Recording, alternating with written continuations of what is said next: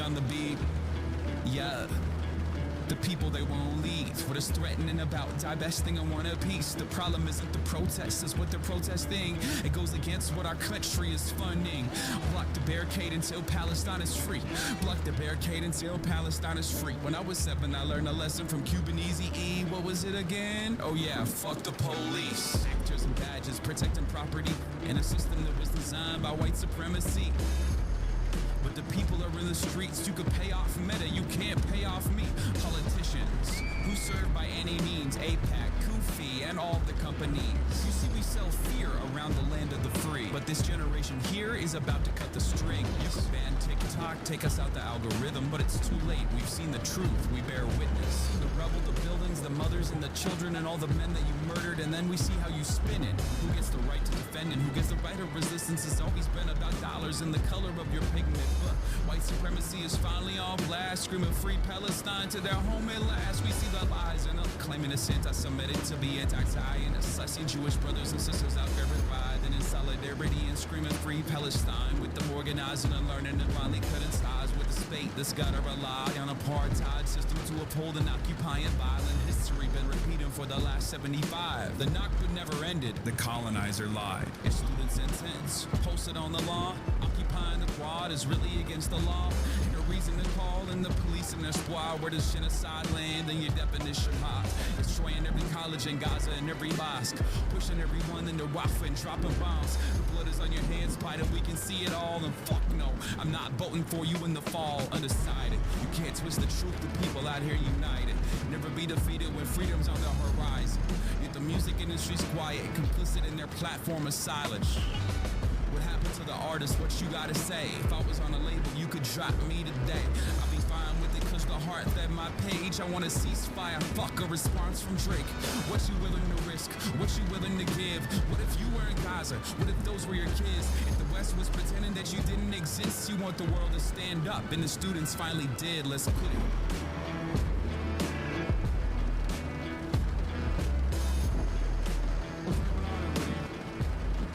Everyone's having a fantastic evening, fantastic afternoon, fantastic pre-noon, no matter where you are in the world. I'm Hassan Piker, and this is the Hasanabi broadcast coming to you live from sunny California, Los Angeles, folks. We're live and alive, and I hope all the boys, girls, and MBs are having a fantastic one, because today's a beautiful day. Today's a wonderful day. Today is Monday, News Day. Ladies and gentlemen, it is Monday, News Day. It's 3/17/2025, and I am a little late. It's 11:30. Yeah, it's 11:30. So I'm a little late, and I apologize, but I have a good reason for that. But we're live, we're alive, and I hope everyone is hopefully doing a fantastic one, all things considered, even though America is obviously descending into the BURGERREICH on a day-to-day basis as we tumble closer and closer towards fascism. But yeah, it's also shout out to the Irish, you know, happy Ireland Day. I know. I took the day off yesterday, so obviously chat initially is going to be a little wild, I think, a little reckless, as they are known to be when I first come on the scene after taking a day off. I know you missed me. I'm here though, and I have a lot to talk about, obviously. Did you see this? Yeah, did you see that? I suspect that there's going to be a lot of people that are like, why aren't you doing like an IRA thing? Well, it's because there's a lot going on, so.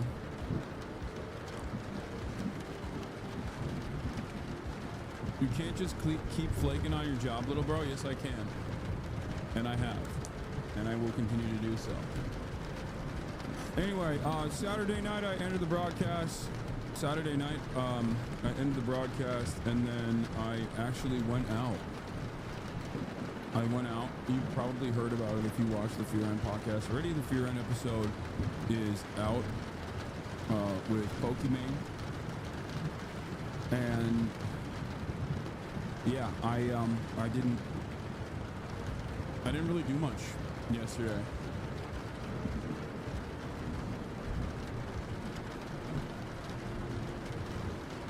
I didn't really do much. I just had a lot of, I just had a bunch of stuff that I needed to take care of that I have been putting off for quite some time. And that's precisely what I did. And by that, I mean play Kingdom Come. I played a lot of Kingdom Come. That's what most of my work was, my day off was. I played basketball, lost the first 2 games, won the last game, felt pretty good on Sunday morning. Good way to start off the day off. Afterwards I took Kai to the Apple store where she was the queen. She literally runs the show wherever she goes. It's kind of funny. But yeah, I took her to the Apple store, and there were a lot of people who were just like super stoked to see her. Both fans of mine and also just like random people who just could not believe that there was this beautiful dog in their presence.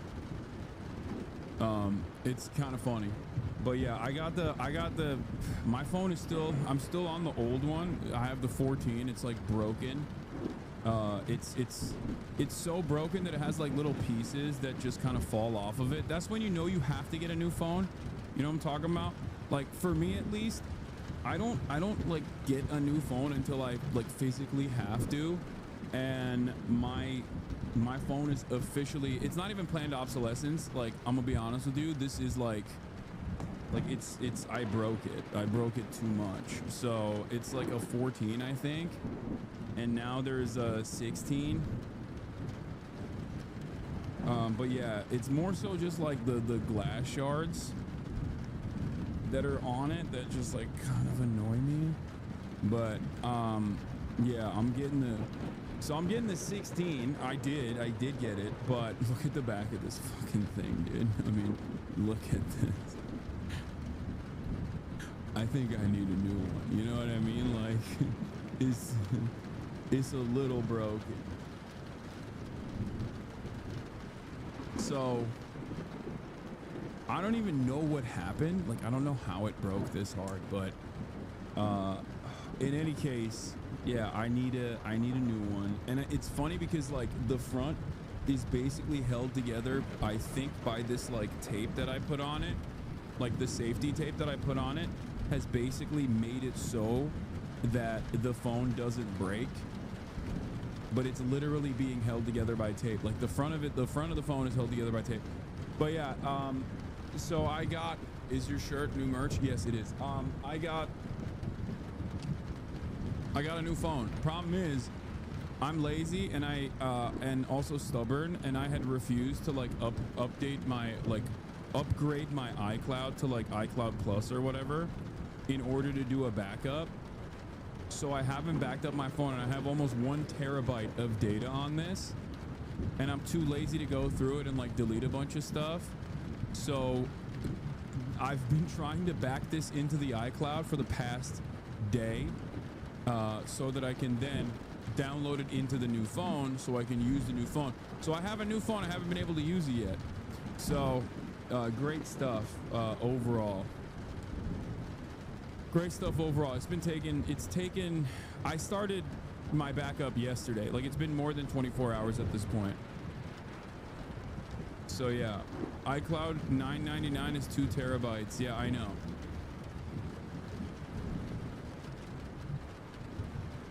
You can back up your phone to your PC. I know. I have the 16. It's fine. Camera is good. I turned all the AI crap off. Yeah, I got the 16 Pro. I know you can transfer directly phone to phone, but I bit the bullet basically because I didn't want my data to perish permanently. You know what I'm saying?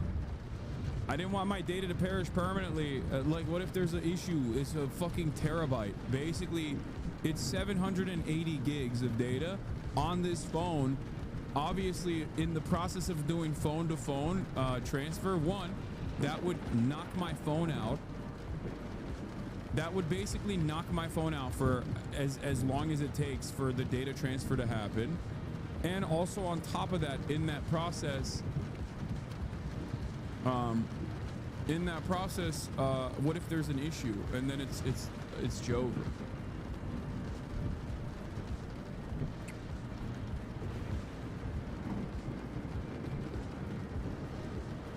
But yeah, 1 terabyte of data transfer wouldn't take longer than your stream log.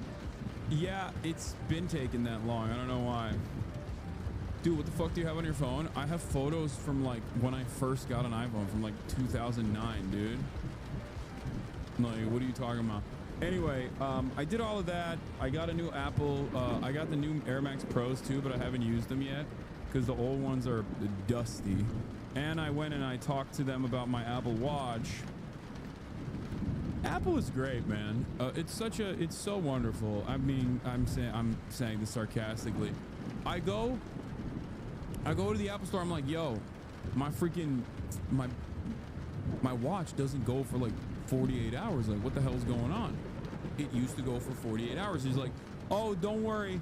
You know, if you got it like relatively recently, I don't know what the deal is, but like if your watch battery has gone down to like 80% of its life, then Apple will replace it with a new watch. I'm like, okay, or a new watch battery. I'm like, okay, great. Does that mean like I get it for free? They're like, no, it's $100 to replace. And they won't even replace the battery unless it's below 80%. And I'm like, okay, that's weird. And then he's like, he ran the diagnostic and he's like, yeah, actually your battery is fine. It turns out your charger is bad. And I was like, but I think I bought the charger here. He's like, well, you can bring that in. I was like, no. So I ended up buying a new charger. I had to go buy a new goddamn charger. Anyway, this is all annoying shit that I'm sure everybody deals with. Like, you go in hoping that they're gonna like fix some stuff, and you just end up buying new things that you didn't even know you needed. That's the story with Apple in general. Anyway, so bought a new charger. Hopefully the watch will be a little bit better. Yeah, it's because it's for the environment. Apple really cares about the environment. They put Mother Earth in a commercial played by Octavia. Yeah, that's why they have AI nonsense in their new phones.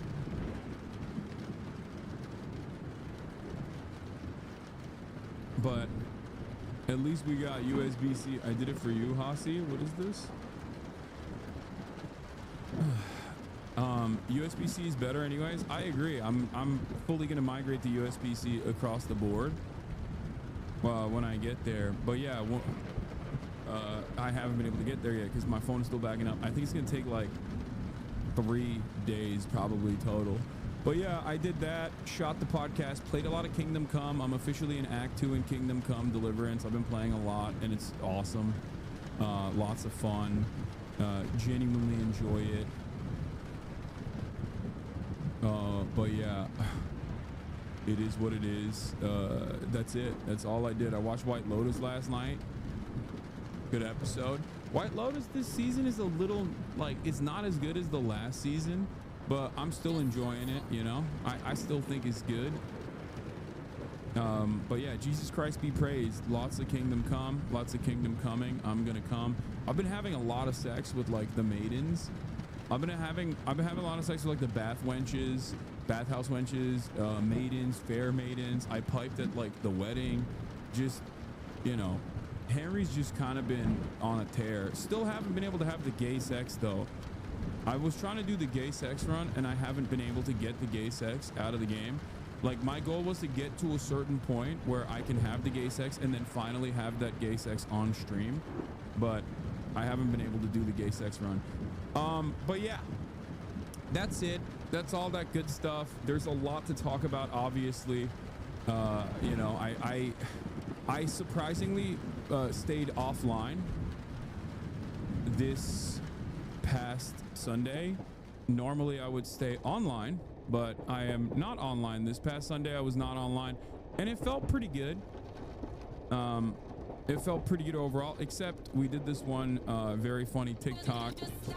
I hope you guys enjoyed it. If you saw it, here it is on Pokies.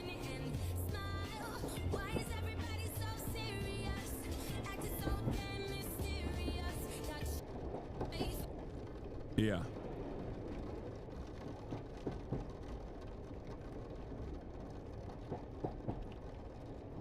It's good. It was good to disconnect.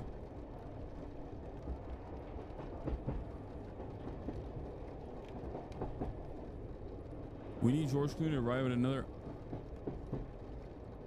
Found a very Zoomer core drama video for reacts about how obscenely cringe Elon is.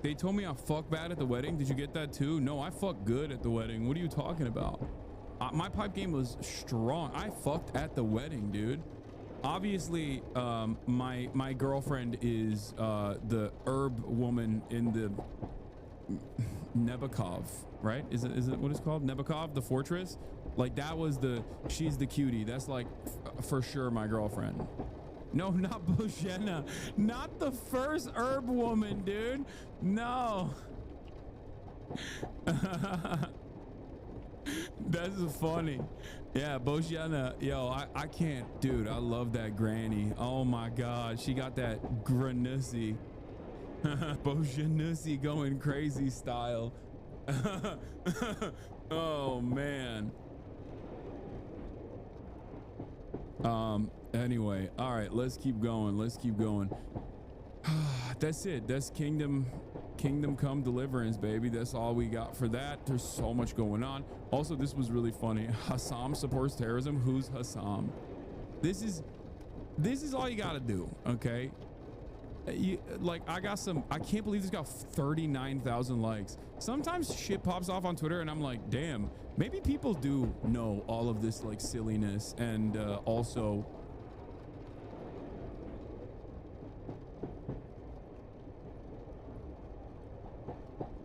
yeah, Hasan.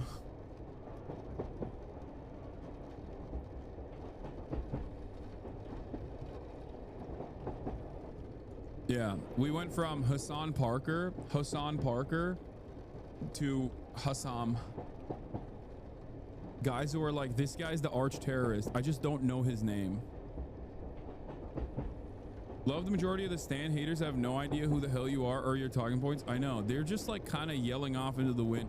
It's just, you know, the dumber my naysayers get, the dumber their audiences get, and the dumber their talking points get. But it seemingly hasn't stopped.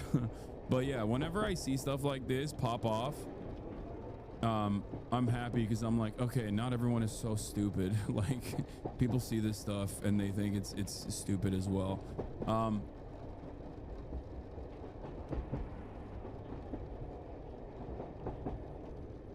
But that's it. Let's get it twisted. Let's blast off, baby. It's blasting off time. Hold on. Solo leveling cliffhanger was crazy. Yeah, solo leveling is awesome. There's a weird online battle that revolves around you. Everything progressive I don't like is Hasan Piker. I know.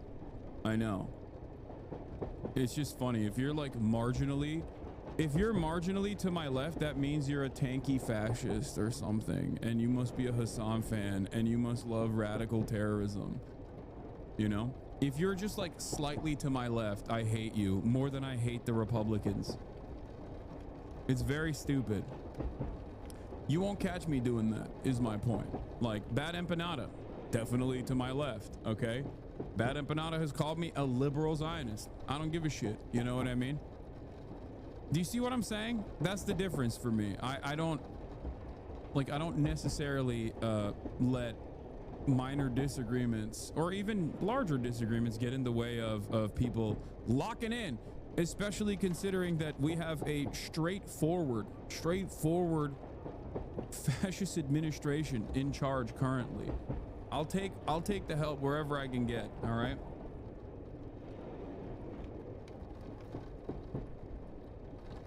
All right, let's blast off and let's do it.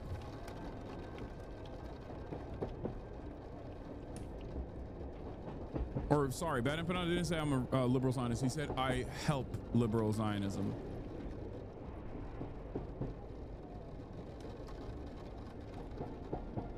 All right. BURGERREICH is here. Trump deports Venezuelans he gave TPS to using Alien Enemies Act in defiance of court order.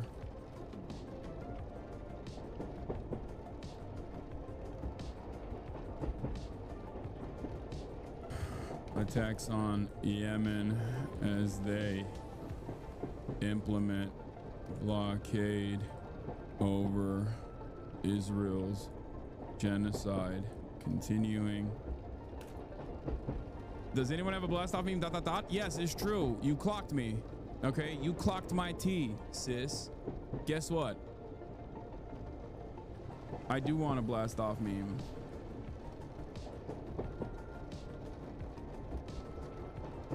What the hell is this?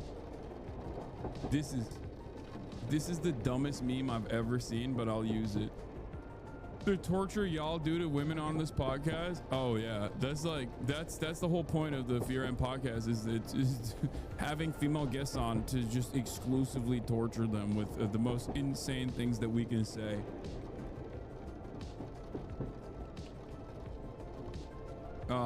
Yeah.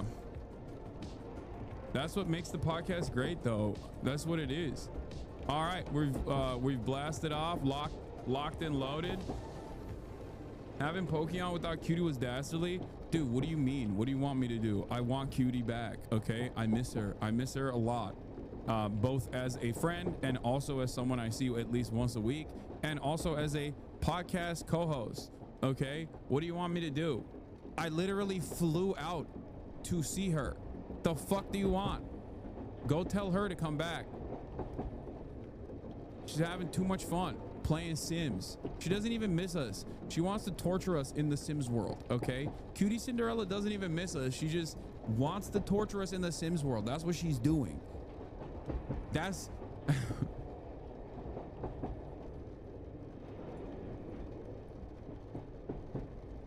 that's what she's been up to. Yeah. But here it is. Here's the blast off meme. The 13 Keys, Hasanabi's mansion, eat the rich, tiny head. I don't even know what this meme is. This is the dumbest meme of all time, but fuck it, I still used it. What did I do? You got kidnapped in her Sims last night? Yeah. Oh, that's great. Last time Pokey was on. I'm trying that there's a successful woman in the room. Okay. Are you saying Cutie's not a successful woman? Oh my God, that's not what I meant. I'm not. Oh my God. I am not. I put my foot in my mouth so much. That's so fucked up. Cutie. I'm not. Oh, it's true. Never go back and compare. You can never go back and compare your penis, right? Yeah. So in my mind, my dad's penis is always going to be larger than mine. I don't know if that's true, but for years I haven't seen it since I was like 8. Yeah, no. When you become an Yeah, we got great stuff. We got great stuff on the last episode of Fearan. Okay, on the latest episode of Fearan. Highly recommend it. It was really good. It was really good. Some of Will and Austin's best stuff. Okay. Can you please cover Conor McGregor talking at the White House? He's talking at the White House? That's crazy. What is this Denims video? What you guys sent me a Denims clip. What is this? Oh my God, dude, that's pathetic. Who sent me the poop sock? One of you fucks thought you were gonna get me. Okay, stop. Yeah, y'all suck. Yeah. Brief note on this also. Motaz spoke out about this too. I didn't even realize, like, I feel kind of bad that he like saw this, but I guess he sees a lot of stuff online nowadays. But initially, Ethan and Gila apparently have been talking about like sending me to Gaza, and like they've made a joke about it. Because like I've talked to Palestinian journalists and they've like wanted me to come out, and I can't get any security assurances against Israel, obviously, and that's like the major reason why it is incredibly dangerous. It's not because of like Hamas or anything. And these guys still like make a joke about it, and I think that joke plays a very nefarious purpose of making it seem as though I think in their minds they're just basically saying like, oh, you're too much of a pussy or whatever. But the underlying hidden premise there is that like Gaza actually is totally safe from Israeli bombings, and I don't like that. I don't like that because it's like basically a thinly veiled threat almost, where it comes across like a fucking pager joke. You know what I mean? It's not a war zone, it's a genocide. It's very different. Okay, you can go to a war zone. It's like almost like an individually crafted, like, I hope your pager goes off type joke. They know what they're doing. It's also funny when they dick ride Israel so hard, but they're also like, go ahead, Hasan, see what happens. Yeah, that's what Israel, exactly. So they had posted People this. want to stand by their principles. They want to be these heroic advocates, but they don't want to risk fucking anything. Hasan. That's such a funny thing to say, by the way, in terms of, like, they don't want to risk anything is such a funny thing to say about pro-Palestinian advocates in general. Not for me in particular. Also, you know, any material financial loss, deplatforming, threats from the federal government is nothing in comparison to like the existence of the average Palestinian in Gaza.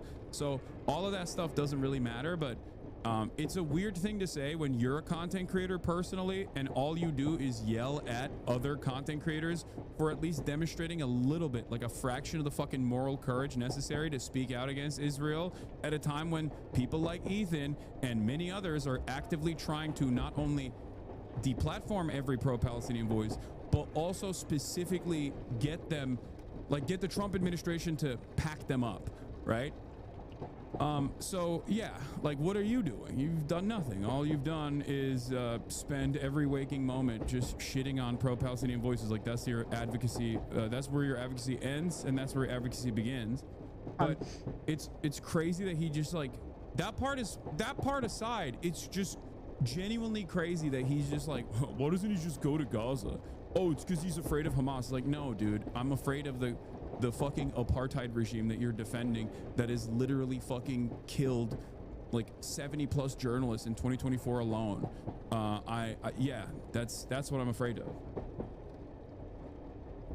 And then they'll turn around and be like, well, other people have gone to Israel. It's like, yeah, exactly. I know. Patrick Beverly talked about how he was going to the fucking beaches in Tel Aviv as Israel was pummeling Gaza. That's what happens when you're an apartheid state that is doing settler colonialism, that's engaging in a genocide. The in-group doesn't get harmed. Yeah, no shit. Like, Sex Pestany going to fucking Israel is not the same. He went with Eylon Levy, the Israeli spokesperson, the former Israeli spokesperson. You think the conditions are the same?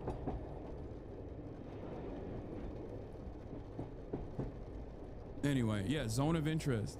Should go to Gaza. And if he doesn't, he should be severely judged by his audience for being a total fucking coward. I mean, it's part of why I judge him. He doesn't know shit about that conflict. He's never been to Gaza, never been to Israel. He doesn't know shit about it. No, he doesn't. He does not. Yeah. These people said Yoav Gallant was a good guy, by the way, like a couple months ago, and then had to apologize in deep shame because everybody was like, what the fuck do you mean? He's literally a war criminal. Defense Minister Yoav Gallant, who famously said, all of the Palestinians, like, we're shutting off their food, their electricity, and their water because we're fighting beasts. That was a week into the Israeli genocide. Yeah. Not. But he talks like with such authority. Oh my God. You would think. Yeah. I mean, this is also this is also a ridiculous assessment to make because not only is it an ongoing issue, not only is it an ongoing conflict, but I have had people who have survived it. I have genocide survivors on this stream.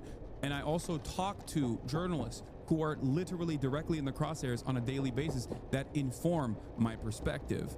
So not only is it wrong on that front, it's also entirely stupid as an argument to make. It's like, okay, I know about the Holocaust. I didn't fucking visit. I didn't see it with my own two eyes, but I learned about it. I read about it. You know what I mean?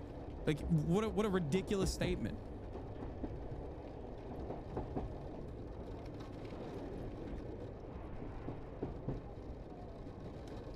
I know about the apartheid in South Africa. I wasn't alive when it was happening.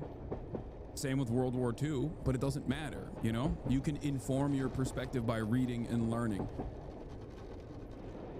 And especially as it pertains to like ongoing genocide, ongoing conflicts in general, yeah, you can still get a pretty solid assessment on the situation, on the morality of it, on the ongoing conflict in general by, you know, talking to people that are there, journalists that are there, relying on NGOs that are constantly documenting these atrocities. I think he's been there like 5 times since October 7th. You sound like someone that needs to talk to Sam Cedar. Yeah, Sam Cedar, another one I'm ready to burn. They got smoke for Sam too? God damn. Anyway, I hadn't even seen that last part of this video. I said, God damn, these people are fucking unbearable. It's so strange that this audience thinks it's a fucking meme to go to Gaza. Are they not remotely curious as to why Western reporters can't get in? Are they aware of how many journalists Israel has killed? Is this all they do now? Is what I said. And I posted the Reporters Without Borders document on it. Journalists targeted, killed, newsrooms destroyed, internet and electricity cut off. 1 year in Gaza, how Israel orchestrated a media blackout on a region at war.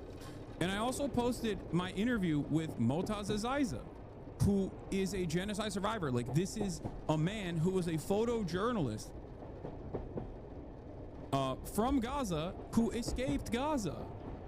So I have talked to people that inform my perspective directly. Like, I've hosted them, I've talked to them. I don't know why. Like, what have these people done? Like, it doesn't make any sense. And Motaz saw it, and he quote tweeted it. He said, I remember my conversation with Hasan the Hun when he hosted me in his house for an interview. I saw how much he was moved and wanted to learn more from the people who lived the genocide in Gaza. It's of course impossible for Hasan and others to enter Gaza because of restrictions from the Israeli occupation. The only way for the world to see and hear the truth is through the eyes of the Palestinians who document the constant Israeli crimes or lived under the occupation. We're all being censored or deplatformed some way. Thank you, Hasan, for refusing to be silenced by ignorant people. I hope one day we can welcome you in Gaza and in a free Palestine.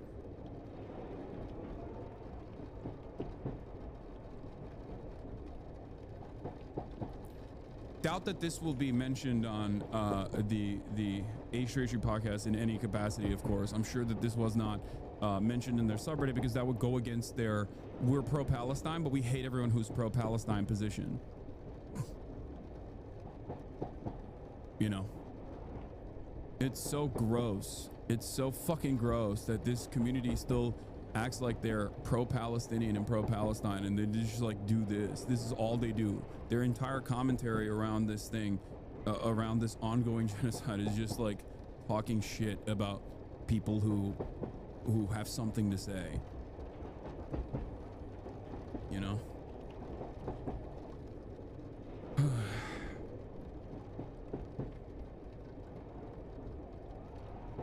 Anything that breaks away from this like carefully constructed narrative, this hug box that they've cultivated, is considered unacceptable. Like, let's not pay attention to it.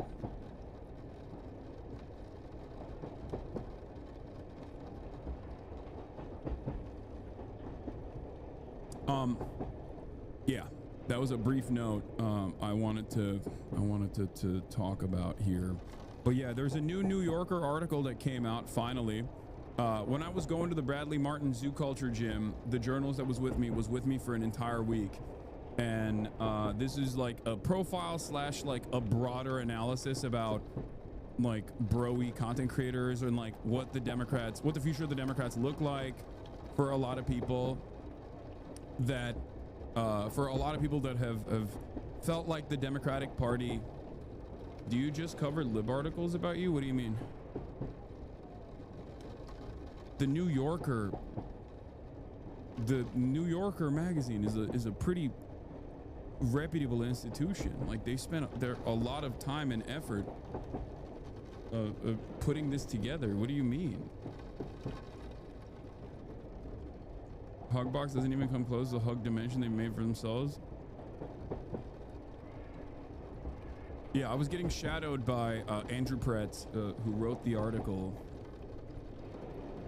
You are not leaning them left? What do you mean? Like New Yorker magazine readers? I'm not leaning them left by a profile? Is that what you're saying? Bake Frame. Good luck to your endeavors on doing agitated propaganda on your own. I'm sure that you will report back with the endless success that you have done. in this field, okay? Thank you for instilling class consciousness by coming into the chat and being like, you're not doing enough. I try, you know? I hope you are too. I think this right here is probably a really good step. Is a step in the right direction in terms of creating class consciousness. I think like immediately all the wages are gonna turn around and be like, yeah, we need to rise up. We need to rise up against our masters. And you know who the biggest master is in this circumstance? Some random Twitch streamer that I dislike for not being sufficiently left-leaning. I agree. Thank you. So,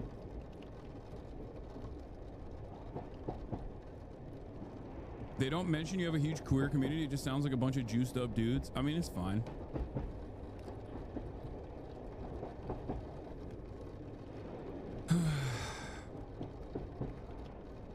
But there was a subtle slight against, not so subtle slight against the offliners. I gotta end the broadcast here, he said shortly after 8 p.m. I'll see you tomorrow. After turning the camera off, he seemed to deflate a bit.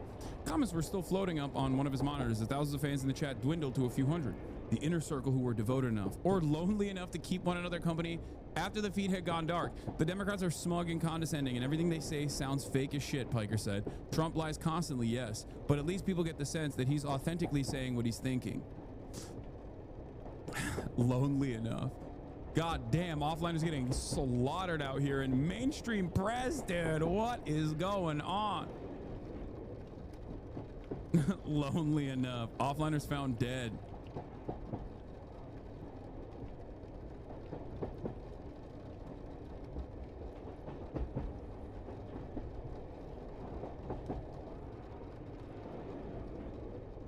I love this part of the article. What is this? Mamma mia, he said on air. This is the first day where there will be no Italiophobia on this broadcast. Already his chat was full of spaghetti emojis and Free Luigi. Piker walked a fine line, celebrating Mangione as hotter than me and speaking in generally exalted. What is this? Sitting in his desk, a screen share of whatever he's looking at on his computer in his chat where fans supply pertinent links, caps lock shit talk, and puppy emojis, all surging in real time up on the right side of the screen.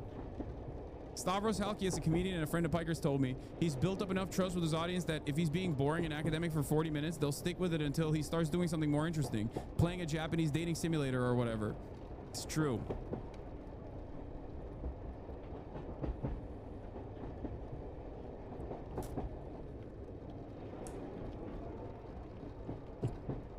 That's the goal, baby. That's the purpose. But hey, listen. It is funny that that one chatter was like, you're not sufficiently moving people to the left. Not true. Gaming is the most uninteresting part for most. Shut up, socialist pig. Yeah, Jason made it into the New Yorker article, obviously, and so did Bradley Martin. This is pretty funny. Jason made it into the New Yorker article. Twitch stars often appear on one another's streams, hoping to pick up some new fans. One afternoon, Piker headed to Zoo Culture, a gym in Encino, owned by a streamer and fitness influencer named Bradley Martin, to do a collab. It would also feature Jason Wynn, a 20-year-old Twitch star from Texas who goes by Jason the Ween. Bradley's a big Trump guy, and we talk politics sometimes, but mostly we just talk about Jim Bro shit, Piker told me. Jason probably leans Trump, if I had to guess, but his content isn't really political at all. I don't lean towards anyone, Wynn wrote, when reached for comment. I don't want anything to do with politics. Wait, I didn't say Jason probably leans Trump. That's crazy. That was a misquote. Did I say that? I don't think that at all. By the time we got to the gym, Wynn was already there, performing for the camera by flirting with a woman on a weight bench. Is Jason rizzing right now? Piker asked. No, I think that was a misunderstanding. I was talking about Bradley, who was leaning towards Trump, not Jason. Anyway, yeah.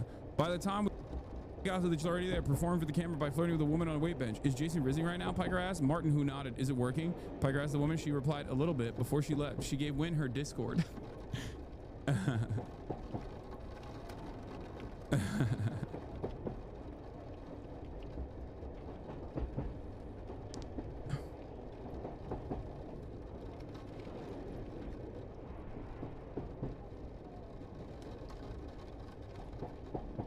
So a team sat with you for a week and then dump over the entire purpose? What's the point? Wait, what do you mean dump over the entire purpose?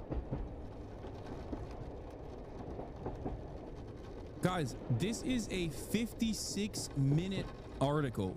Do you understand? Like, looking at a couple snippets here and there, you are not like make you out to be a terrible person. Is that what they did? I literally have not read the whole thing, but I doubt that they did that. I don't think that they did that.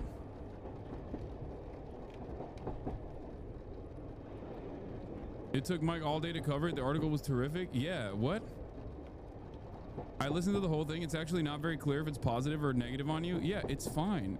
Yeah, not everyone is gonna write glaze articles, dude. It's okay.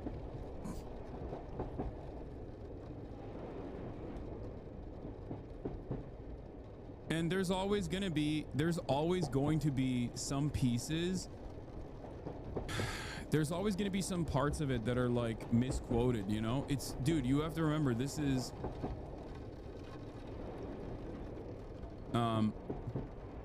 you have to remember, like, this is over the course of like a week. Like, I was shadowed for an entire week.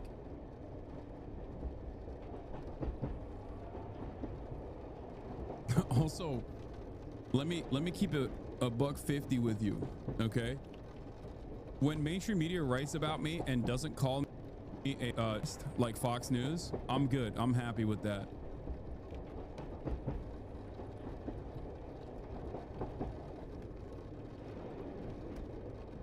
So,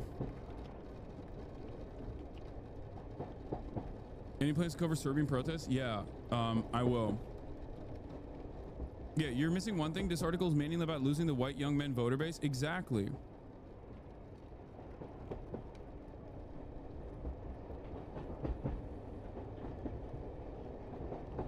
Isn't this just the writing style of the New Yorker? Yeah.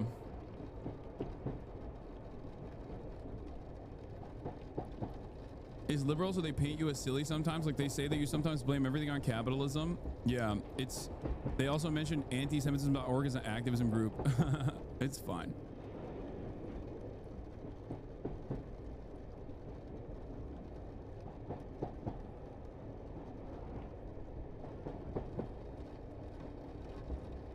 Are you going to talk about the U.S. begging American or European countries for eggs now? Yes, we already covered it. There's something called an informative article, chatters, but also American media just has an inherent tone to it, I feel like. Yeah. Guys, my positions, my worldview, you can see a few places where the editors meddled. I highly recommend you read it and promote it, to be honest. You need more coverage like that. We will do that. I'm going to do some regular news coverage and then I'll get back to it.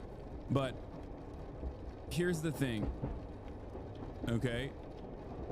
My perspective, my advocacy, my worldview is outside of the confines of permissible speech in mainstream media, okay? It directly goes against it. It directly contradicts a lot of mainstream media narratives because mainstream media is a firm, committed part of manufacturing consent and upholding capitalist hierarchies, upholding the State Department's agendas. So in that regard, any kind of even neutral coverage with like some slight, subtle, underhanded remarks baked into it is still very good. My expectation is never that I'm going to get like incredibly positive coverage, and your expectation shouldn't be that either. You need to understand, like, the broader goals of the article also have to be something you factor into this. Like the broader goals of this article, especially in this current media landscape, is about how the white men have left the Democratic Party, like the dissuaded white men who feel jaded, who feel angry at the Democratic Party. Like, where are they?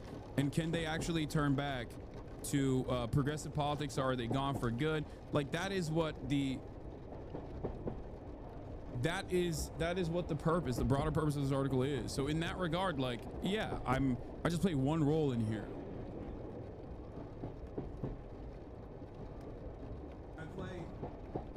a tiny marginal role in this process.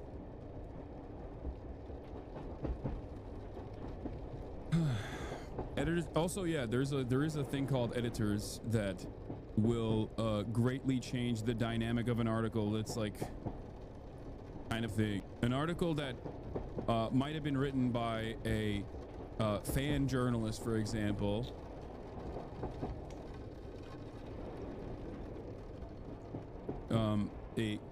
can still be a rather contentious article if the editors themselves decide to change the direction of the article.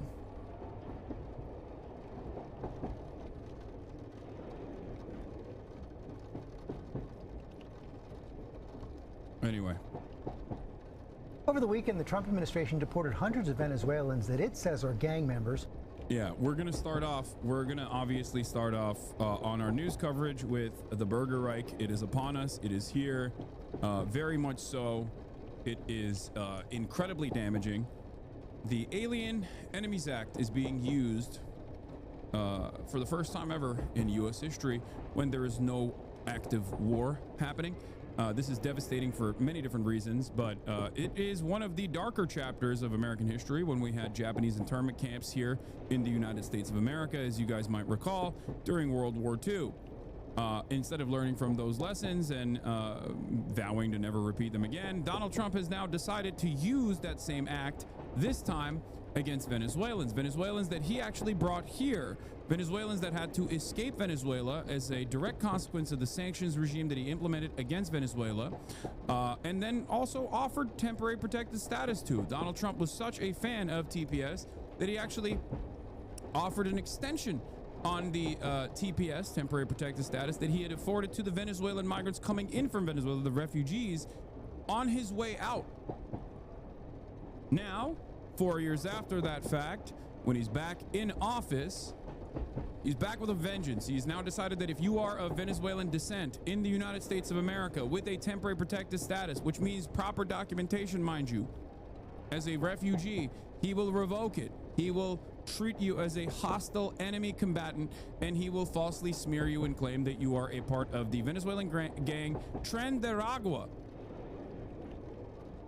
And even if judges decide that this is illegal and try to hit a TRO, temporary restraining order, to stop the administration from falsely shipping Venezuelans, not to Guantanamo Bay this time, but instead to the CCOT facility in El Salvador, which is a direct concentration camp, the Trump administration will still follow through.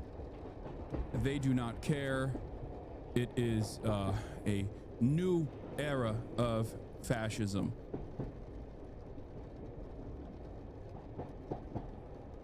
Earlier this morning, I said, I think that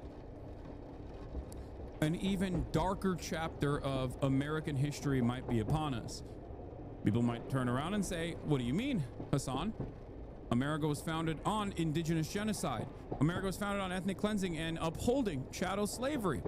America was built on white supremacist slavery. You're right. And yet I still think that this next chapter in our history might be even darker than that. Truly. Because it kind of feels like we are moving in to the new fascist movement here in the United States of America, like straight Nazi Germany. We have a lot more technological prowess to be able to engage in industrialized death. And we are officially there. Let's take a look. Over the weekend, the Trump administration deported hundreds of Venezuelans that it says are gang members, despite a judge's order to turn the flights around. The law at issue dates to 1798. A constitutional clash is likely looming. Chief White House correspondent Mary Bruce is tracking the story. Good morning, Mary.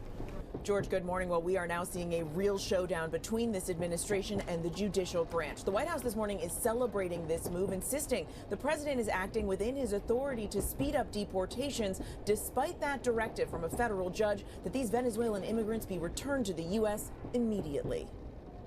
This morning, hundreds of alleged Venezuelan gang members are waking up in prison in El Salvador after the Trump administration rapidly deported them, ignoring a federal judge's directive. This video shared by El Salvador's president shows the...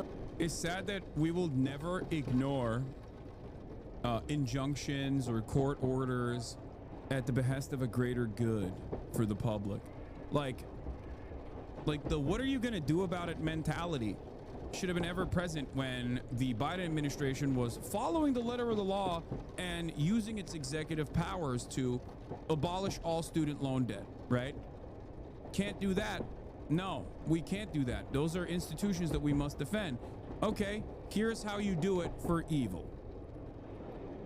It only goes in one direction. The alleged members of the Tren de Aragua gang arriving in San Salvador Saturday, just hours after a judge ordered planes carrying the men to immediately... Yeah, they're doing straightforward Nazi propaganda on this, by the way. They're doing straightforward Nazi propaganda on this. They shave their heads. There is no justification shown whatsoever that any of these people that were targeted and picked up were actually a part of any gang. Even if they were a part of Tren de Aragua, by the way, this kind of like this right here, what they're doing here is completely unjustifiable. We have due process. You can't do that, or you must not do that. We're officially in the black bagging stage. ICE comes in, does dragnets, grabs people, claims that they're Tren de Aragua, claims that they're a part of a terror group now, claims that they're a part of a gang engaging in criminal activity, and then ships them to a foreign nation. And we've contracted out, because we outsource everything, we've also outsourced our concentration camp, dude. This is how it happens. For people that wonder, like, how did we get here? How did Nazi Germany become what it was? Like, this is it. You're here. You're watching it happen. You're watching an overseas example in Israel, and you're watching the domestic example here in the United States of America.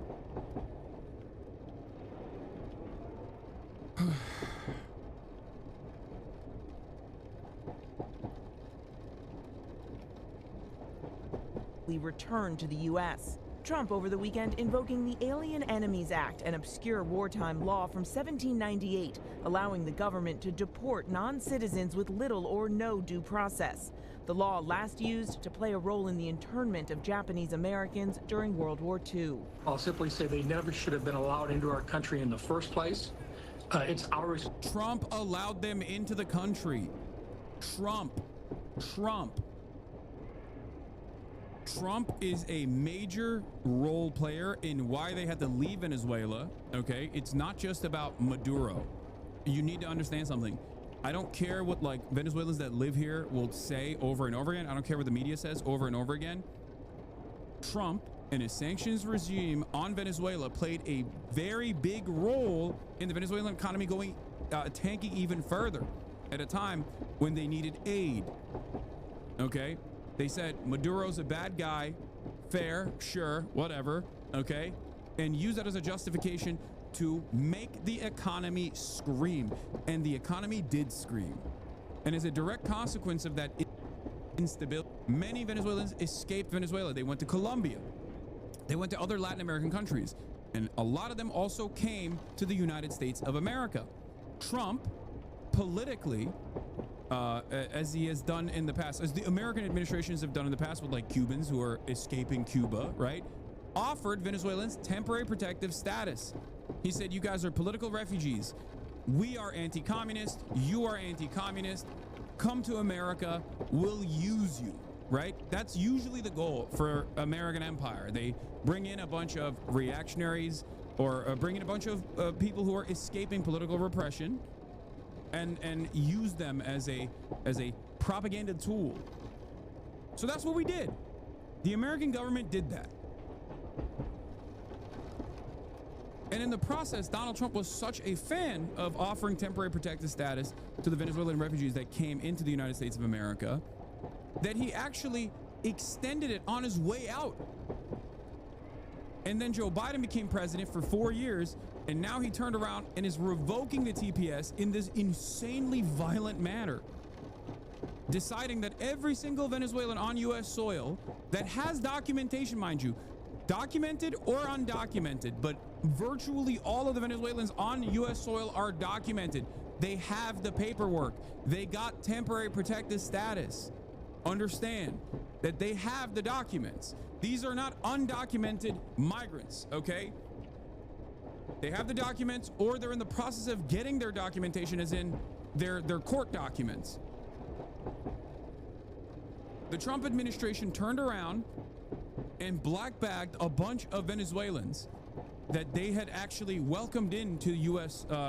Inside of the U.S. boundaries, and in a pure political ploy, decided to ship them to the El Salvador Anti-Terror Prison Unit, CCOT. We've watched the El Salvador CCOT prison before on this broadcast because a bunch of right-wing Mexican YouTubers went there and glazed Bukele and also the prison structure and talked about how awesome it is that they're like torturing people there. Lights on 24/7.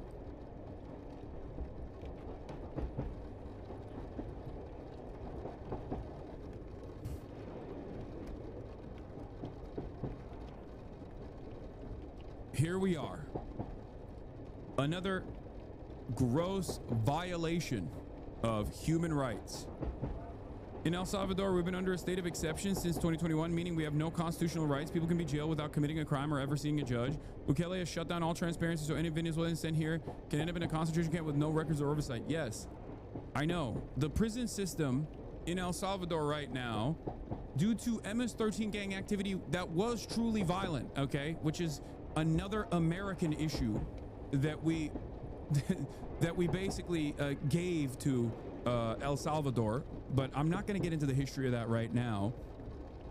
Having said that, because of the massive amounts of crime caused by MS-13, which was born out of the U.S. prison system, where we initially dumped El Salvadoran migrants that became radical in the California prison system, we without telling the El Salvadoran government, deported those migrants to El Salvador, creating a network, a back and forth for MS-13 to operate.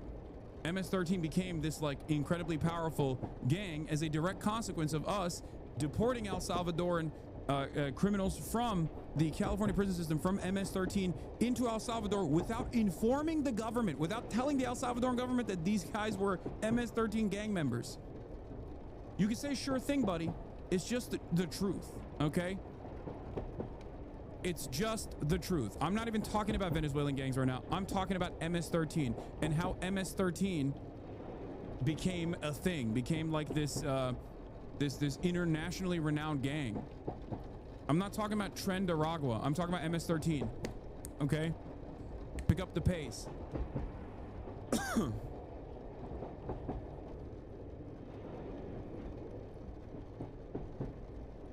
Maybe you can accidentally learn a thing or two.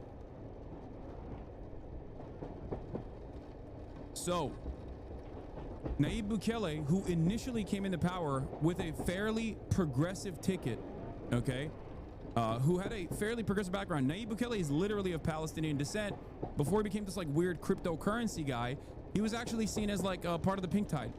The social democrat to socialist revolutionary figures that were winning a lot of elections all around Latin America. And then he quickly changed that attitude. He actually had a lot of rehabilitative programs initially. When Nayib Bukele came into power, he had rehabilitative programs in mind. He was like, we have to do due process. We have to make sure that like we fix the underlying material conditions to make sure that crime can never manifest ever again. And then he became this monster. Okay, and yes, for those of you who don't know, there are a lot of Palestinians or people of Palestinian descent living in Latin American countries. Anyway, he came in and he built this massive prison structure called CCOT. And he started doing dragnet operations where if you were even 11 steps removed okay, without any care or consideration to how you became MS-13 adjacent or MS-13 aligned, because MS-13, the way that they work, they'll go to a village or they'll go to a town and they'll basically say, we're going to kill your mother and your daughter if you don't work with us, right? Like, basically shopkeepers, that, like, anyone and everyone that they could claim was actually MS-13, they just grabbed, black bagged, and put in front of a judge. Sometimes 200 people at a time. 200 people sitting in front of a judge wearing a balaclava as the judge decides on all 200 being a part of MS-13 in real time like that. And once you have been decided, once you have been considered an MS-13 gang member, it's over for you. And that's what they did. That's what they did. And that's what they've been doing in El Salvador. Now, Bukele is saying you can use our concentration camps for the people that you're deporting from the United States of America.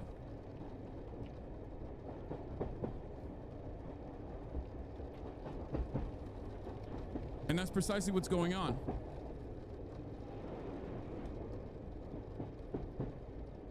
Yeah, 7.7 million Venezuelans have left the country since 2015. Okay, they've gone mostly to other Latin American countries. Some of them have gone to Spain,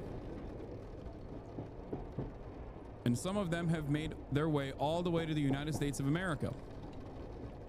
The largest population went to Colombia, obviously, as I talked about before.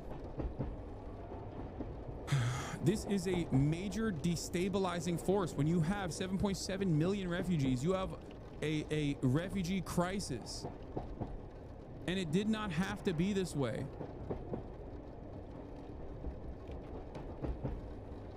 Where is this? I remember reading this article about Bukele a few years ago. They interviewed a mother whose severely autistic son was abducted by the cops, and days after searching for him, found out he was sent to Supermax, where they don't even feed you consistently unless your family pays. Yeah. Even before he started the slave labor business, I could take one look at this guy and guess he was already embezzling from the treasury. Not that we needed the help, but American prestige will crater even further when everyone figures out the obvious here. Yeah. Nayib Bukele, who has been yelled at by Donald Trump, ironically enough, on numerous occasions, which is why I always thought it was strange. Donald Trump would go on CPAC and be like, Nayib Bukele, he sucks. He's dumping out his prisons, like, probably because he doesn't know anything about Latin America. He probably thinks El Salvador is Venezuela or something, okay? And he would constantly shit on Nayib Bukele, who's also a crypto guy, is now working with him because he said, hey, it's great. Send us all of your deportees. We'll use them as slave labor in our fucking concentration camps. That's where we're at right now. I need you to understand how insane this is. I'm not being hyperbolic at all. Okay, this is not hyperbole. We are here. We are officially in Nazi Germany status, but unlike Nazi Germany's concentration camps being maintained directly by people of German descent or the foreign legions or whatever, we are outsourcing the concentration camp to El Salvador. Okay. Now watch this video. Watch this promotional video from Nayib Bukele and tell me that this isn't Nazi shit. Okay. Go ahead. Nayib Bukele says, today the first 238 members of the Venezuelan criminal organization Tren de Aragua arrived in our country. They were immediately transferred to CICOT, the Terrorism Confinement Center, for a period of 1 year, renewable. The United States will pay a very low fee for them, but a high one for us. Over time, these actions, combined with the production already being generated by more than 40,000 inmates engaged in various workshops and labor under the Zero Idleness program, will help make our prison system self-sustainable. As of today, it costs $200 million per year. On this occasion, the U.S. has also sent 23 MS-13 members wanted by Salvadoran justice, including 2 ringleaders.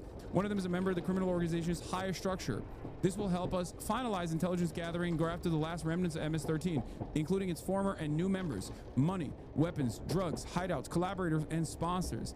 As always, we continue advancing in the fight against organized crime, but this time we are helping our allies, making our prison system self-sustainable and obtaining vital intelligence. They're making their prison system self-sustainable by doing slave labor. okay? They're literally, we're doing slave trade shit for Venezuelans who have not gotten any due process whatsoever. Venezuelans that have not, this is a work camp, okay? Arbeit macht frei shit. Understand? Work sets you free shit.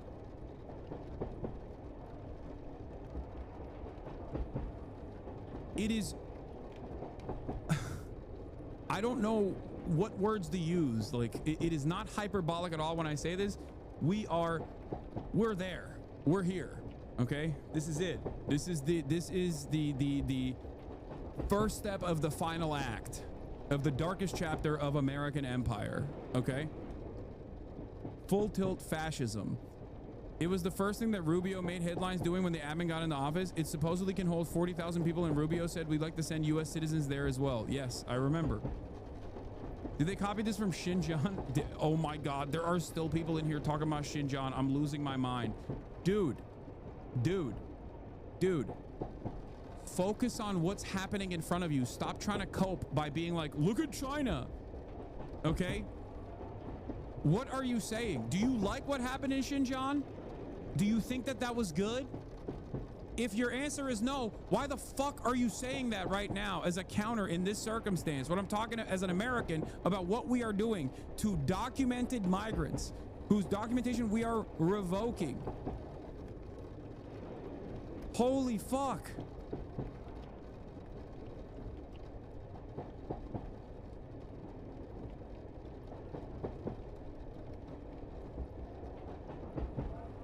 Yeah, Americans see something American happening, Americanly in America. What are we, a bunch of Asians? What are we, fucking Chinese, dude? No, this is America. It's happening in America. Do you have nothing to say about this in the United States of America? This is where we're at. And plenty of people are celebrating this. They're championing it. They're salivating at the prospect of doing this kind of fascist nonsense. It is alarming to say the least. It's so weird to also talk about Xinjiang when America did this in U.S. borders against people of Japanese descent, when we had internment camps for people of Japanese descent. Okay? We did this already in World War II, which was already unacceptable, completely unacceptable. You understand? No, we didn't do this post 9/11. You're wrong.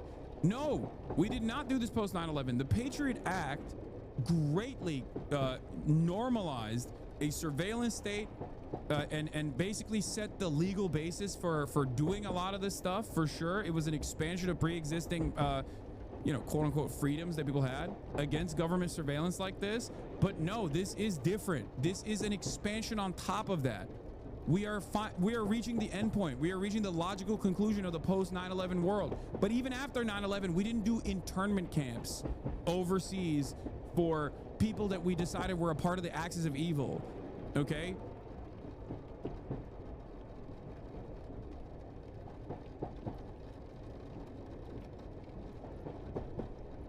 Yes, America did this to Germans too during World War I and II. Yes. America did this during World War I as well, yes.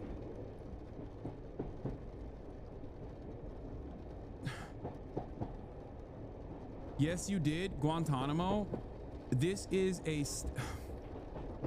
Chatters. I know how Guantanamo Bay works. Okay? There was still some semblance. This isn't a defense of Guantanamo Bay and the process. We are operating on a different scale than Guantanamo Bay now. Okay? Wake up.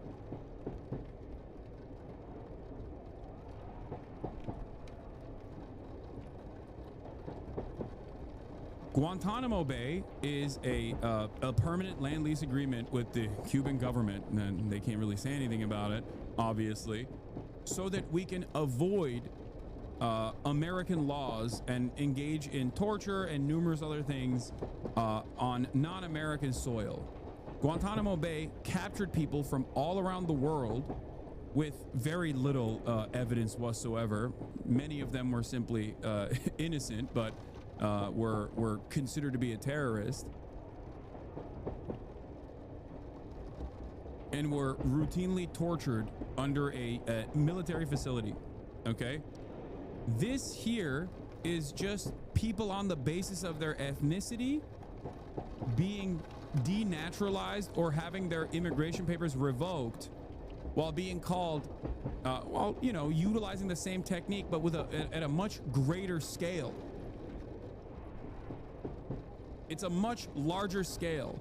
For like every 100 person that was nabbed from Muslim communities in the United States of America or all around the world, you are going to experience this tenfold, because there are 400 or 500,000 Venezuelan migrants on U.S. soil right now with documentation.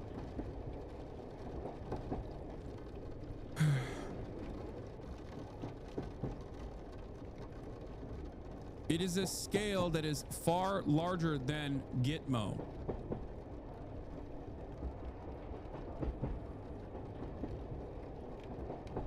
It is an expansion of what we have done so far.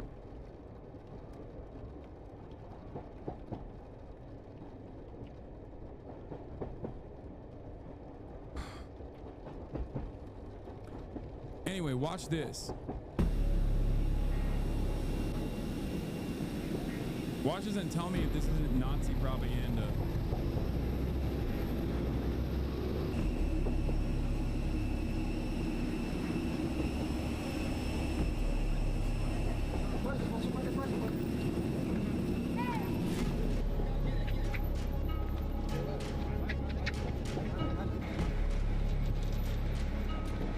They grabbed a Venezuelan dude for having tattoos. Like that's what they're doing. And they're like, think about it. We didn't use the Alien Sedition Act post 9/11. We didn't even use the Alien Sedition Act post 9/11. There is no war happening right now, and the Trump administration is claiming that it's an invasion, that migrants are invading. How do you not see that this is an even greater expansion of the previous surveillance state? This is not a justification for the previous surveillance state. I have fought against it every single step of the way. Having said that, this is moving beyond that now. This is a logical conclusion.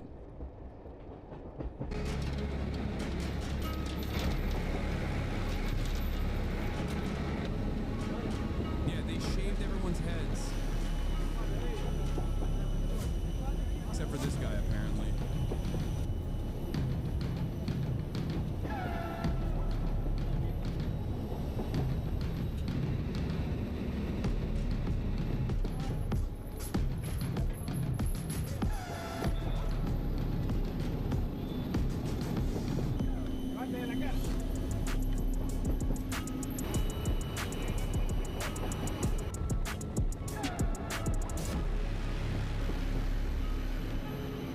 Oh, they shave him in Seacon. Hold on, I gotta peek.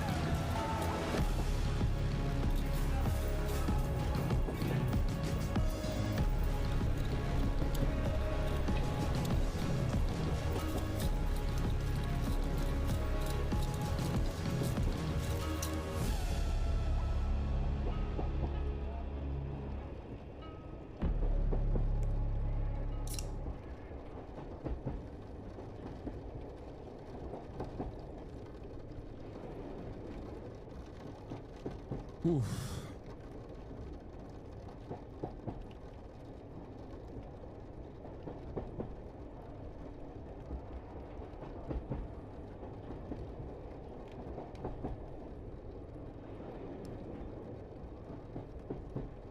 Why are they firing their heads down when moving them? It's all different ways of engaging in like body torture, dehumanization, and to keep them in a state where it's an intimidation tactic. It's a way to keep them as like non-threatening as possible. It's like more difficult to do, more difficult to resist. It's also dehumanizing. It's like when you realize that the cruelty is the point, you will recognize why they're doing all of this. Yeah, human rights organizations have been actively writing about CCOT, actively writing about the lack of due process in El Salvador for almost a decade at this point, since it began, since it opened up, these facilities opened up, half a decade. What? You got fooled? This is El Salvadoran gangs, not people extracted from the US. Dog, they're using this as a propaganda piece. They're using this as a propaganda piece to say, this is what we're doing to the Venezuelans. What do you mean I got fooled? That's what Nayib Bukele is saying in the fucking video. What are you talking about? And we already know that the American government did ship a bunch of Venezuelan refugees. 238 of them.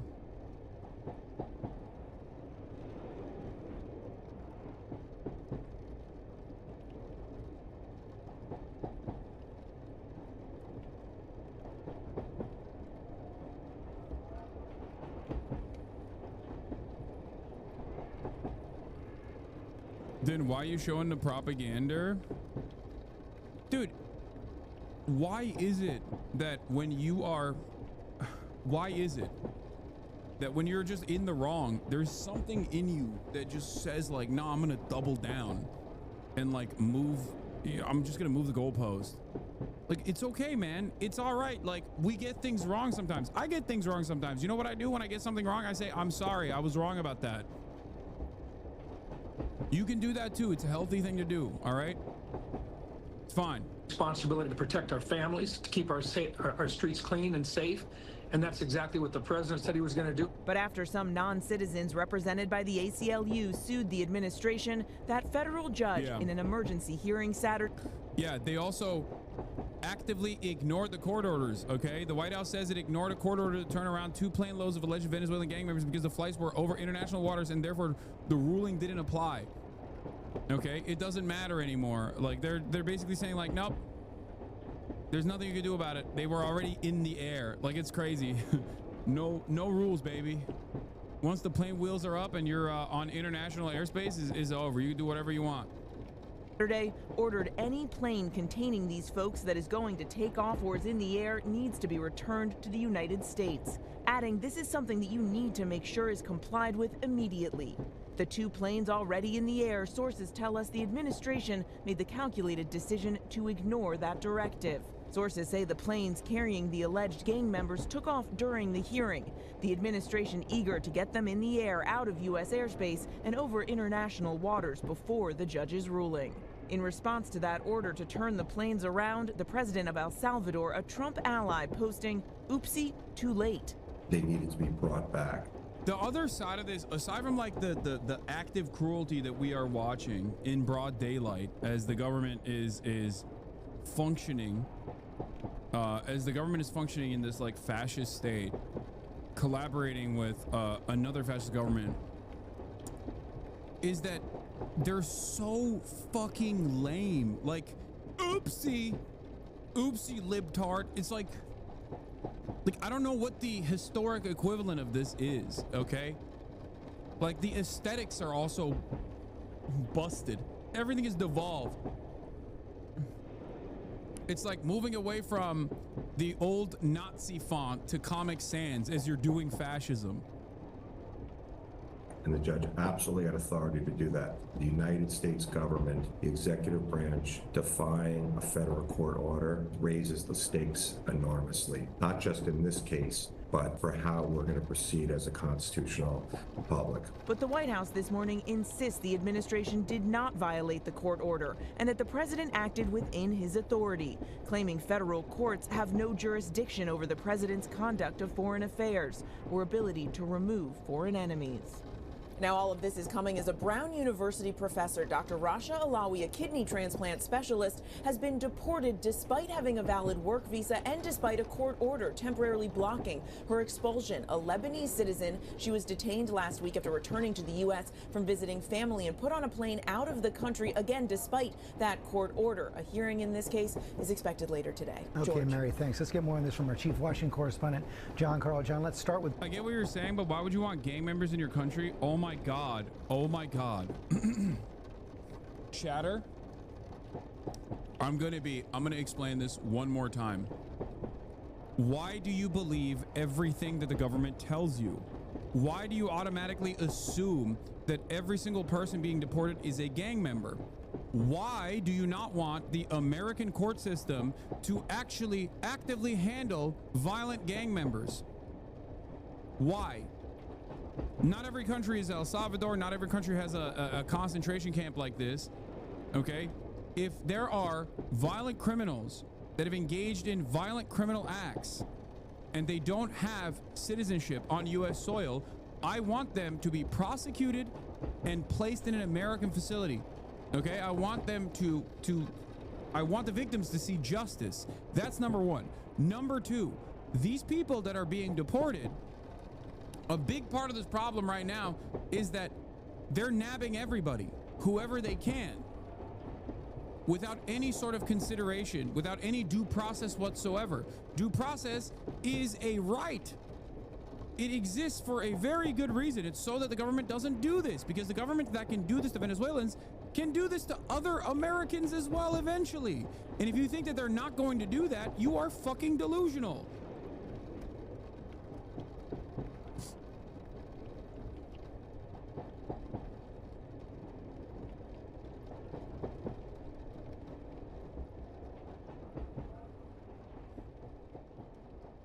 They are lying to you. They're trying to get you to respond by going, I don't understand. Why do you want violent criminals to stay in this country? That is the entire purpose. That is the entire reason as to why they are claiming anyone and everyone is a terrorist. They said this about Mahmoud Khalil, who was not a terrorist at all. He was a Columbia University student negotiator. He was a lead negotiator for the student movement on Columbia campus.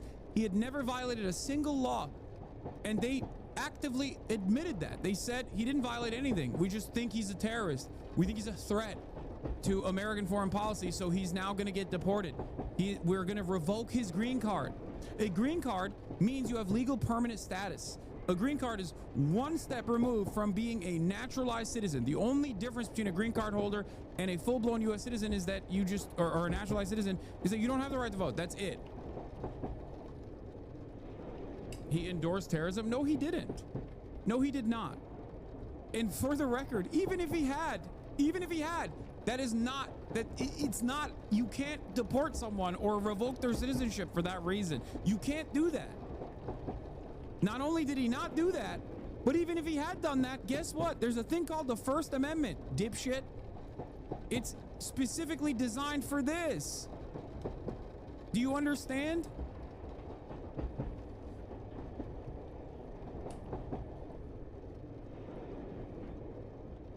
It's no different than saying being Jewish, being of Jewish background in Nazi Germany, and endorsing socialism, communism, trade unionism makes you a terrorist. It is the exact same principle. How do you not understand? Every government that has historically engaged in acts of fascism have created its own legal structure in an effort to justify these actions.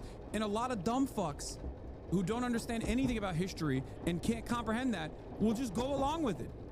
We'll just go, oh, well, the government said he's a terrorist, so I guess it's fine. Not realizing that the vague standard of terrorism, the vague definition of terrorism is unironically the perfect way to do this.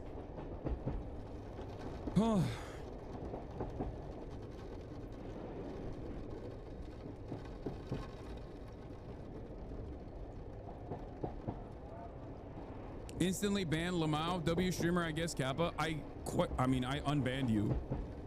So you can keep being stupid in the chat if you want to. But it is kind of funny that you would complain about being banned. You can still watch the stream while you're simultaneously justifying revoking someone's green card.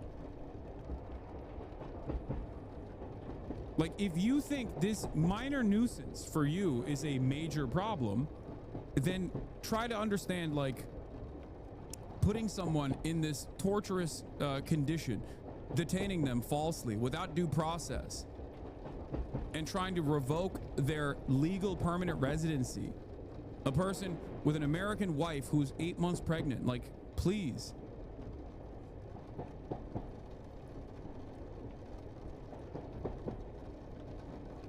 It will come to you as well. Also, yeah, we'll get around to you as well has always been the project, but it's still striking to see them say it. Fascism wants to eat you too. Its hunger can't be sated. Will Chamberlain, denaturalize and deport Mehdi Hasan. Yeah. All that forehead and no brain. Don't worry, we'll get around to you as well. I hear tailoring's a thriving industry in Vietnam. Anyone that hurts my feelings must be deported and denaturalized. That's where we're at here for a lot of these guys. They're very openly saying it. They're very openly saying it, where it's like, listen, we will denaturalize, we will deport. You're not a part of the in-group. If you're not a part of the in-group, we will come for you. We want the government to come for you. It's crazy that this is not like a universal, that Americans are not universally against this.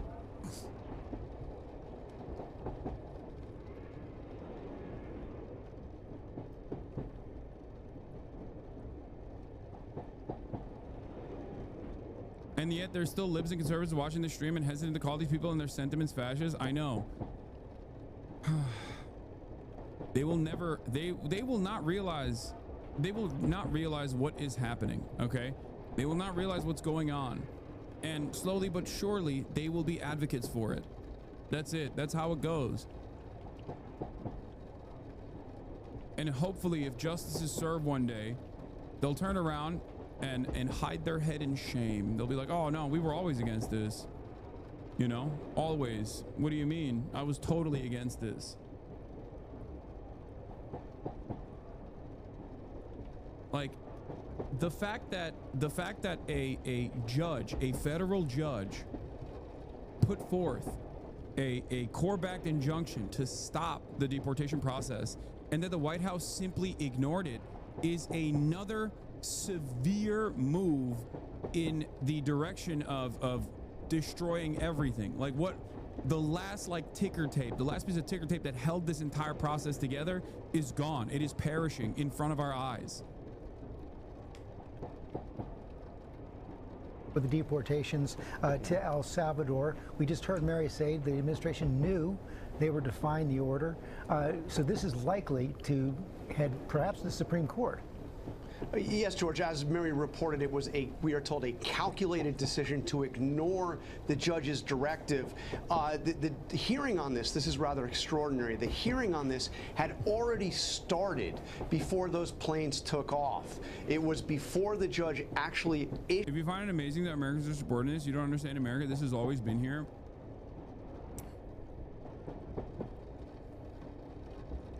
Chatters that come in here to tell me, of all people, okay, that this is their "I told you so" moment.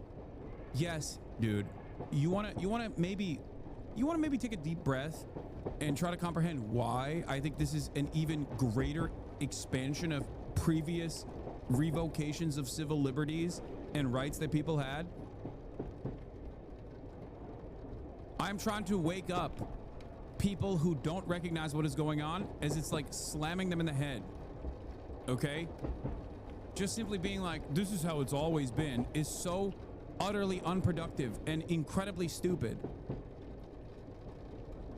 Especially because this is not how it's always been. Do you understand? This is not. It's not how it's always been. Every single step that you will point to throughout American history has moved the needle in the direction of this moment, okay? It's always been an expansion. Barack Obama accelerating ICE deportations and giving more power to ICE after the agency was developed when there was a previous agency called INS, okay, for immigration enforcement. The Department of Homeland Security is invented after 2001. ICE is a part of that. Obama greatly expands ICE's power and lack of jurisdiction, really, where they can just like operate everywhere. Trump comes in, also does the same. No one reins it back. Joe Biden doesn't rein it back. Trump comes back in, and now here we are.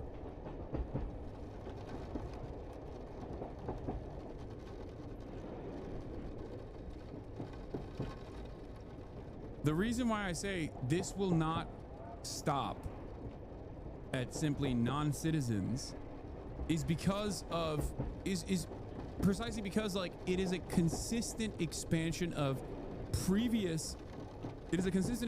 like violating previous rules that kind of were supposed to stop you from doing this. Okay?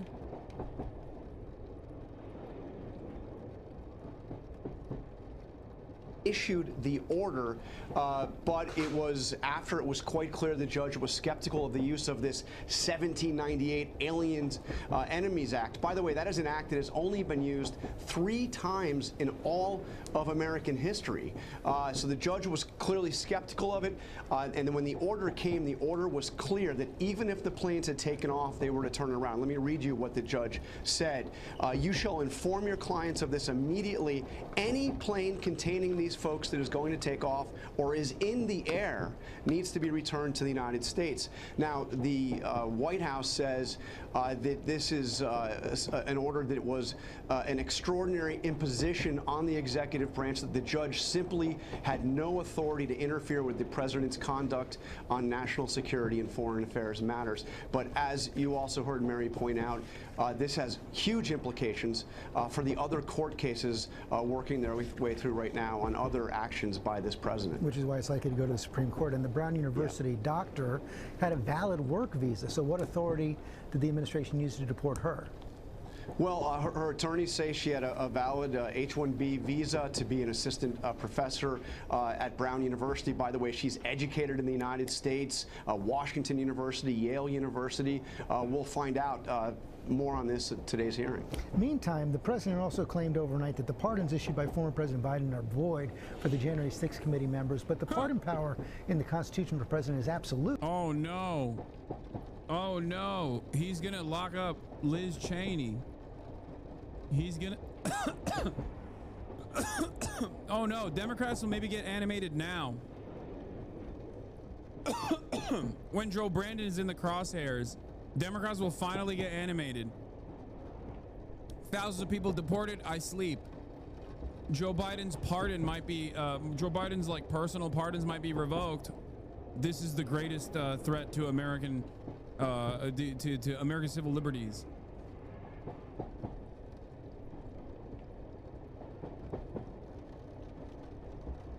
Yeah.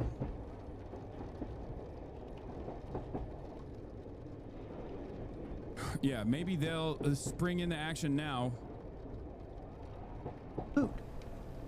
It is, and by the way, there's no indication that President Biden signed these with an auto pen. That's what President Trump is arguing, that these were signed with an auto pen and therefore they're not valid. We don't know that they were signed with an auto pen, but even if they were, it's unclear that that would be an issue. In fact, President Bush back in 2005, the White House did a study on this and determined that even orders signed with an auto pen are valid orders. That proposition's never been tested in court. I guess the big question here, though, George, is does this imply that that President Trump wants to actually prosecute members of the January 6th committee? John Carl, thanks very much. Following the Trump administration's move to deport more than 130 Venezuelan immigrants by invoking the Alien Enemies Act over the weekend, you might be wondering, what exactly is that law? Well, the Alien Enemies Act was passed in 1798. It says if the U.S. is either at war with or facing an invasion from a foreign nation or government, then the president can remove non-U.S. citizens affiliated with the, quote, hostile hostile country in question. The act has been used just 3 times in U.S. history, during the War of 1812, World War I, and World War II. That last and most recent example famously led to the internment of 31,000 non-citizens of Japanese, German, and Italian descent after the bombings of Pearl Harbor. By the way, decades later, under President Reagan, the government issued a formal apology, calling it a grave injustice and acknowledging that it was motivated largely by racial prejudice. Back to today. The U.S. is not at war with Venezuela, but the Trump administration claims that we are facing an invasion of dangerous gang-affiliated people from that country. And on Saturday, hundreds of deportees, including the accused Venezuelans, were processed at a Salvador jail, despite a U.S. judge's order 1 day earlier not to deport them. It all raises questions over whether President Trump has the authority to use the Alien Enemies Act in this way. Joining us now to break it all down is Catherine Jan Ebright, a lawyer with the nonpartisan Brennan Center for Justice. Her work focuses specifically on wartime powers and the constitutional separation of powers. Good morning, Catherine. So we just broke down what the act says, but what do you think people need to understand about the Alien Enemies Act, particularly in terms of its use now? Yeah, thanks for having me. I think there are 2 things that are really critical to take away from this. First is this is a wartime authority only. The term invasion, the term predatory incursion, that language that the Trump administration is trying to use, it refers to armed attacks, not metaphorical quote-unquote invasions, not migration, not even narcotics trafficking. Yeah. They're using predatory incursion, okay, instead of declared war invasion, because it's not an invasion, it's not a declared war. So they're saying that this is a predatory incursion. Okay, that is the attempt of legally justifying this new erosion of pre-existing rules.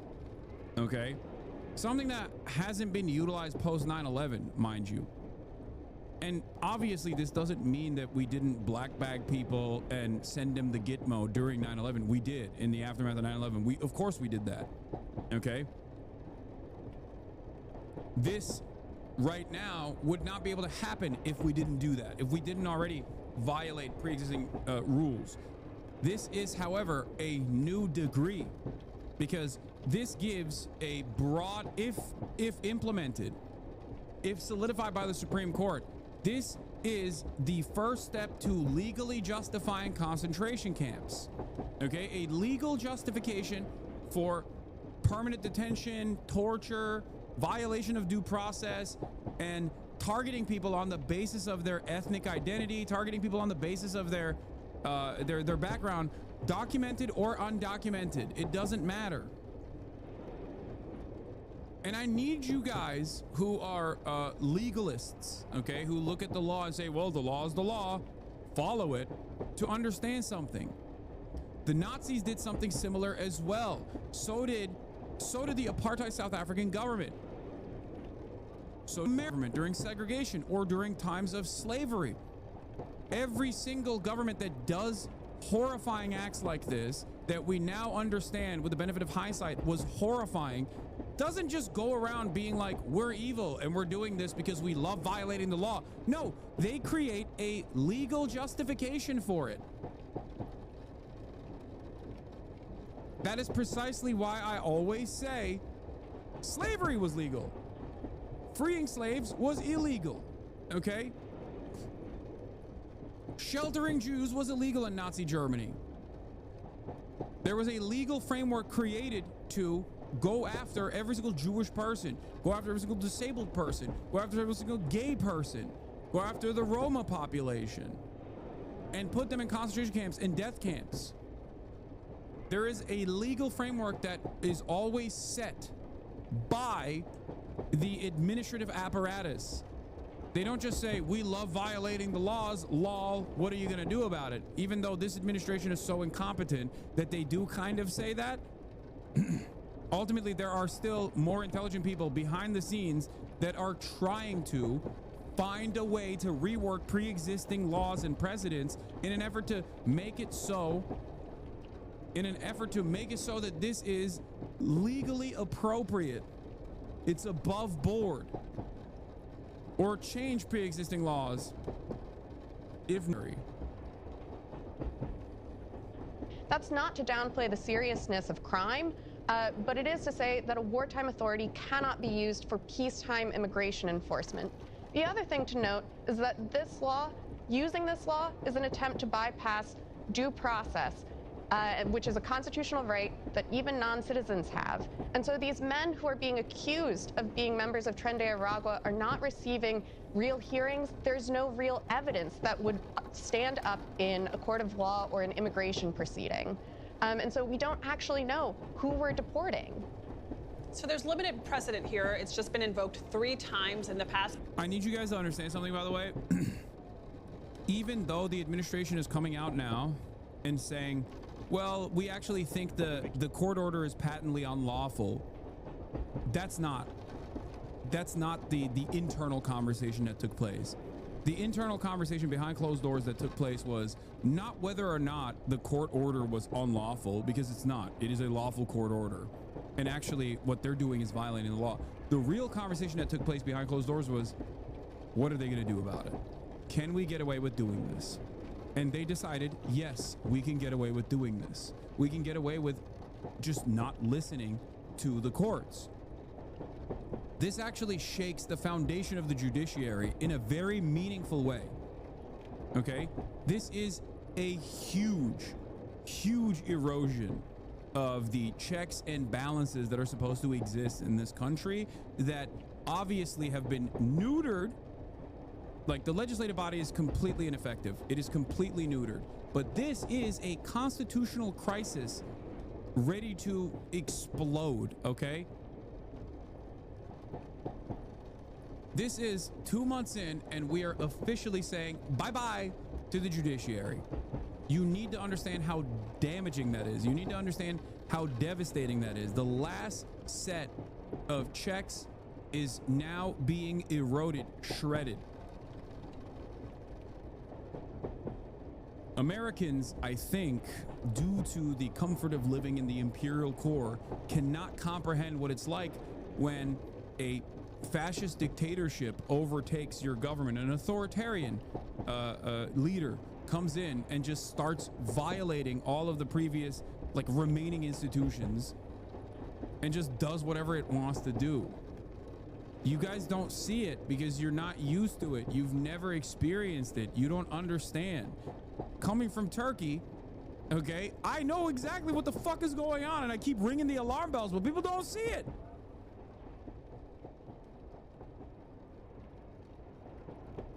Any chatter who is like 1 generation removed or lived anywhere else outside of the United States of America, in a developing nation, a second world nation, third world nation, knows exactly what the fuck is going on. But Americans living in the heart of empire have never experienced something like this, so they just don't understand it. And as long as, you know, jalapeno poppers are $5 still, they're like, yeah, it's fine. Some are looking at this and going, it's based.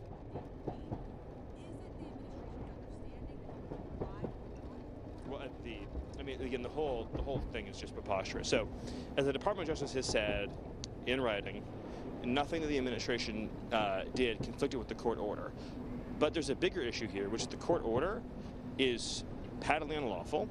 And if we got into a place in this country where district court judges could, for example, help is the wrong word, could interfere and direct specific targeting or non-targeting in, say, Houthi-controlled territory, could direct which general on the battlefield is going to be in charge of making which decisions, could direct, for example, we can send this military asset to this country, but not this country, could direct what intelligence we could share with Israel versus with Saudi Arabia.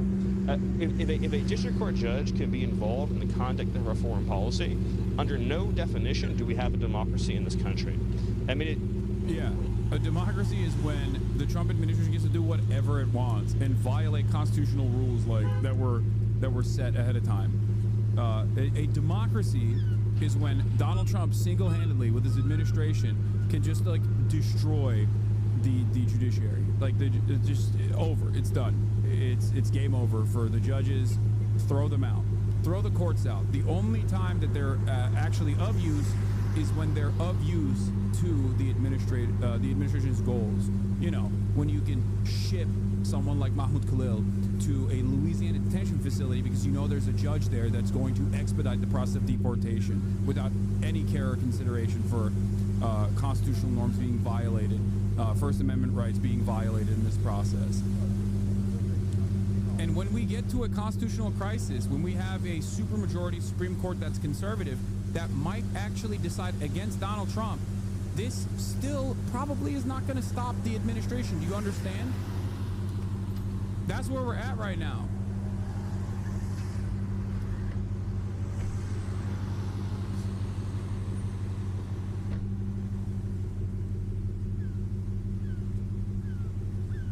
Legal migration far, far outweighs illegal migration, so don't be a pussy and just say that's your actual problem. The irony of complaining about indigenous population of your country become a minority in fucking America.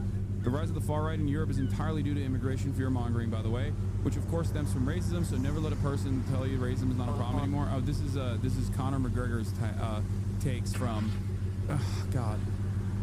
Isn't our multicultural world beautiful? You can have a South African fascist purchase an American social media company, and then you can have an Indian dude operate a fucking white nationalist Jesus Christ is King channel called Inevitable West, where he talks about, you know, deporting all of the migrants. Wonderful stuff here. This is the multicultural, multi-ethnic, ethnically diverse fascist movement that is a global project. It's super sick. Everyone is doing it just for money. All of these fucking accounts. You first, buddy. I'm an American citizen, dickhead. You can fantasize about deporting me all day, every day, okay? If they do something to me, it's already over for you. You understand? Do you understand that? Like, not you, Hasan? Oh, sorry. I thought you were shitting on, you know, me getting deported first.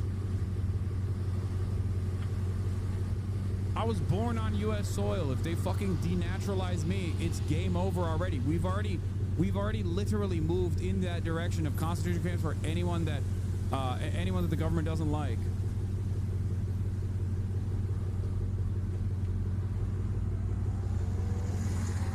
But talk to us about how past uses of the Alien Enemies Act, especially during World War II, you know, what that says about its use today.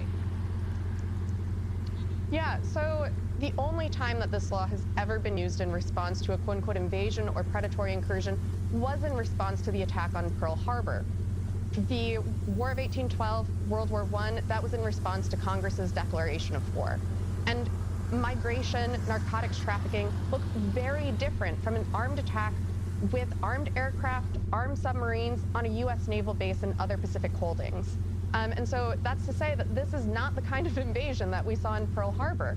And also, of course, as you just said, the internal... Also, that wasn't chill either.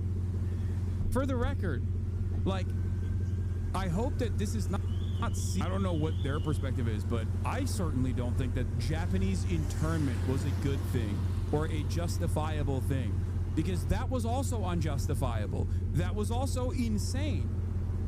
Okay? It is like one of the darkest chapters in like close American history.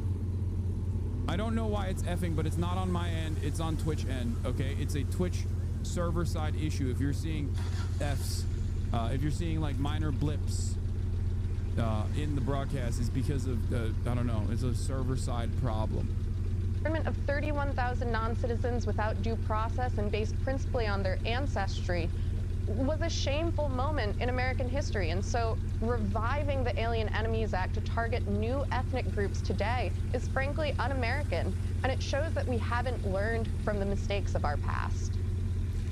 Catherine, the concept of war as declared by Congress is clear to me, but I know the Biden administration declared this gang a transnational criminal organization, and then the Trump administration escalated that to call them a designated terror organization.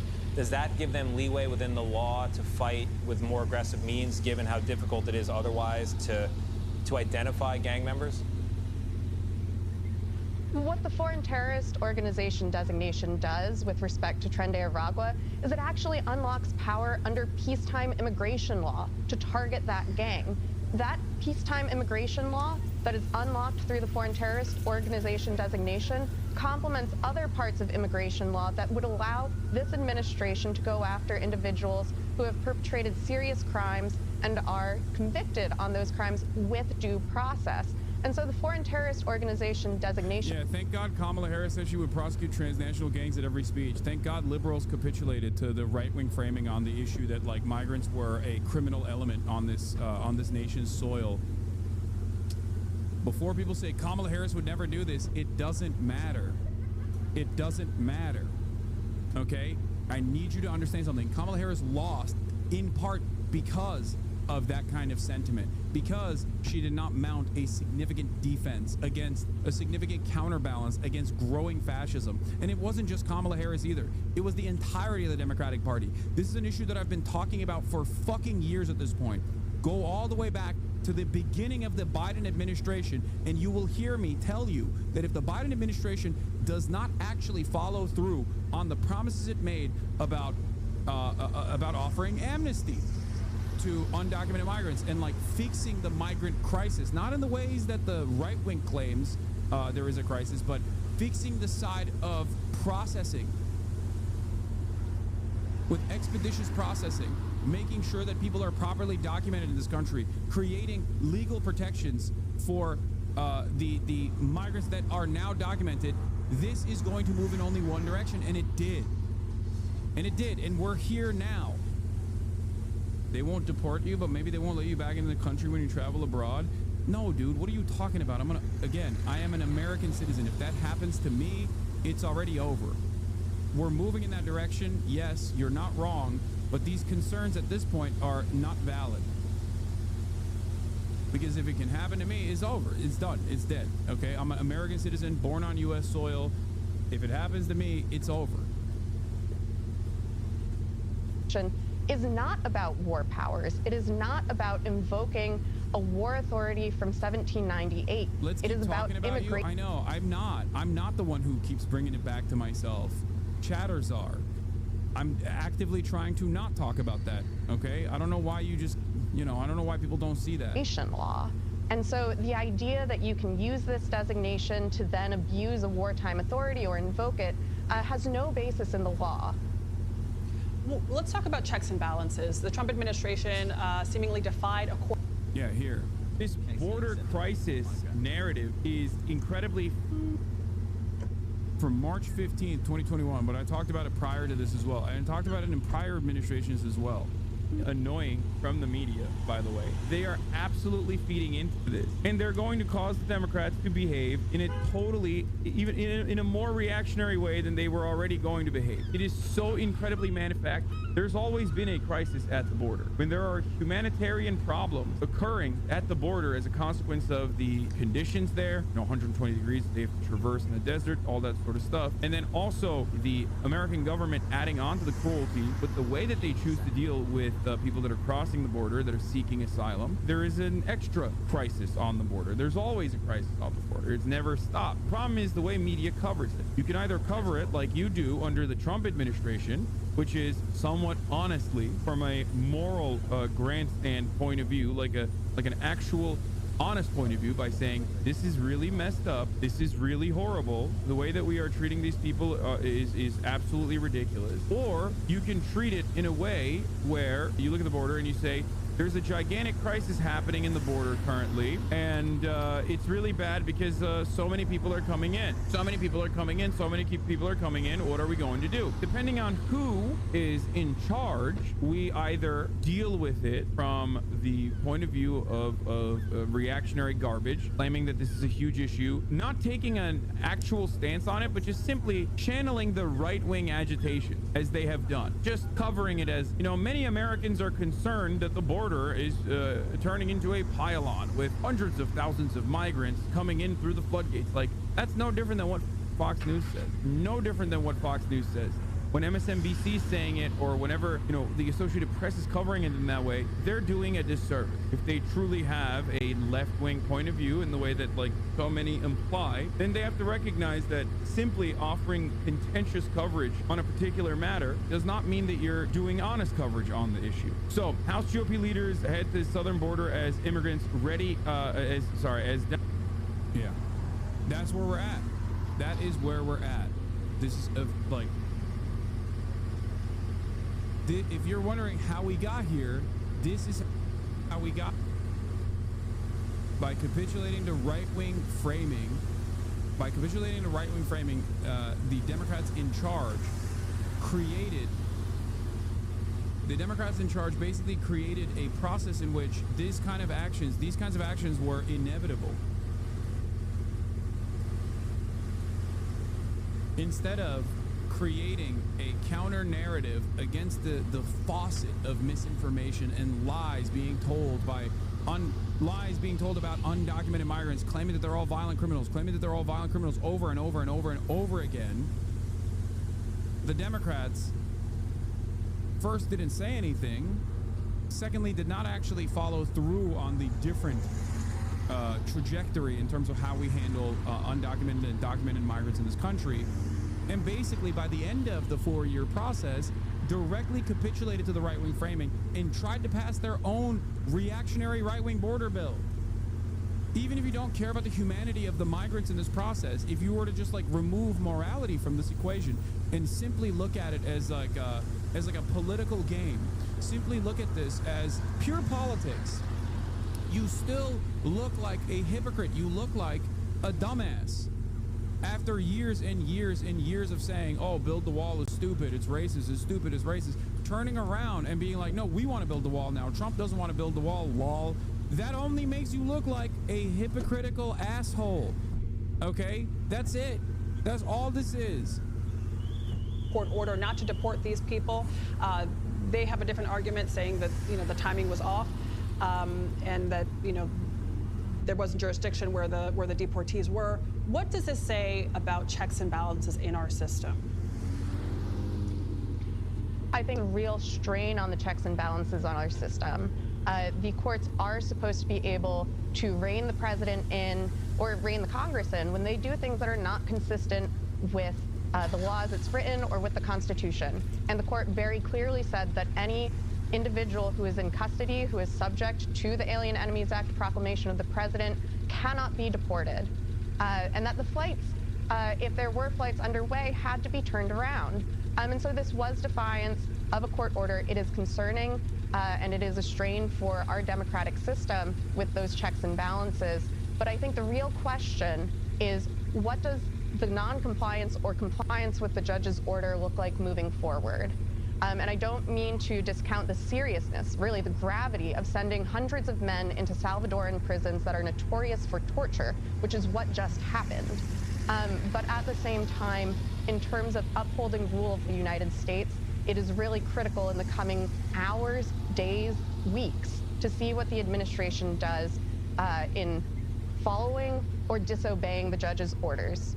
Catherine, I don't think any American would want to see an innocent person, even if they cross the border illegally, sent to a prison they don't belong in. But at the same time, the reason this is happening politically is because there is concern about the power of this gang, what it's done to other countries. Dude, oh my God. Oh, come. Bro, that is crazy, dude. That is, he immediately is just like, but you know, there are valid reasons for just black bagging people, you know.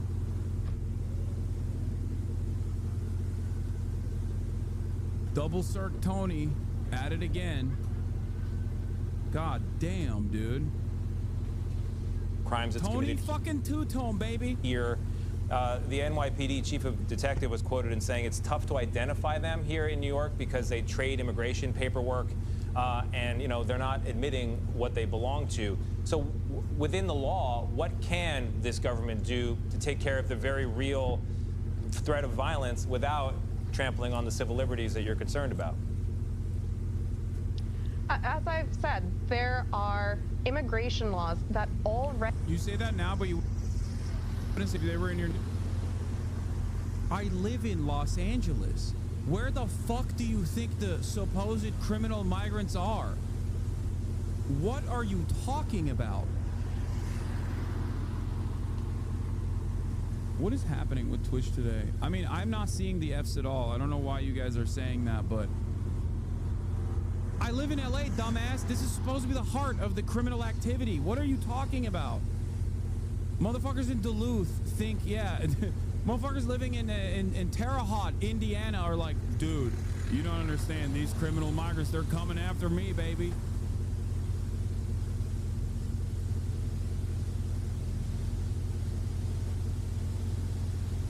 Like, what are you saying?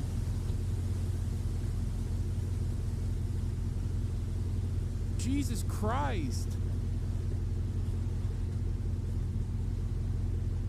Already give the president the authority specifically to target members of this gang, even to conduct summary deportations of individuals who've been convicted of serious crimes. Summary deportations, if there is, before that, the due process that actually establishes that someone has committed criminal activity. But we don't have and relying on a wartime authority. I'm sorry, we don't have a... Relying on a... Dude, this guy is a fucking real freak. Due process that actually establishes that someone has committed criminal activity. But we don't have and relying on a wartime authority. I'm sorry, we don't have a... Relying on a wartime authority is inappropriate here. He's like, no, let me manufacture consent. I got one speed, baby. One speed only. Let me just manufacture a little bit of consent, please.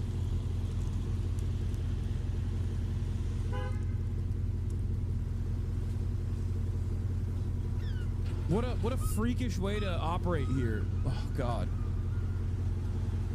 You can only say this if you have no care or consideration for anything, okay? We've moved beyond care and consideration for the humanity of migrants, okay? Documented, undocumented alike. But you officially don't care about, like, an administration that could also just as easily violate your due process. It doesn't make any sense.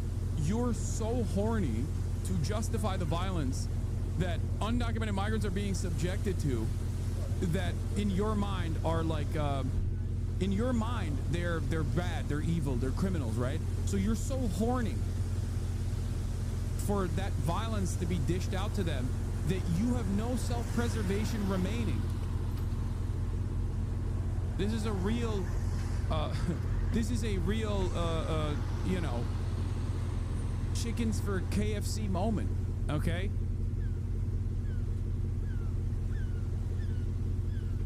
It doesn't make sense. If they can do that to them, that's not where it's gonna stop. I don't know why you think it's gonna stop there.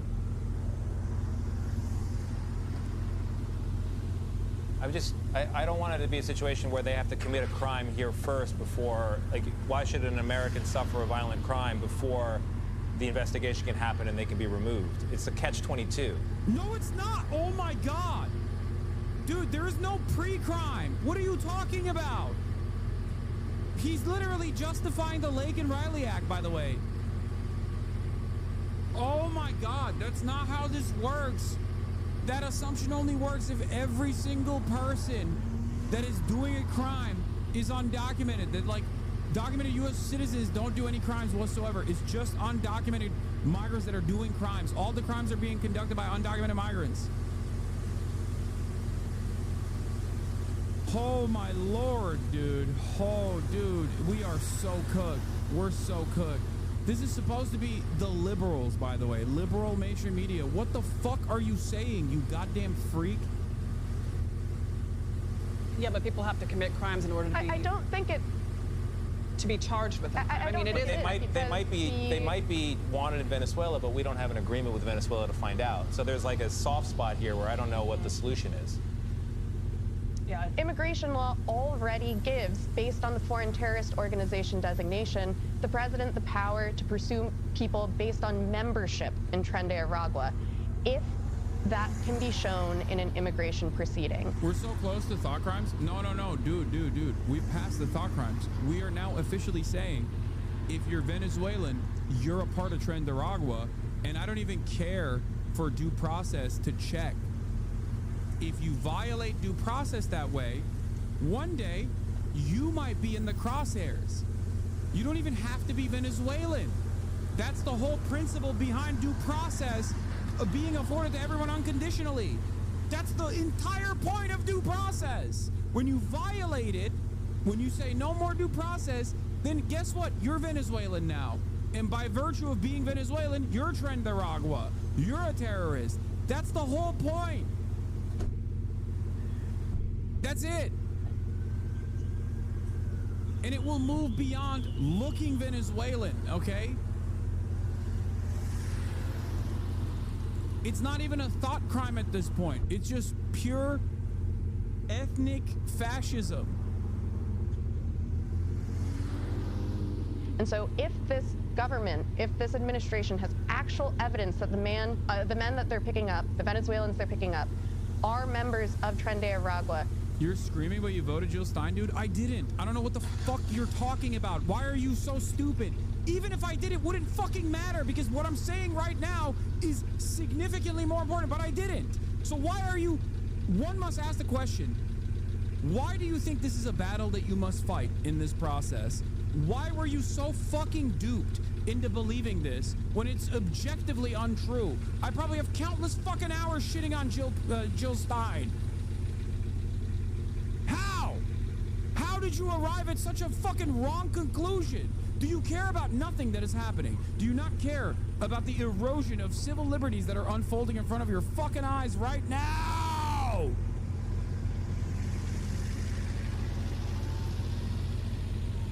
What should she have done differently? Can you say what her campaign should have done differently?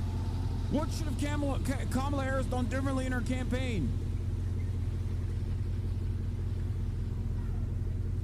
Polling says that border immigration issues are the most popular issue for voters. Yep, there you go. That's how you know, dude.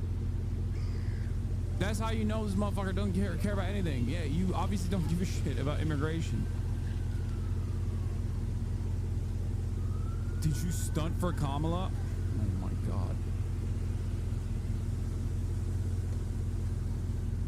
I can't help someone if they refuse to help themselves, okay?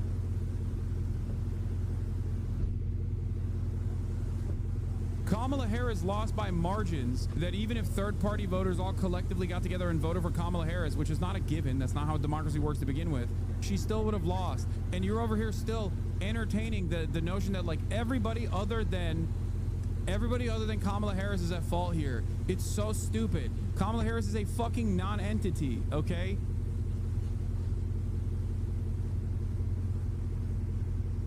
She lost because she ran a bad campaign. Virtually everyone now recognizes that.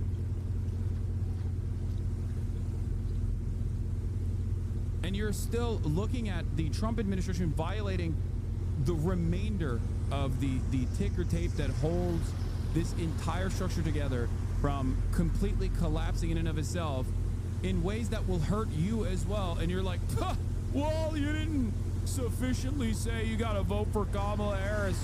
Oh, I bet you feel bad right now.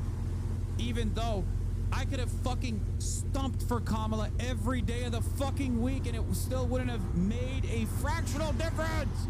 There is nothing that you could do. You cannot outflank the party. If the party and the campaign decides to go in one direction and that direction is objectively bad, all I can do is criticize with the hope to change that so they can win the election. And when they lose, because they didn't listen to any of those criticisms from people like myself and many others, they lose, and people still come in here and go, huh, you see? Look at that.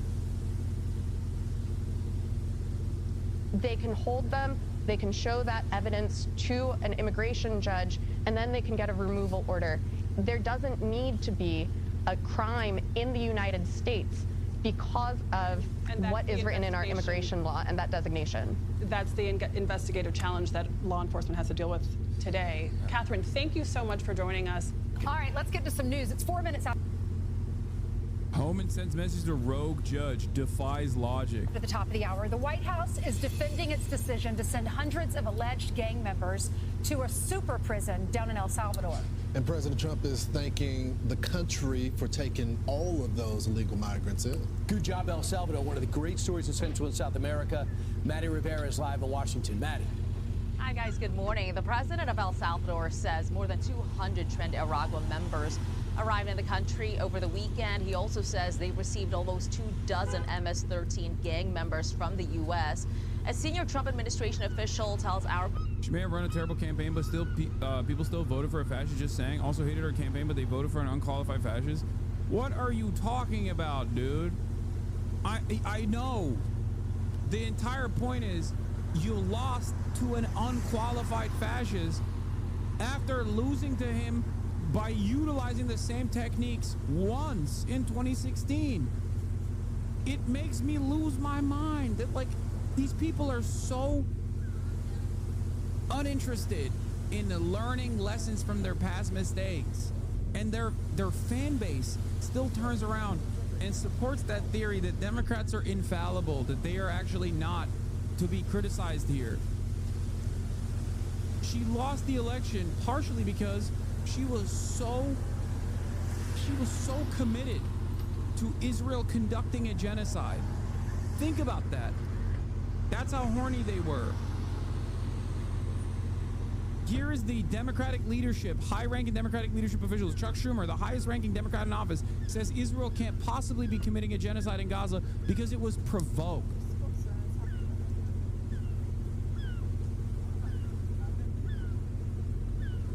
Like, that is from the interview conducted with the New York Times yesterday.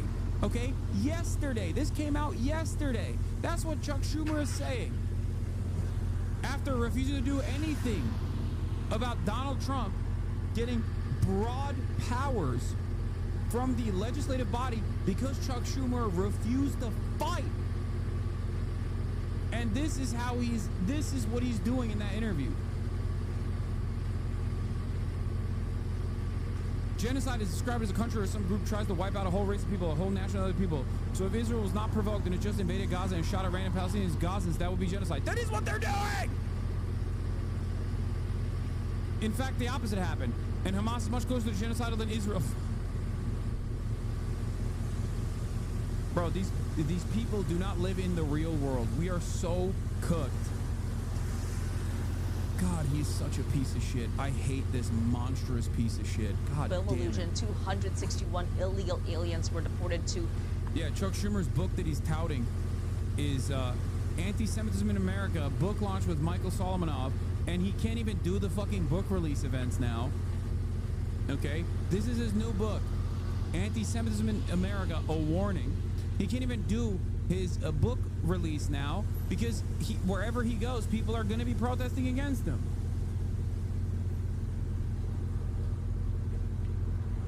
Schumer is postponing his book tour amid major backlash from Democrats to his decision last week to pass the CR. I'm telling you right now, if that doesn't prove to you that this animal does not care about anything other than lining up his fucking pockets and also presenting his own personal agenda above all else, I don't know what will.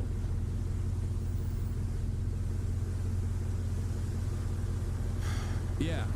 Chuck Schumer giving cover to Trump to keep destroying the UN. Schumer will choose Israel over American democracy if it comes down to it, and it is.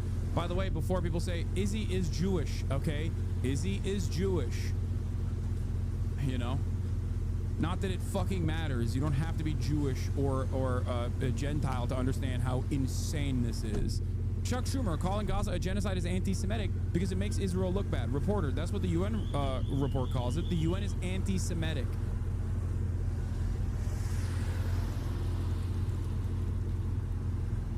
Chuck Schumer, the leader in the Senate Democrats, the leader of the Democratic Party in the Senate, saying, it's a UN special committee has used. Please, the UN has been anti-Israel, anti-Semitically against Israel.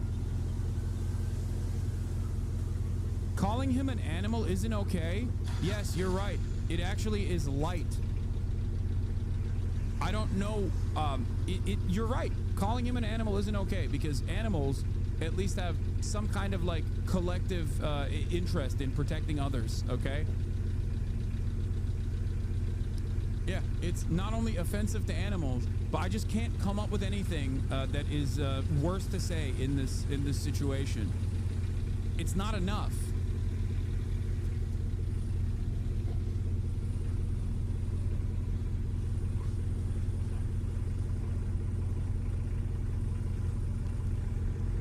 El Salvador in total, 101 were Venezuelans removed via Title VIII and 137 were deported through the Alien Enemies Act of 1798. And that's what's been causing a lot of controversy. This wartime authority gives the president the power to deport non-citizens without a judicial hearing during a period of war or invasion. The act has only been used 3 other times in American history. This is the first time it's been invoked since World War II. But the president is justifying its use. Well, this is a time of war because Biden allowed millions of people, many of them criminals, many of them at the highest level. They emptied jails out. Other nations emptied their jails into the United States. It's an invasion. On Saturday, a federal judge ordered the Trump administration to stop removals under the act to see if its invocation is legal.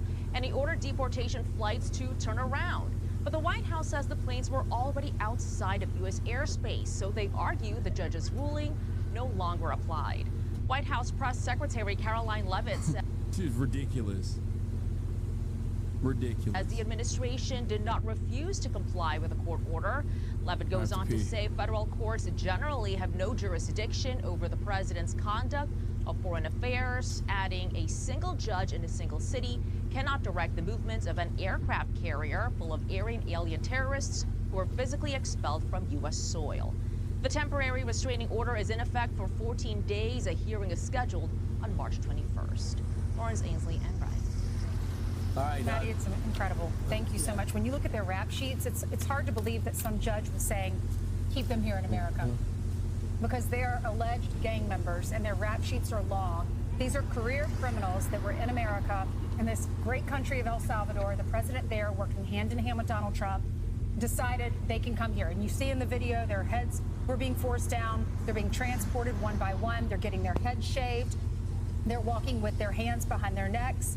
And this is all at a detention center, the El Salvador Terrorism Confinement Center. And the president down there says they will stay for at least a year. Yet again, I find myself amazed with the Democratic Party and even some of the members of the media. They're talking about process again, and they're not talking about the evildoers that were in our country because Joe Biden decided to just unleash the border, remove all the security barriers that were there because he didn't like the president that came before him, and you had 10 million people. One of the craziest aspects of this, is quite literally the fact that it was actually Donald Trump that saw big periods of migration from Venezuela. Like, I don't have an issue with Venezuelan migrants coming into this country. I don't have an issue with any migrants coming into this country. Okay? But the notion that like these criminal elements were brought into the country by Joe Biden, it's ridiculous. Donald Trump not only offered Venezuelan refugees temporary protected status for political purpose, he actually extended it on his way out. Okay? And big periods of migration from Venezuela to the United States of America happen as a direct consequence of the sanctions regime implemented by the Trump administration on Venezuela, continued by the Biden administration on Venezuela.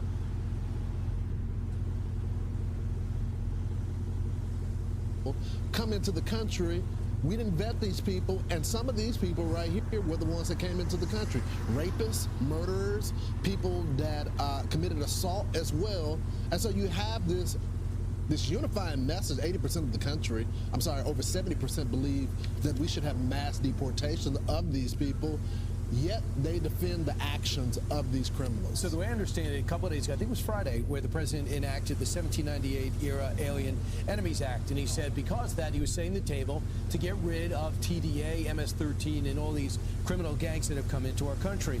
Next thing you know, we have lined up, I guess, 21 of the most wanted El Salvador MS-13 guys, 250 alien enemy members of TDA. I'll give you an example of what's going on right now, okay? A personal example for an immigrant rights attorney. All right? Here.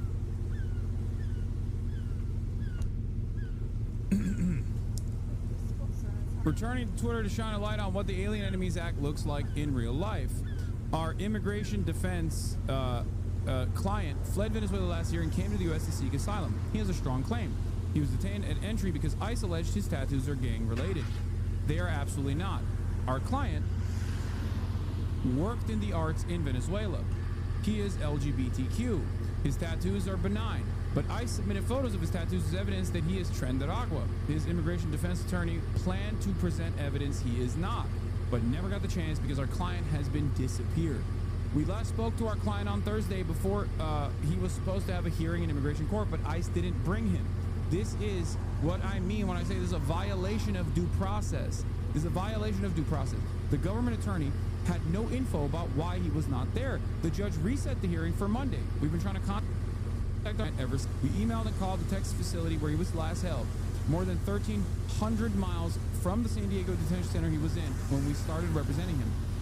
They had no info yesterday. I know there's F's happening. I already reached out to Twitch.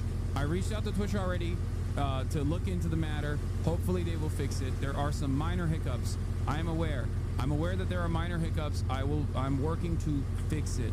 I'm working to fix the minor hiccups, okay? I'm working to fix it. I think it's probably a Twitch, it's most likely a Twitch related issue, especially considering that it's happening. It's not, there's nothing on my end that shows like bitrate dropping or anything like that. Yeah. Wait, what? By the way, this is what's happening since this saved into the VOD. I think it's OBS side. So did the apartheid South African government. So government during segregation or during times of slavery. Every single... I don't know what would be causing this on the OBS side. They're looking at it, okay?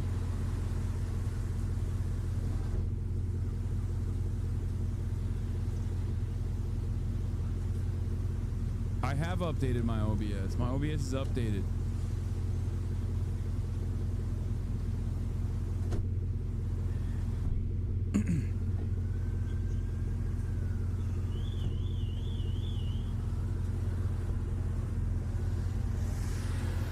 It's weird though. It's weird because, like, dude, listen, here's what happens. Usually what happens is when there's big events happening, I guess Twitch has like limited bandwidth or something, so they just like reshift priorities away from smaller streamers to make sure that they have enough for the big channels or whatever. I think there is a finite amount that every channel is allocated. So whenever there's a big event taking place, like,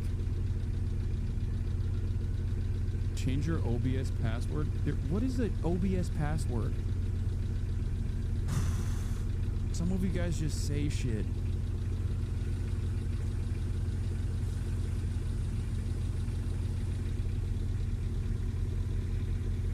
I'm probably getting throttled. It's happened before.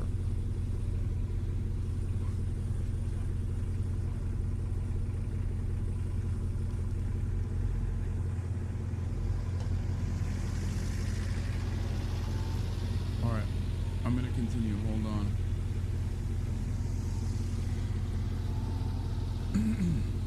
Anyway,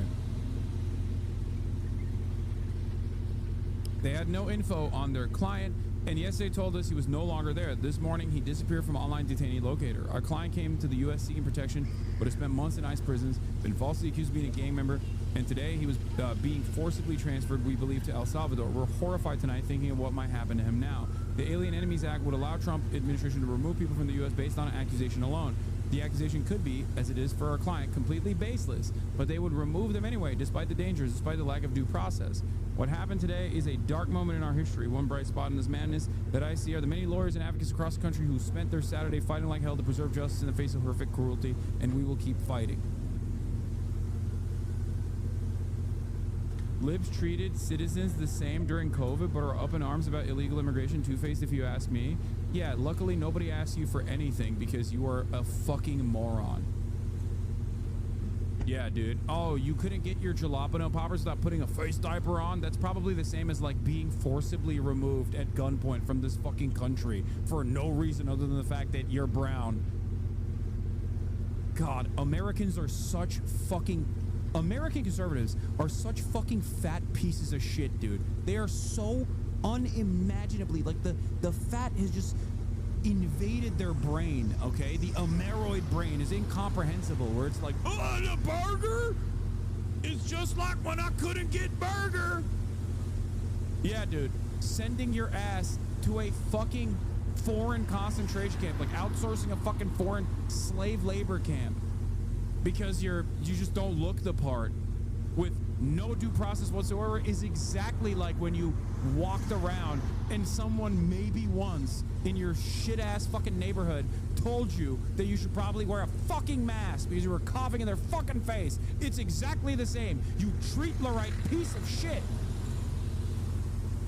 Every time I see Donald Trump doing tariffs and the egg prices skyrocket, on the one hand, I'm like in awe of you know, how much Americans can just like eat cruelty as long as it's being done by a somewhat charismatic figure that they're sympathetic to.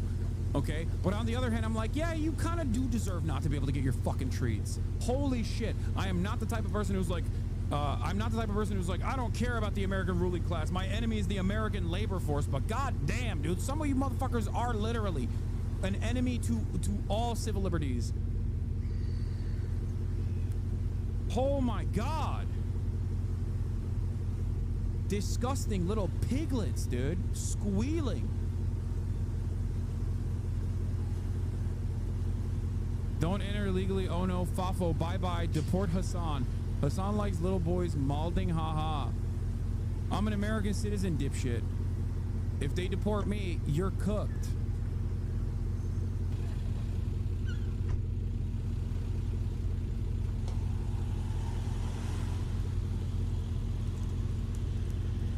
Oh.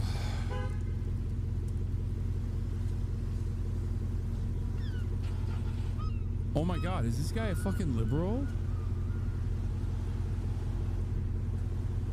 What the fuck? I love being an elitist. I think my lucky stars I'm better than the chuds. Shane isn't right wing, they literally can't. Okay. I guess this is just like a liberal who's just become full-blown right wing. They were all decided because I think Marco Rubio worked this out with the El Salvadorian president to open up their prisons. What did he say? You support workers' rights, but also support illegals. Don't get the disconnect. Hashtag deport Hasan. Please, admins, please deport this guy. I can't stop watching him. Please, Fucking loser. They cleaned up their country by putting them all in jail. And they said the ones who came into America, we'll take them back. We pay them, but it's going to save us money to put El Salvador, keep them in a complete lockup for at least a year, because we do not have the confidence that Venezuelan will be able to hold them. So a judge decides, wait a second, I don't think you should be able to do the 1798 Act. Turn the plane around. No way. Turn the plane around. No, no, we're already out. And in turn, Congressman Brandon Gill of Texas has announced plans to impeach the judge for trying to assert himself in this process, and it's James Boasberg. He wanted a 14-day hold to examine this. Forget it. And okay, Democrats, go ahead and you go stick up for these guys. You run on this. You said that Tell that to the nunnery family. This judge is a Barack Obama appointee, and Donald Trump said, too late. You decided this. They're already out of U.S. airspace. They're flying down to El Salvador now. The migrants are already out of U.S. airspace when that judge ordered the planes to return. And he said the order came too late. 81 illegal aliens also arrested in Kentucky on ICE raids. So we've kicked out about 37,000 illegal aliens with criminal backgrounds and did some type of criminality once they were here. This is exactly what Trump's trying to do. I just asked the question, Brian, again. Is this, you see these images of these violent criminals that were in our country. do you guys want to be the party of these folks right here? Do you want to be the party of defending these folks? Something has to also be done. Brandon Gill, he's the youngest Republican in the House, represents my home state of Texas. He's offering these articles of impeachment. I don't think it's unwarranted. You got these federal judges that are acting like activists, trying to make sweeping measures for something that should. Yeah, let's just put the judges in jail too for adjudicating. Why not? Why not? Fuck it. YOLO mode, you know? Full tilt, baby. Put the goddamn judges in prison. Fuck it.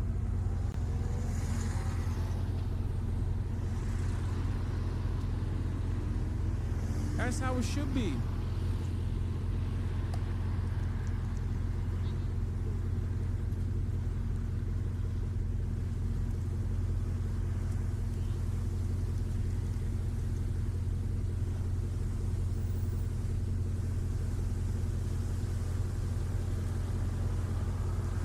Yeah, judges are aliens too now.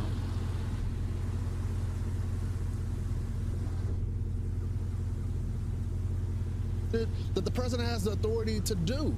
Right. So think about this. If you're Laken Riley's family and you find out the Democrats and this judge is saying, turn the plane around, bring it back to America, you know how many crimes that they would have perpetrated had President Trump not won the election and led the charge, but Tom Homan, the executor of these plans to get rid of these people right away. So I just think overall it's a great message. This is what they keep telling me, like Henry Cuellar was the first to say it.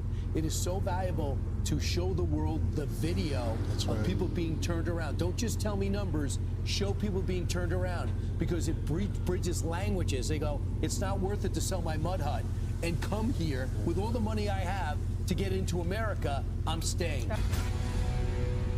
So this morning, hundreds of illegal immigrants, some with my mud hut.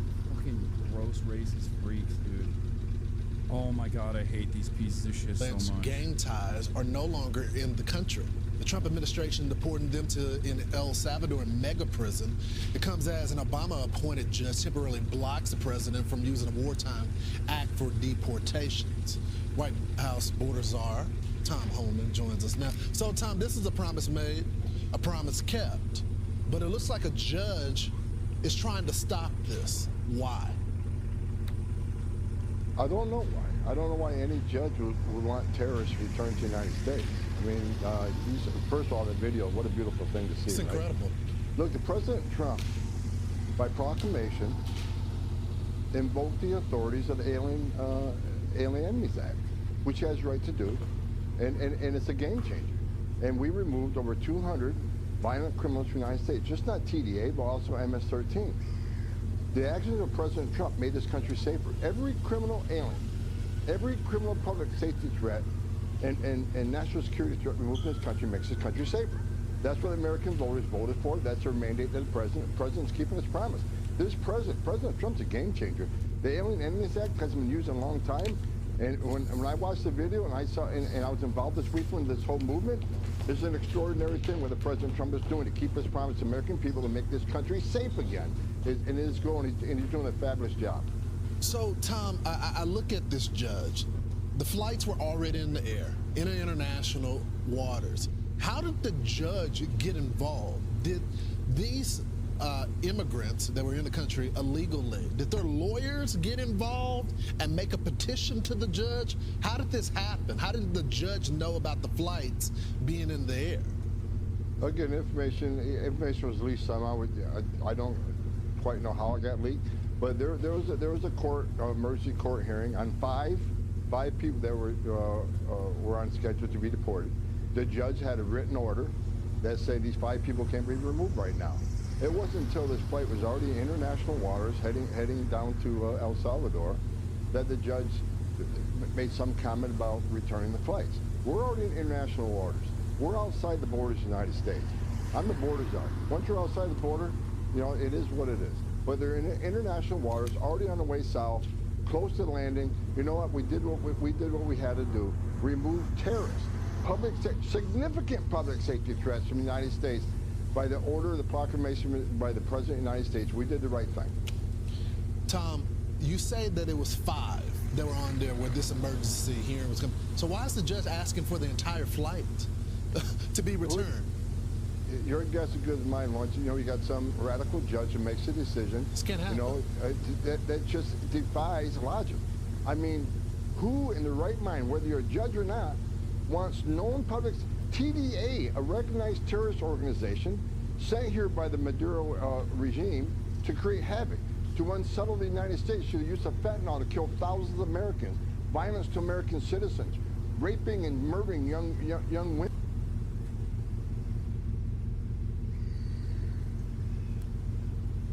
People that have not seen their day in court cannot be decided on by Tom Homan or whoever and be branded as like criminal terrorists and deported. There has to be due process. It's ridiculous. Women in this country. They are enemies of this country, and President Trump treated them as enemies, and we did exactly what we should have done. Again, President Trump is going to make this country safe again. He's going to do it one illegal alien at a time, and this weekend we did 261. So Tom, what's next? Because I'm getting a little worried about the manpower. These guys they have to be tired. You got 30 guys on the stack going on different busts every single day. You're going to run out of money. It doesn't look like you're getting support from the Democrats on this. You're going against the judges now. What's next? Another flight. Another flight every day. The teams are going to be out there every day. Every day, the men and women of ICE are going to be in the neighborhoods of this nation arresting criminal, illegal alien, public safety threats, and national security threats. Lawrence, you're not going to stop us. We made a promise to the American people. The President Trump has made a promise to the American people. We're going to make this country safe again. I wake up every morning loving my job because I work for the greatest president in the history of my life, and we're going to make this country safe again. I'm proud to be a part of this administration. We're not stopping. I don't care what the judges think. I don't care what the left thinks. We're coming. Yeah. I just love seeing you going through these protesters just crunching on the apple as their liberal tears just flood the hallway. Tom Homan, thanks so much for joining the program.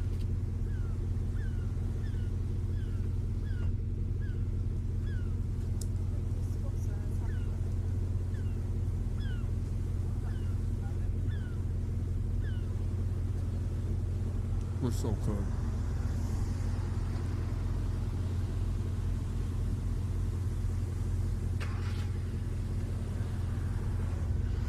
Hell yeah, dude. I mean, that right there is perhaps the greatest demonstration of how these guys operate and why, like, Asmongold's commentary is so successful in comparison to, like, a Ben Shapiro. You just sit there and you say based, libtards are getting owned. And that's it. I mean, that's Fox News doing the same fucking commentary. That's where we're at. Oh, dude, a severe violation of constitutional norms, like a severe violation of due process. The complete abolition of the judiciary. Fuck it. Who cares? Libs are owned, baby. You got a federal law enforcer saying, I don't give a fuck what judges say to me. I'm going to do my... I make my own rules.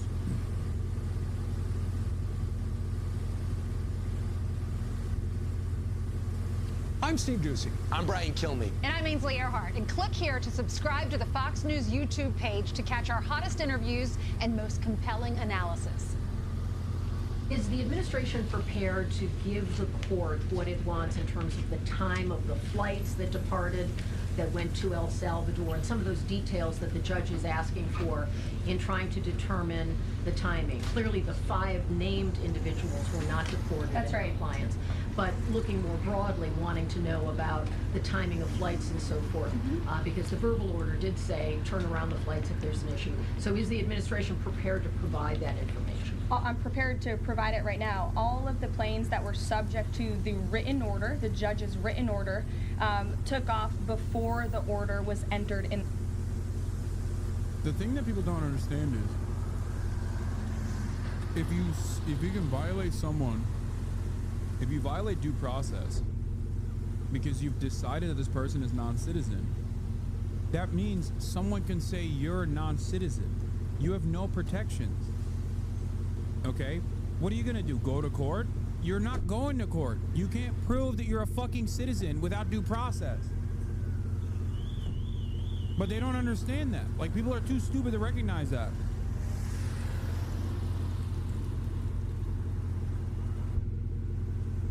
So dumb. In the courtroom on Saturday, and the administration will, of course, be happily answering all of those questions that the judge poses in court later today. And for people who have due process questions about making certain that there wasn't anyone who was swept up who did not meet the criteria that you laid out, is there a way for the administration to provide more detail about how that was determined, who the individuals were that met this deportation order? Yes, I can assure the American people that Customs and Border Patrol and ICE and the Department of Homeland Security are sure about the identities of the individuals who were on these planes and the threat that they pose to our homeland. They take this incredibly seriously. They are putting their lives on the line to deport these designated terrorists.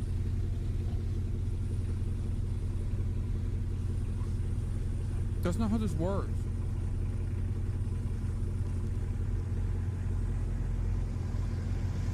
What do you mean? Some fucking moron without a GED doesn't get to make this choice on their own. Like, what are you talking? Oh, well, they're sure that these guys are bad. Oh, okay, my bad, dude. Shit. Oh, the Gestapo is sure that these guys are bad? I guess, like, fuck the courts then. That's the question, dumbass. The entire question is how, like, the entire question is, where's the evidence? And will you reveal the evidence? And also, simultaneously, why did you not go through the proper process? There's already a proper process in existence for doing deportations. You can't just fucking decide, well, this guy looks weird, he's done. I think he's a terrorist criminal. The question is directed very specifically towards Caroline Leavitt and this administration to be like, hey, kind of weird that, you know, there are some of these guys had court cases, like active court cases, and you just like remove them without a judge seeing whether or not they're actually fucking terrorists. Terrorists from our country, and they should be trusted to do that. And that's exactly what the American people elected this president to do. Thanks, Caroline. Just to follow up on that, then, so you're saying definitively the administration can prove everyone that was put on those flights to El Salvador was either a member of Tren de Aragua, MS-13, or some other entity? We've already provided the breakdown in the effort of transparency about the 261 illegal aliens who were deported. 137 of those were deported under the Alien Enemies Act. 101 of those were Venezuelans removed via Title VIII, which, as you know, are just regular immigration proceedings. And 23 of them were MS-13 Salvadorian gang members. There were also 2 MS-13 ringleaders as part of that group of 23 who President Bukele particularly expressed his gratitude for their return so he can demand justice in his home country. Jennifer. What criteria, though, other than, say, tattoos or maybe being in the wrong place at the wrong time, are they using to determine that someone is actually a member of one of these organizations? Intelligence and the men and women on the ground in the interior of our country who are finally being allowed to do their jobs. Their hands were tied under the previous administration, and as I said, they take their jobs very seriously. They should be trusted and respected by the American public with this operation. And of course, as I said to Kelly, the administration will provide all details to the questions that the court poses. Joined now by national political correspondent Steve Court. Okay. I need to explain something to you guys. Even if they are literally the most violent criminals you have ever seen in your entire life, you still can't deport them without a court hearing. That is fucking insane. You can't do that because this is not about the individual scary migrant. This is about the entirety of the court system and the reasons for why it exists. You can't trust me, bro, as a fucking means of deportation. That makes no sense. Because if they can do that now for people that they are claiming without any sufficient evidence and no actual court orders, and the only court order basically being the exact opposite, they can do that to anybody. So this conversation that's taking place is not even about like the immediate Venezuelans or the immediate El Salvadorans that were deported. It's even broader than that.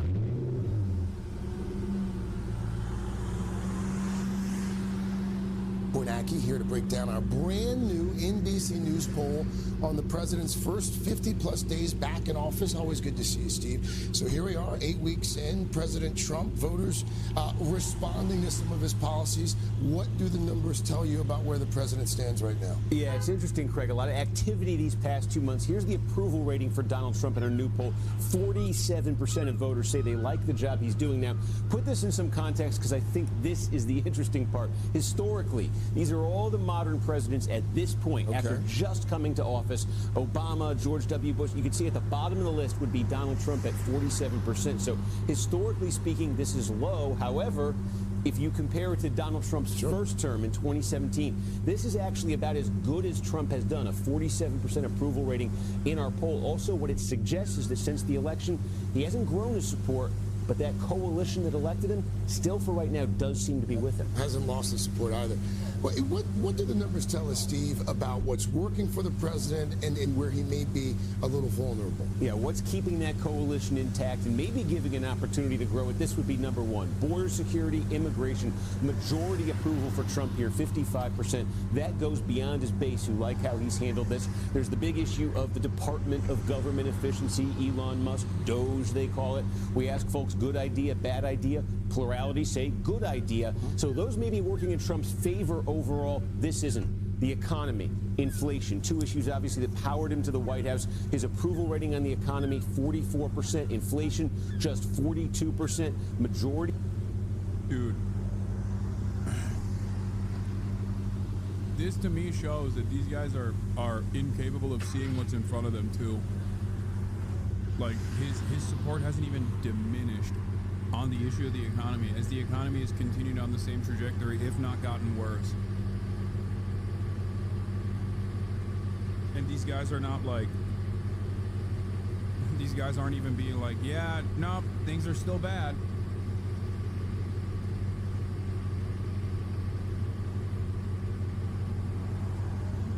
Disapproval on both. And I'll tell you, in his first term, the economy was his one strong suit in polling. And right now, these are some of his worst numbers. Economy, inflation, two very important issues to Americans. Have Democrats been able to capitalize at all on either one of these, the economy or the inflation? Yeah, so logic would tell you if something is going south for the president politically. No, they have not. No, they have not. Part of the problem with what's going on with Trump's and how unshakable it seems is because there's no counterbalance against it. There is no response coming from the Democratic establishment that actively communicates why people are feeling this harm and how Trump is fucking their lives over. It's great. Wonderful stuff overall. It should help his opponents, and yet take a look at this. We ask folks their opinion of each party. It's not great for either one, positive or negative, but holy smokes, look at this, 27-55. They are 28 points, the Democrats, underwater on this, more negative than positive. And put this in context, the history of our NBC poll asking about the two parties. This negative 28 for Democrats is the worst ever recorded, and this is what's happened since the election. It's fallen off a cliff for them. The worst ever recorded? Yes, for a party in our poll. Yep. Hey, thanks for watching. And don't forget, you can catch...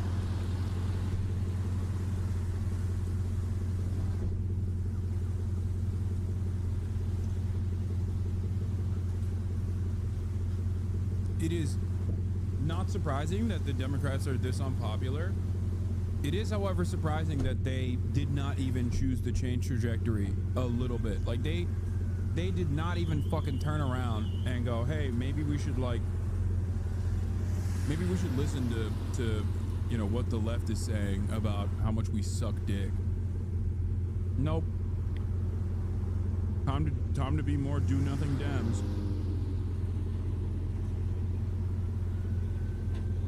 They can't even be... Bro, they can't even fake it anymore. Like, at least during the first Trump administration, they faked it. They faked being angry in an effort to, like, fundraise and stuff. Now you can't even get him to fake it.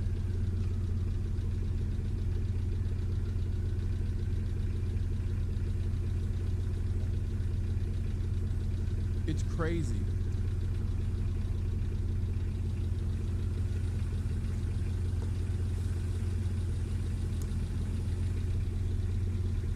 Oh.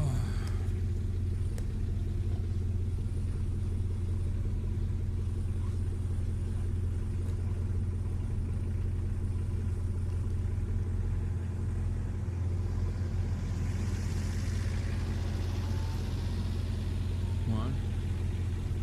I already finished the thread. There's a Harry Enton on the CNN poll. There's a Harry Enton CNN poll as well on how unpopular the Democrats are. Say, Democrats, call your office. You know, we're in March Madness time. Terrible, terrible, terrible, to quote the great Charles Barkley. View Democratic Party favorably. CNN SRS, look at this, 29%. NBC News, you want to go lower than that? How about 27%? Both are record lows. The lowest going back to 1992 in CNN polling, the lowest going back on record to 1990 in NBC News polling. The majority of Americans hold an unfavorable or negative view of the Democratic Party at this point. All I can say is I'm a big fan of the oldies, so I'm going to quote Chubby Checker, how low can you go? Nice. Well done. With that, what about congressional Democrats specifically? Yeah, what about congressional Democrats specifically? You think these numbers are low? How about this one? Holy Toledo. Voters' views of the Democrats in Congress among all voters disapprove, 68%. And look at the approved number, just 21%, even lower than the Democratic Party at large. This is the lowest on record for Democrats, according to Quinnipiac University polling. You think these numbers are bad? Let's go to this side of the screen. We'll look how... I hate to say I told you so. First of all, Mike, you don't hate to say I told you so. You love saying it. But also, I didn't predict anything opposite of this. Like, yes, I'm familiar with the lack of interest from the Democratic Party. I said that it wasn't going to turn into fucking hashtag resistance liberalism like it did last time. And that, yes, people would honestly be even more frustrated as a consequence of this. The difference that you and I have, the difference in opinion that you and I have on this matter is that I'm not so confident that the Democratic Party is going to give way to a third party at all, and they're going to use whatever remainder of the infrastructure they have to actively destroy third party initiatives, third party moments. So I don't think that we're out of this yet, you know. I don't think that we're out of this at all. I don't know how we get out of this to begin with, but yeah, I am also aware and said that this was most likely going to happen, and it is happening. The problem is I don't even know how to get out of this. I don't know how to get out of this situation with or without the Democratic Party. We're fucking cooked. Decentralized movements are not always they're not going to be successful. That's one aspect of this conversation. We have this is the Democratic Party is weaker than it's ever been. I don't know where we go from here. I don't think Bernie Sanders is going to launch a third party initiative, and without any sort of popular momentum from a well-established figure outside of the confines of the existing duopoly that still gets a warm reception from the pre-existing duopoly, like a Bernie Sanders figure who's entirely too old at this point. The Democrats are, third party initiatives will be foolhardy and will go the way of the Green Party. In any case, I've been saying this over and over again. The Democrats are slowly but surely refusing to listen to the wishes of the largest subgroup of voters at this point. They're basically treating everyone now like they did during the campaign if you were in any way, shape, or form anti-genocide, where they were la la la la, I don't want to hear you, you're fucking woke, shut the fuck up, right? That's how they campaigned during the campaign, and that's part of the reason why they fucking lost. Now they make it seem like these groups that are firmly within the Democratic Party's ecosystem Like these groups that the Democratic Party relies on and their own base of support, like, you know, 65-year-old Debras and Barbaras who are actively saying, please fight back against the Trump administration. We're scared. What the fuck? They're calling them, you know, pro-Palestinian advocates at this point. They're treating them in the same way that they did people who were like understandably angry that the Democrats wouldn't do anything. Like, they are actively shitting on their own base at this point, like the entirety of their base, not even the activist part of their base, not even like the progressive part of their base, not even the young part of their base, the entirety of it. Once you're yelling at like 55-year-old moms and 65-year-old grandmas for telling you like do something, anything against the Trump administration, you're done. You have no support. You have no base support whatsoever. You can't fucking treat every single person like they are you know, climate justice sunrise movement protesters. You shouldn't treat them that way either, but the Democrats have gone far too long mistreating its own base of support, the most active part of their base, and all of these grassroots movements with so much ire, with so much disdain. And now they're doing that to, like, you know, liberal ass grandma, MSNBC voters, MSNBC watchers. It's crazy. They are fucking disgusting. Democratic voters feel, get this, the plurality of Democratic voters disapprove of Democrats in Congress at 49% and just 40. Yeah, they want a fighter. Democrats want a fighter. They've always wanted a fighter. Anyone that has told you on television they do not want a fighter, that the Dems actually don't want to fight. They want someone who will capitulate and find the reasonable middle ground is a fucking moron. Democratic voters have always wanted a fighter. There's no better living, breathing, microcosmic example of this than me going on the Podjohns and basically saying the exact same things that I always say, but in front of an audience that seemingly had never heard this perspective before, where they were like, oh my God, I didn't fucking realize that there was like a different way possible. Like there was, you know, there was some different serious commentary, serious criticisms launched against Democrats that I agree with. They were shocked because they've been kept captive almost by MSNBC.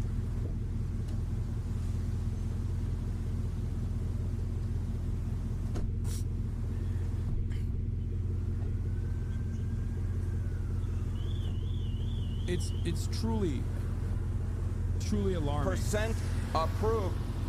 Horrible. Oh my goodness gracious, you just can't get worse than these numbers. And this is the number right here really driving all of this. If Democrats have turned, if Democratic voters have turned on Democrats in Congress and the Democratic Party, that's what puts the numbers at historic lows. I was one of those people who didn't know what was possible or what I was missing because no one on the liberal side ever talked about it. Well, I'm glad you're here now. I'm glad that you're here, and I'm glad that you're seeing that we're not like fucking scary monsters in the way that like liberals actively present us. That's the other side of this. Not the Podjohns, they're fine, but there are a lot of like liberal content creators out there, even in independent media on YouTube and whatnot, who basically spend all of their time shitting on people like myself, shitting on people to the left of them. And the reason why they do that is because they want to do poison welling. Okay, I mean they want to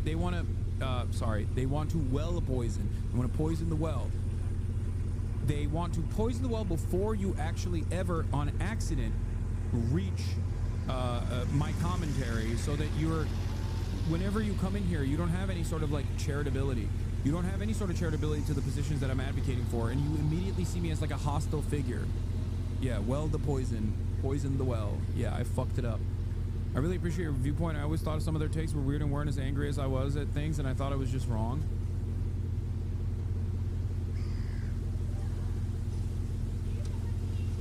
Poison Wellington.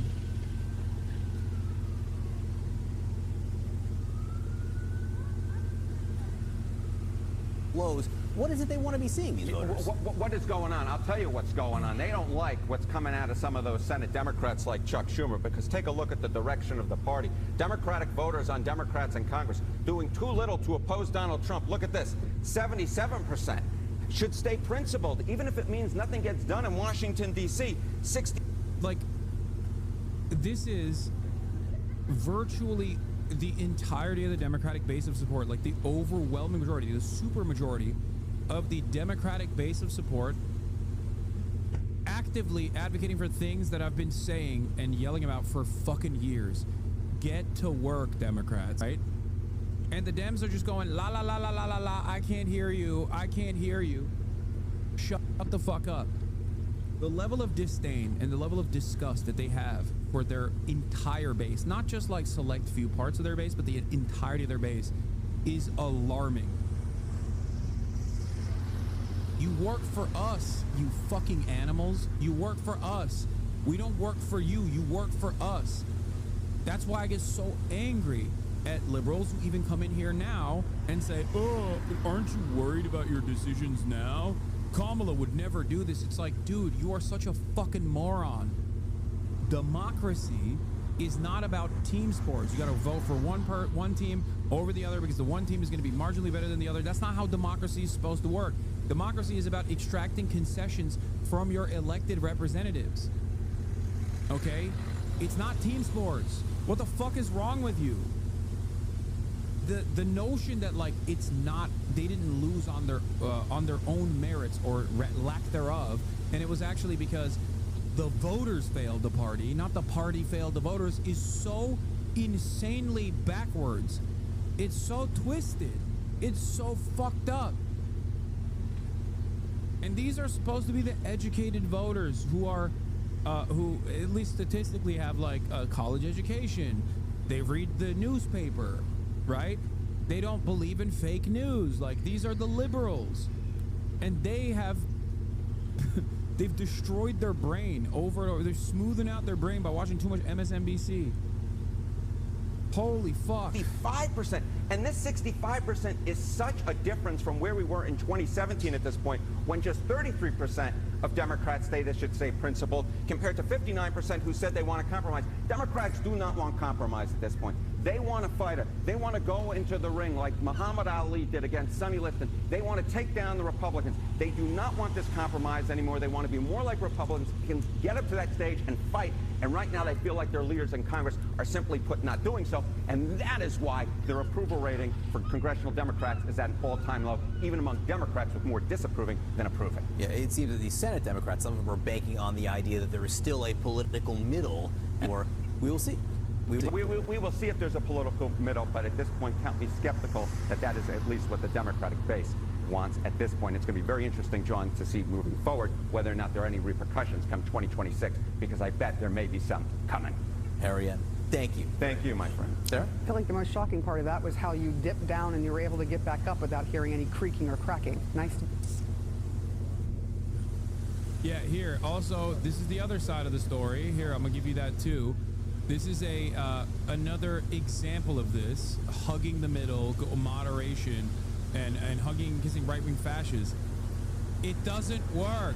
Gavin Newsom wants to be president, okay? So what did he do? He set up a podcast. He heard that, like, you know, podcasts are so important for winning elections. Guess what, dude? Here's new data on the reaction to Gavin Newsom's new podcast. Favorability amongst liberals has declined from 40% to 30%.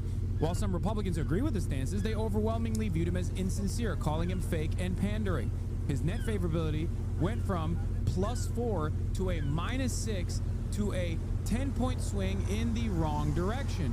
Only 13% of voters had an improved perception of him, and only 1 in 5 said the podcast made them want to tune in for more. It doesn't even work in the sphere of podcasting. And Democrats are so one note on this, like, let's hug and kiss the middle. Let's find this, like, reasonable moderate between fucking Steve Bannon and Gavin Newsom that they even fail at podcasting.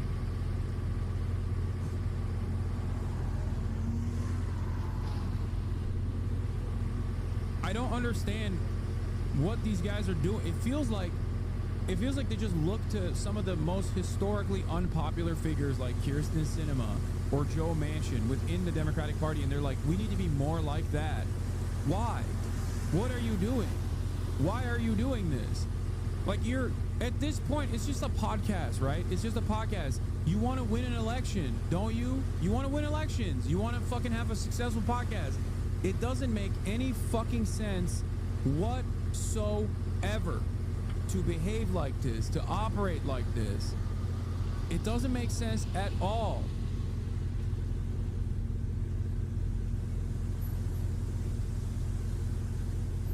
Jesus Christ. They're eroding. Looks like Democrats are saying we don't want to hug the middle. New NBC poll shows 2-1 Democratic leaders to fight back, even if it means partisan gridlock.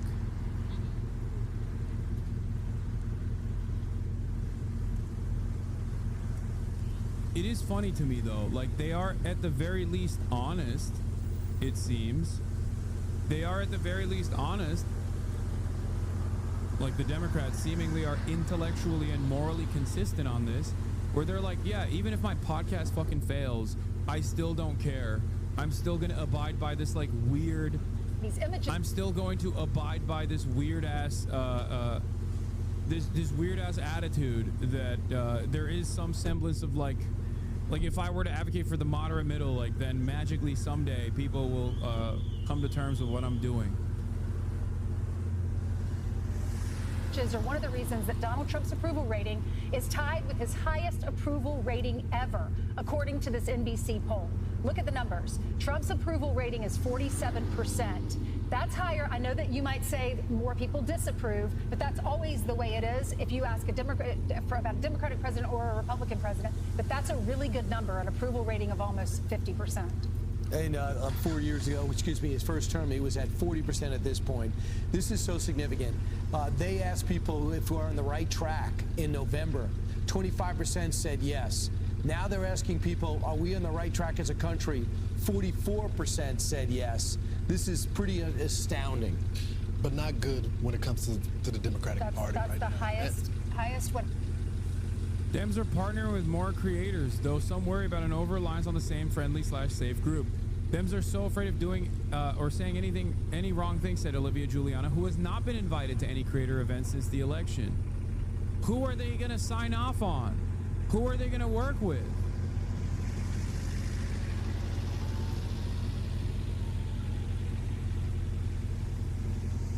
They're trying to do it themselves, too. That's the other side. Dude, that's so funny that fucking Olivia Giuliana is not considered a safe, considered safe enough. That's amazing. Oh, that's so awesome.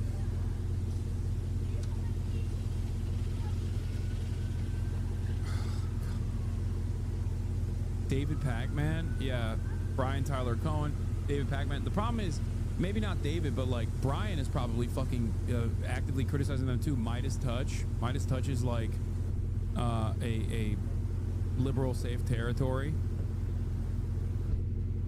I mean, this stuff is so bad too. Like, this has 100 and dude. All right, dude, now that what the fuck? This also has 128 likes. Like, it's so ass. If you're 800 years old, you should not be making TikToks.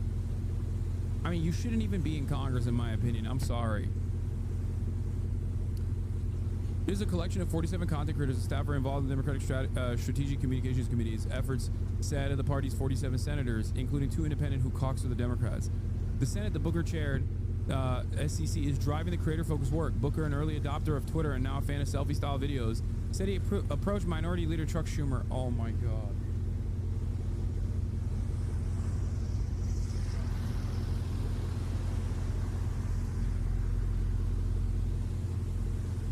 There's 2 categories in my analysis. Whenever I look at the actions of the party, I look at 2 categories. It's like, is this malicious and they are controlled opposition? Or is this because they're fucking stupid? This, to me, is the fucking stupid camp. This is not like malicious controlled opposition camp. This is fucking stupid camp. In most circumstances, it's both, but this is like an entirely fucking stupid camp decision. Like, they want to do something, but they're too stupid to figure it out. That's what this is. They want to do something. They saw the podcast popping off. tried to warn people as much as I fucking could in this entire process. Mainstream media was coming out and interviewing me like, oh, who's the Joe Rogan to the left? You're the Joe Rogan to the left. And I kept saying, you can't podcast your way out of this problem. You can't podcast your way out of this problem. The party has to change its policies. The party has to communicate earnestly about changing people's material conditions for the better. And they were like, okay, nope, we're going to try to podcast our way out of this problem. Good luck. Oh my God.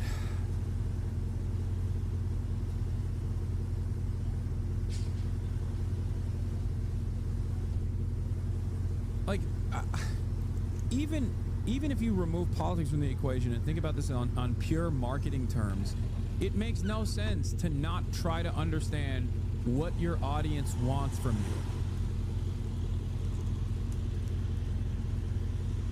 you. Elon has officially lost the purpose to get scammed by fake Jennifer Aniston accounts constituency. Oh shit. Elon poor again. Mappa. Or make Elon poor already. Mappa. Why is this hermit so angry at Elon Musk? Make Elon poor again. Mappa.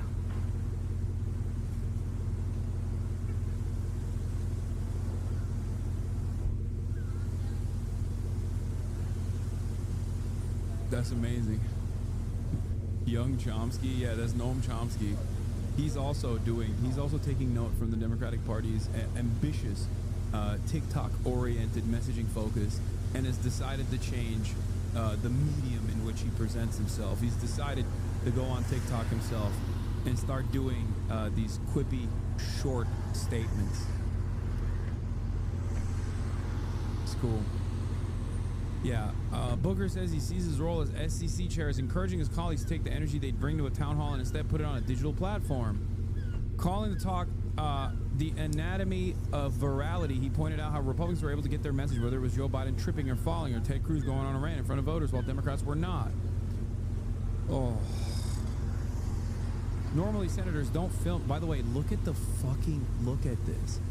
This entire article has clips of the Democrats attempting to do this, and then the analytics right here demonstrate that fucking failure. Okay? It's not that people can't hear you because you're not directly reaching out to them. It's because people don't like your message, because people don't believe you. People don't believe that you have their best interest in mind. And why should they believe that? You spend every fucking election cycle complaining about how people have to vote for you, or else all hell will break loose. And when you're in the minority party, you have some tools at your disposal. You have some tools at your disposal to resist against the Trump administration, and you throw those tools aside and you spit on the face of your fucking voters. All you're good for is begging for fucking donations, man. It's disgusting. Why the fuck would people ever defend you? Why would people ever vote for you again? You're so bad. You're so bad at your fucking job. I can't believe that we spend any time on how genuinely awful the Democrats have been pre-election cycle, post-election cycle, when the Trump administration is gutting the administrative state, when they're doing fascist-ass bullshit, violating the last bastion of a constitutional democracy with checks and balances. They're just destroying the judiciary, and Democrats are so incompetent that, like, I have to sit here and be like, do something. Fucking do anything. Oh my God.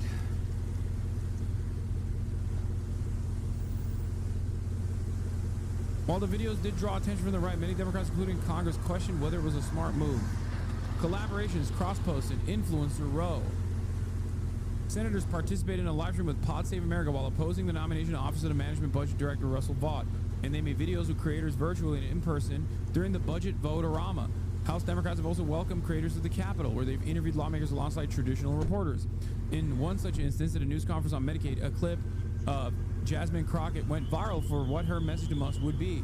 Democrats seem to be really leaning into profanity. Yeah. They're doing TikTok dances, dude. Oh, God. They literally didn't understand that people resent that shit, okay? Americans hated nurses doing TikTok dances during COVID. Do you understand? Nurses that were risking their fucking lives every day to make sure that people weren't dying. Americans despise that shit. They literally like, oh fuck, why the fuck are you dancing? How dare you dance? It's COVID time and you're over here dancing. Now the one group of people that are the least popular people in America are running around and doing TikTok dances. What the hell are they doing? Yeah, this is a great question. Do you think Bernie was popular on the internet because he was doing TikTok dances, or was it because he was saying policies young people were excited by? They will never change, man. No, I know. Yeah, Bernie famously is a big TikTok dancer. That's why they like him so much. Bernie's entire existence and his overwhelming popularity across the board, across party lines, unironically destroys this argument in its entirety, but they just cannot fucking admit that, because that would mean admitting ideological defeat. These guys are zealots, okay? They are loyalists. They believe in third-way neoliberalism through and through. That's it. That's the only thing they believe in. They don't care about anything else. They just want to maintain that project.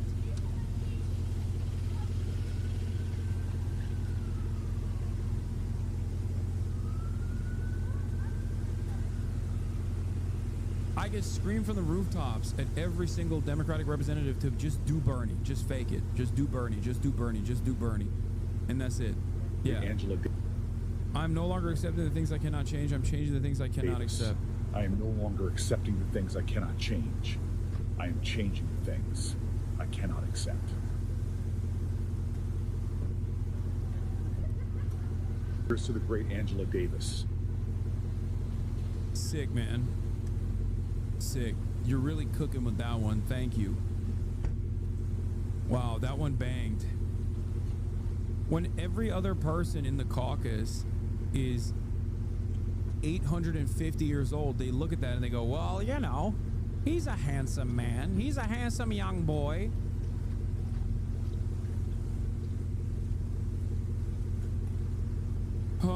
For the joint session, Democrats brought 40 creators in to meet with more than 150 members. Sully Jessica Wu, an influencer known as Bento Box Queen, who built an audience of millions while making lunch for her daughters, was invited to the Capitol by Chorus, a new collective that supports creators advocating for democratic causes and policies. She's the influencer behind the viral Choose Your Fighter video.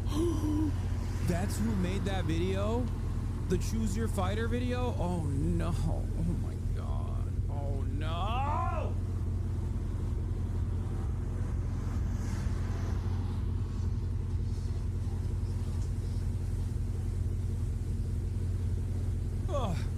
I don't know anything about this influencer. I know the video that they're talking about. You know what? Let's watch it. Let's watch that fucking video. Let's watch that video. Does anyone have a link to it? Does anyone have a link to it?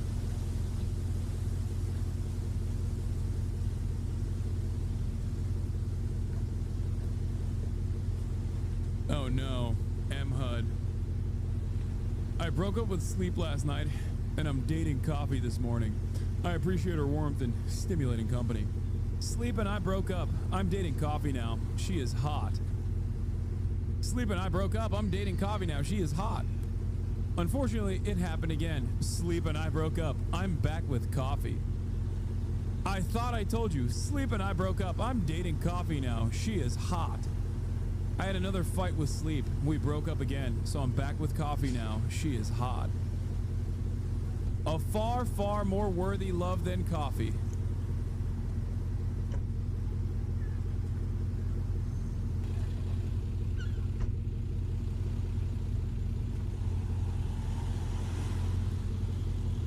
Give me the OG one. Here it is.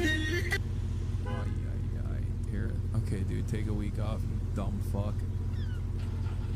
You got me. You got me. You got me good, dude. Thanks. I should perma you right now, you fucking idiot. Jesus Christ, that shit pisses me off so much. Choose your character.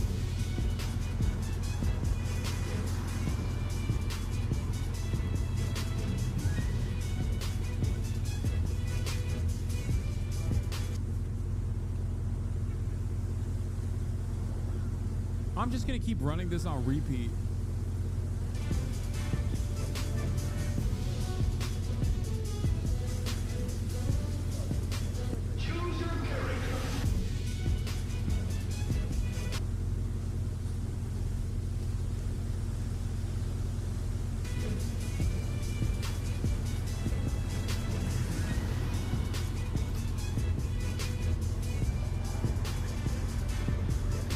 Like, this is the thing that people don't understand. Look. Representative Catherine Clark, House Minority Whip, Massachusetts 5th Congressional District, not into hair dye. I don't care. I don't care. Nobody cares. Don't try to make these people into fucking influencers. I don't give a fuck.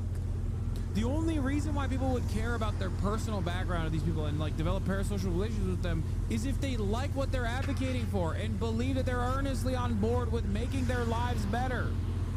That's it. Bernie Sanders. Okay, this one's even worse. 6-month subscriber. Take the perma. I hope you enjoy it. I'm going to be perma banning every single person that tries to poop sock going forward. Yeah, your poop socks are perma now. Public defender attorney, not a morning person. Like, no one...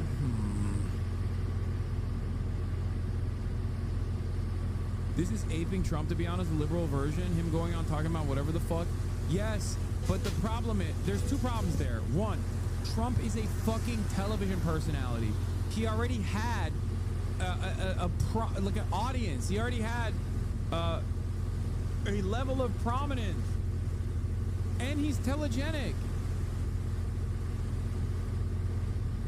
And not only that, but he tapped into the things that he successfully perceived as his base caring about, even if he personally doesn't care about them. You understand? Like, he's so actively, he talks about how he talks about trans people all the time now, right? All the fucking time. If you recall, a couple years prior, even when he was running for president in 2016, he was like pro-trans, openly pro-trans. A couple years ago, when he announced his candidacy, he kept saying, yeah, you guys care about trans people a lot. You care about it more than you care about tax cuts.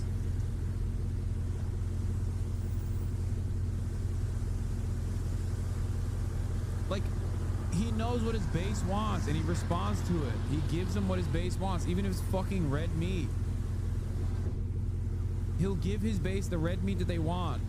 And that creates this cycle where he's both charismatic and telegenic enough, but also simultaneously he's like offering things to his base of support. You cannot create popularity like this. It just doesn't work that way. Okay?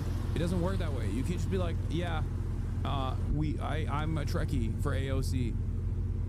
Like, if they did this video, not in this cringe-ass way where, like, it's like a choose-your-fighter style situation, but instead, if they were like, here, I'm going to introduce you to these congresspersons, and we're going to talk about the top 3 policies that they are going to advocate for the rest of their fucking lives, okay, until the cows come home.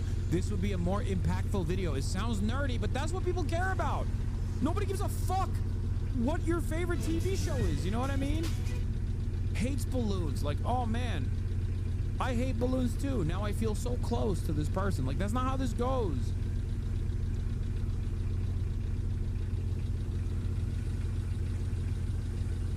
Play the clip, boss. We disavow. What is this? Is this another poop sock? Good afternoon, Senator Tillerson. Okay, well, no, I'm not going to play this again. No one will watch it either? No, you're wrong. Dude, I have 40,000 people in here every fucking day. What are you talking about? Do I talk about, like, the personalities behind the fucking things? Or do I talk about the policies and their impact on your fucking lives? My own personality or my own, parasocial shit comes after. It's secondary to the causes that I advocate for. That's what's most significant. What do you mean? I'm not even a fucking congressperson either. There are living, breathing examples of this, like Bernie Sanders, Claudia Sheinbaum.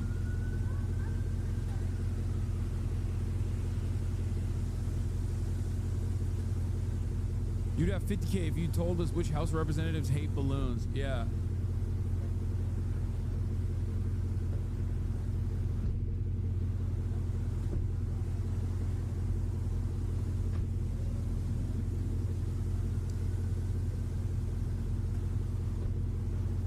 Oy, oy, oy.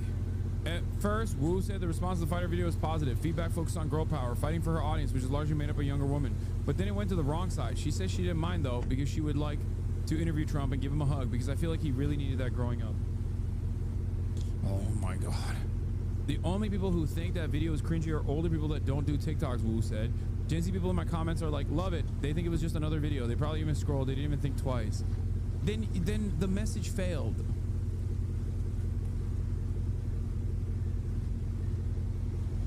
Like, no disrespect to this content creator, okay?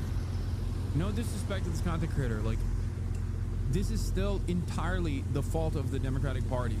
Going to a safe influencer, safe because they don't fully, they're not fully invested in the American political machine and how to win elections and whatnot. It's their cowardice that is causing them to develop results like this one that come across as insanely cringy to people who do care about this shit. Oh my God.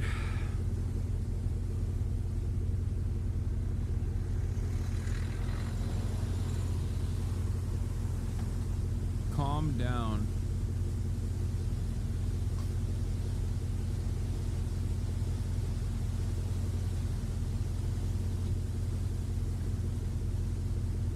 David Graeber on the extreme center. People need to understand that this is why they will never learn the lessons you want from them. They only want to win with neoliberalism. 3 minutes. The kind of politics we have now. Rest in power, David Graeber on the extreme center.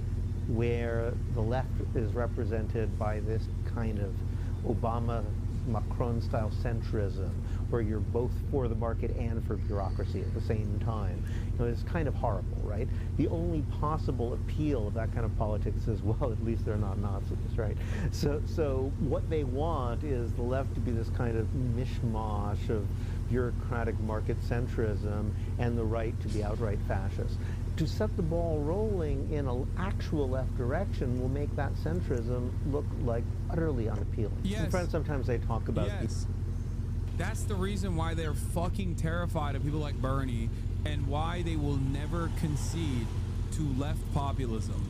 Because left populism, especially when it is done by an earnest communicator with a lifetime of moving the needle in that direction, a lifetime of advocacy, makes someone like Hillary Clinton look like the morally bankrupt, the morally bankrupt parasite that she is.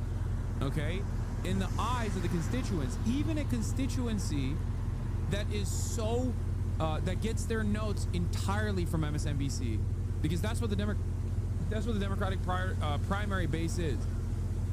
Average people don't go out and vote in the primaries, unfortunately. They don't know that primaries are happening. I know this from fucking door knocking, okay? They just don't know. They don't know that primaries are happening. They don't know that it's important. They like Bernie. They just don't even think about voting in the primaries. In the general, on the other hand, a lot more people come out and vote. Big base in the primaries is just like the MSNBC watchers, the New York Times readers, the people that take their notes from people that tell them this is the most electable candidate, that's why you have to vote for him. They don't have any interest in policy. They just simply want to defeat the Republicans. They're the Democratic Party loyalists, okay? The diehard people. The people that are now yelling at the Democrats, by the way. That's important to understand. And those guys would 100% lend their support to a Bernie figure. They would 100% lend their support to whoever the fucking Democrat is. They are a lock. They are the definitely going to vote for the Democratic Party base of support.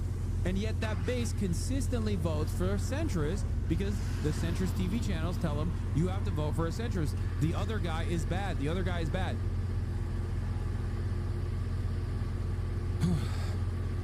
This is at the heart of the problem.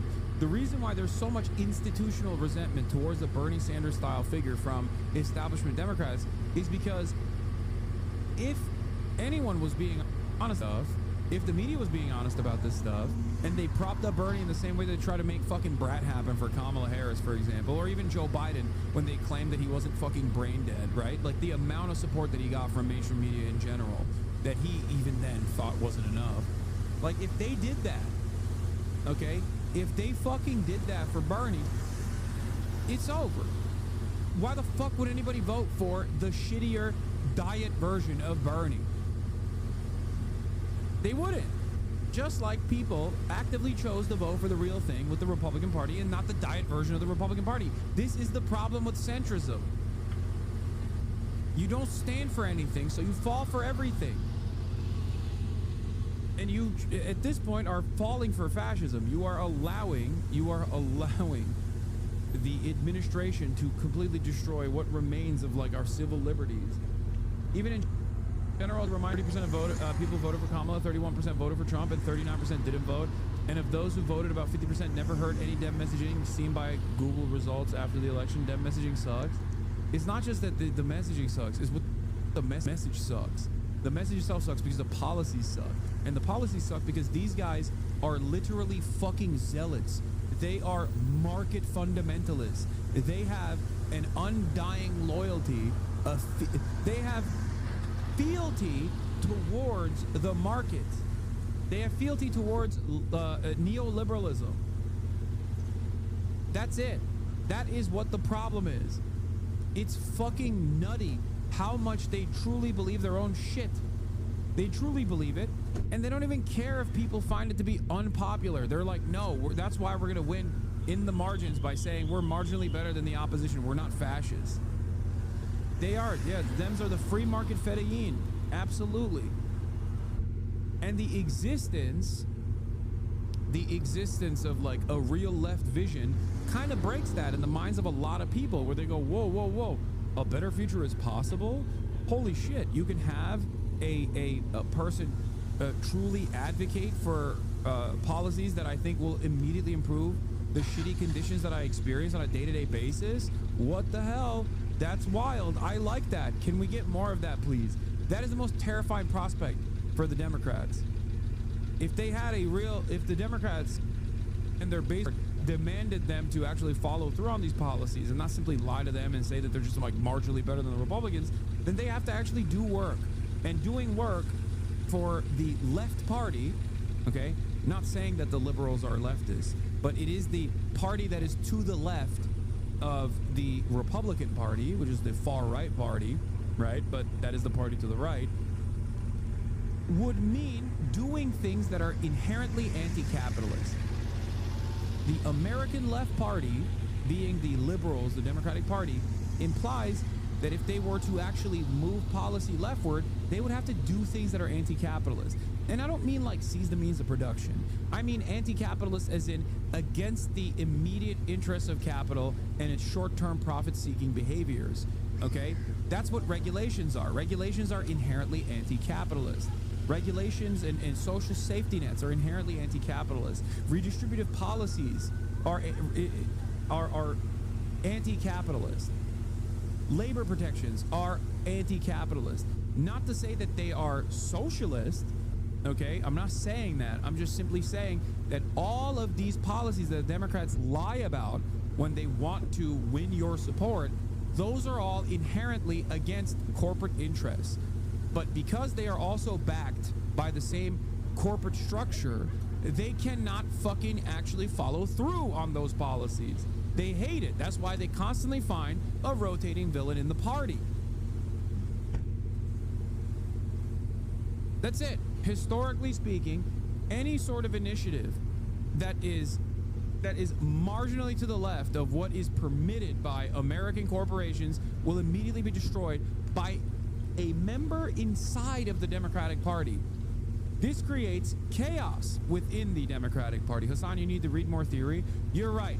Instead of explaining to people the American duopoly, I should be talking about how it is a bourgeois system that benefits the capital owners only, and that is precisely the reason why neither of these two parties in the current duopoly structure that we have are not actually going to defend the interests of the working class. Oh wait, I did do that actually. I just used simpler terms because I'm not a fucking moron. Shut the fuck up.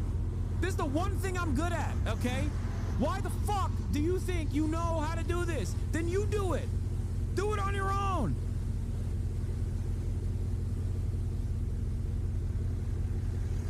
God damn, dude. No, you need to go back to Hegel. You need to explain master-slave dynamics, please. If you can't understand dialectical thought, you can't understand Marxism. Shut the fuck up! Shut up! You fucking nerd! You don't know anything!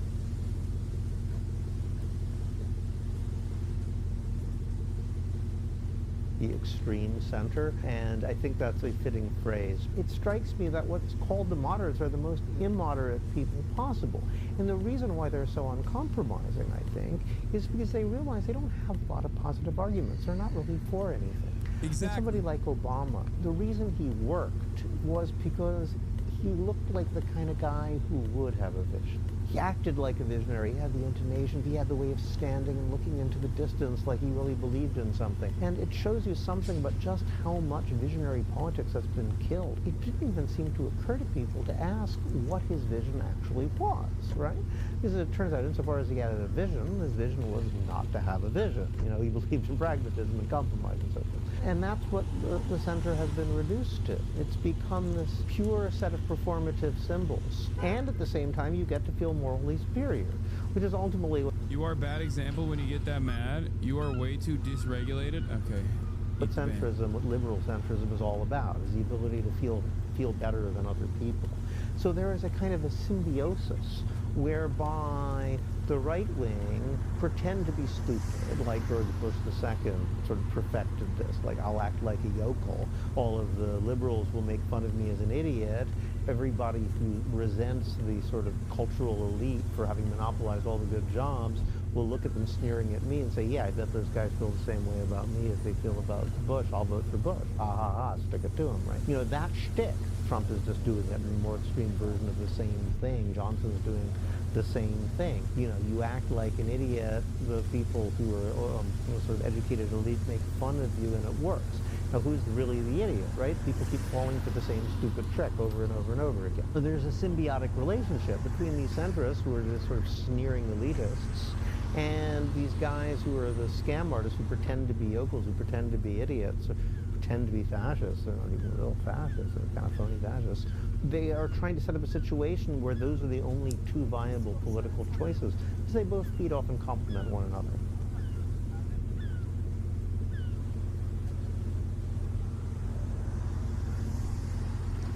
Oh.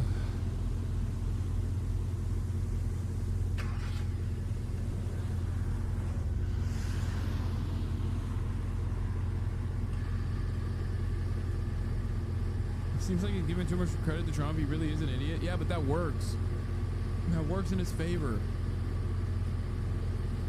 Because the smart version of Trump is J.D. Vance. Look at his favorabilities. He sucks.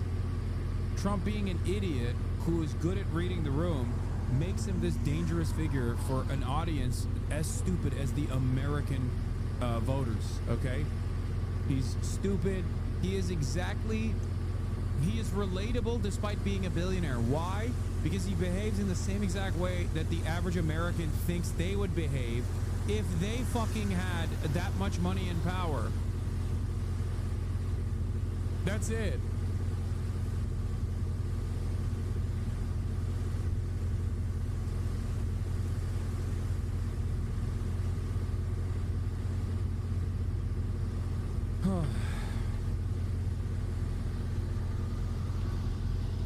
In any case, this is where we're at. A Democratic content creator and strategist, Olivia Giuliano, saw a shift in Minority Leader Hakeem Jeffries' approach after he met with a small group of content creators at the DNC in August. Jeffries sat next to Giuliano during the conversation and took detailed notes as he grilled the group, which also included high-profile political influencers Jack Schlossberg and Carlos Eduardo Espina about what's driving the conversation online. What concerns? They didn't ask me to fucking be a part of this conversation. I wonder why.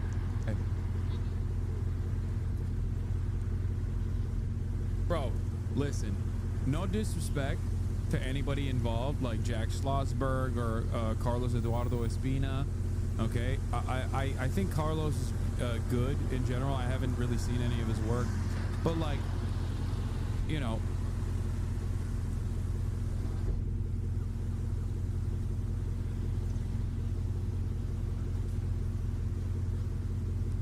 maybe you should listen to a broad, more diverse set of ideas. Okay. He has since upped his engagement on various platforms and made recent appearances. Oh my god. Oh my god. Here in the office, just finished up a telephone town hall meeting. I can't even look at this. Oh my god, it's so bad. Senator Chuck Schumer slams Trump and Elon Musk in my interview with him. John Fazza, the Gen Z analyst, said that while there's certainly a place for the sort of entrenched Democratic and aligned activists, the ecosystem needs to be broader to include creators who are typically not talking about politics and might not be aligned with one party or another. She praised the inclusion of more of some non-political creators in this joint session. So here's the thing. Okay? Here's the thing. I agree. It's not just about immediately political content creators that, like, it's not the Daily Wires of the world that have created this robust right ecosystem. It's actually the Theo Vaughns and the Joe Rogans, even though Joe Rogan is now firmly in the right, and the Nelk boys, even though they're now also firmly in the right. Like, when they first started and they were gaining prominence, the Barstools of the world, these places were not a part of the Republican media machine. They were not. Harry Sisson, no disrespect, okay, is a part of the DNC machine in the eyes of the audience. That level, like, at any sort of access, giving any sort of access to Harry in that regard, it is basically the same cycle and the same audience that you are captivating. You're not organically building a movement. Okay? There needs to be cross-pollination across apolitical places and apolitical spaces.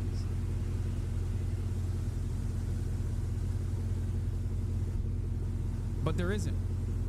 There is none of that. This one Mason posted of you is better than the entire last 12 months of press from Dems combined. Yeah, this is like...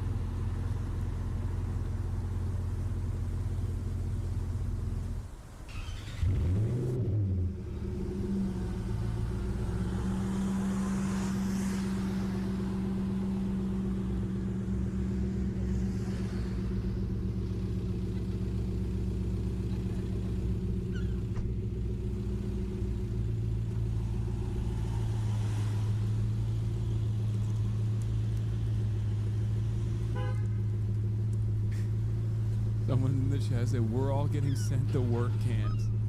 I mean, I'll be honest, it's probably better than rewatching this video. You know what I mean? Fuck it. Perhaps getting sent to work camps at gunpoint is not worse than having to relive that experience over and over again. Yeah, here is an example of someone. Here's an example of someone doing it. Comentarios como este, y como este, y también este comentario.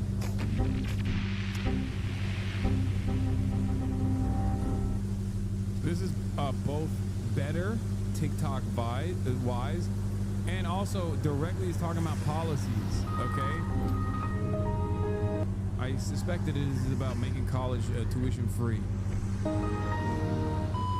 A todas las y los jóvenes y los universitarios y las universitarias, recuerden que estamos trabajando para ustedes durante muchos años, muchísimos años, prácticamente 36 años. No se construyeron universidades. Snappy Apples 5, thank you for the 10 gifted subs.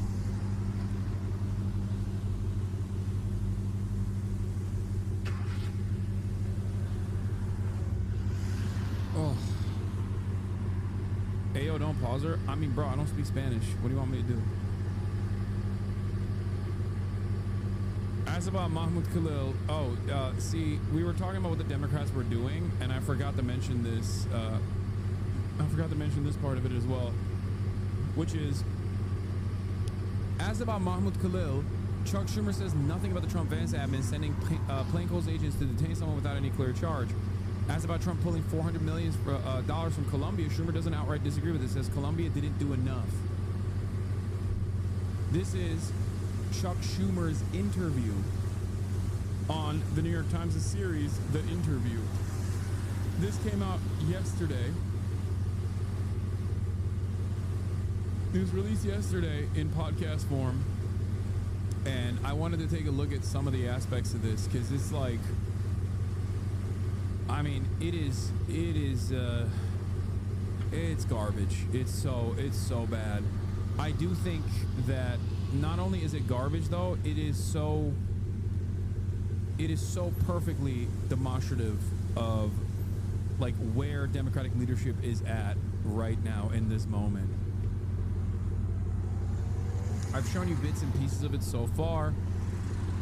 Obviously, Chuck Schumer calling Gaza a genocide is anti-Semitic because it makes Israel look bad. Reporter, that's what the UN report calls it. Schumer, the UN is anti-Semitic. I wish I was lying. That's literally what happened here. And it is vicious of the opponents to call this genocide. Criticize it for sure. Say Israel went too far for sure. And you know what it does? It increases anti-Semitism because they're making Israel and the Jewish people look like monsters, which they are not. I will say, it is a word that the UN Special Committee has used. Please, the UN has been anti-Israel, anti-Semitically against Israel. Chuck Schumer saying, as one of the most prominent Jewish opposition leaders in the United States of America against Trump's growing fascist movement, coming out and being like, the UN has been anti-Israel and anti-Semitically against Israel, is literally tying Judaism falsely to the actions of Israel. You're fucking doing it. There's no hope. There's no way to save these motherfuckers, bro. It's over. The New York Times is one of the most popular publications in the world and the paper of record. Here's Noah Sampson talking about manufacturing consent for the genocide. United States. It's also run cover for Israel's genocide of Palestinians in Gaza. It's done this with things like laundering atrocity propaganda, passively framing Israel's war crimes, deliberately avoiding the use of crucial descriptive words like genocide, and more. Today, we're going to get a small taste of that by reading through one of their beautiful pieces of journalism, an article published on March 15th titled, Israel Keeps Up Attacks in Gaza Despite Truce. Now already you may notice a bit of a problem with the headline. There's a truce, they say, but Israel is also conducting attacks in Gaza. Yeah, that was amazing. Guardian wrote that as well. Ceasefire on shaky grounds as Palestinians exist and Israelis keep bombing them. Well, that's not a ceasefire then. It seems like Israel is violating said ceasefire. And it seems like you're defending Israel's violation of said ceasefire.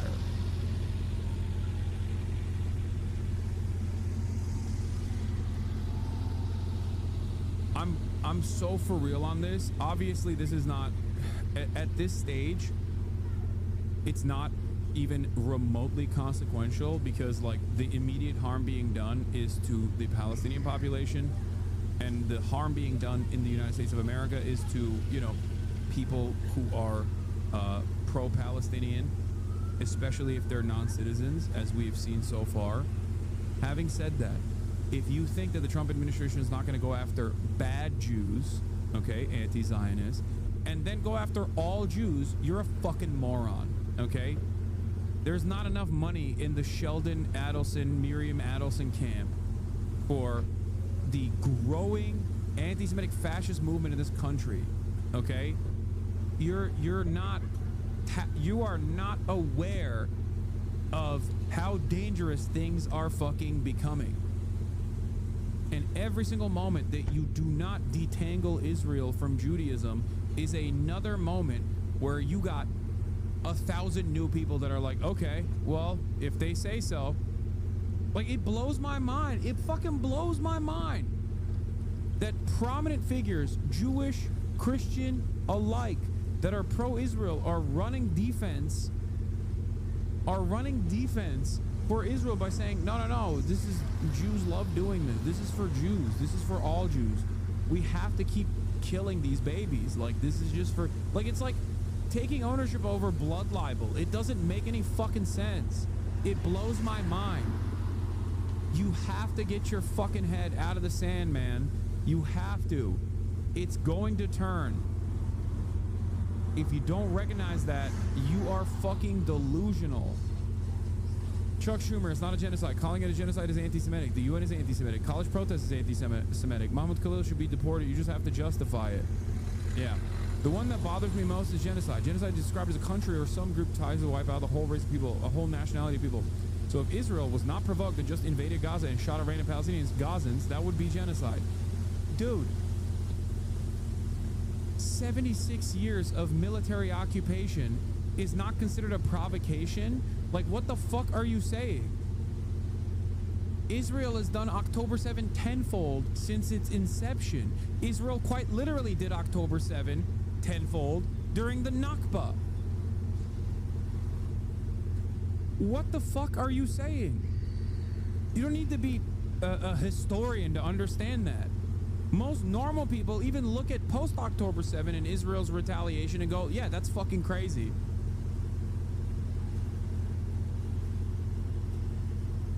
Where does it benefit him lying about this, assuming he knows exactly what he's doing? What do you mean? He believes it. Chuck Schumer is a fucking pro-Israel congressperson. He is like unimaginably pro-Israel. That's it. That's literally it. He like truly thinks that these Arab dogs deserve to be fucking ritualistically humiliated and systematically oppressed by an apartheid regime. That's it. It's denial.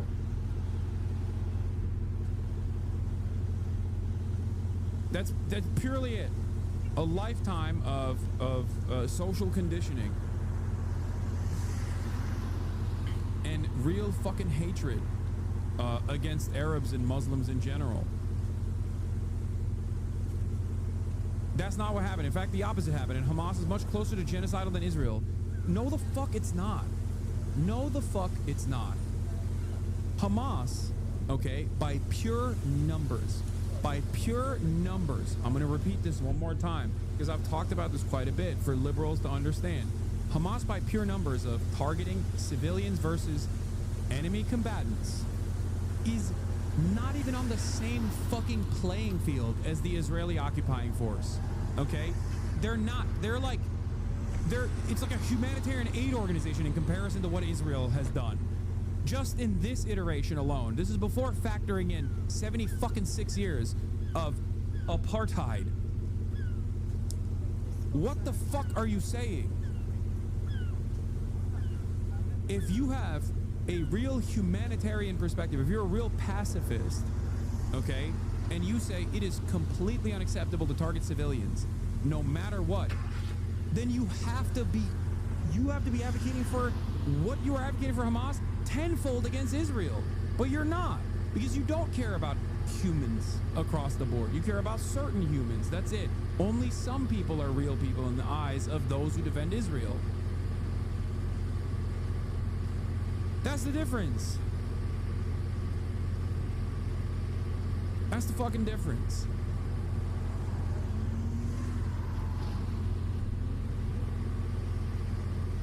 And having said that, that is if Hamas and Israel were operating on the same playing field of morality.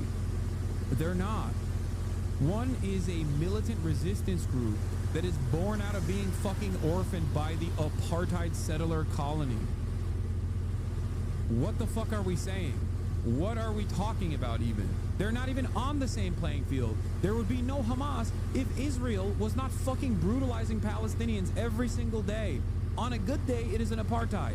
Apartheid needs constant militarization, constant violence to uphold an apartheid. That's how you do it. There's no other way to do it. You can't just like do a tickle party and maintain an apartheid. It doesn't work that way.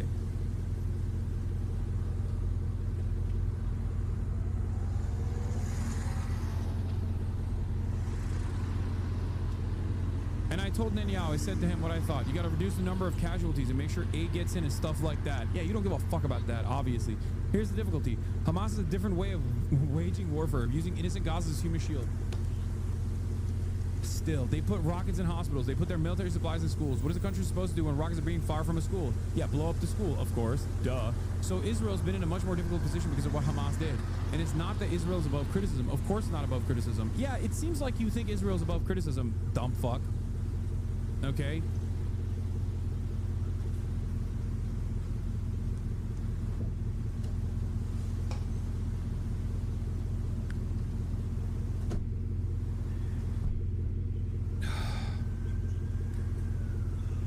But Hamas, I'm sorry, it matters so much to me. I feel so deeply about it. No one blames Hamas. I mean, the news reports every day for a while show Palestinians being hurt and killed. I see the pictures of a little Palestinian boy without a leg, or one that sticks in my head. There's this little girl, like 11, 12, crying because her parents were both killed. I ache for that. No, you don't.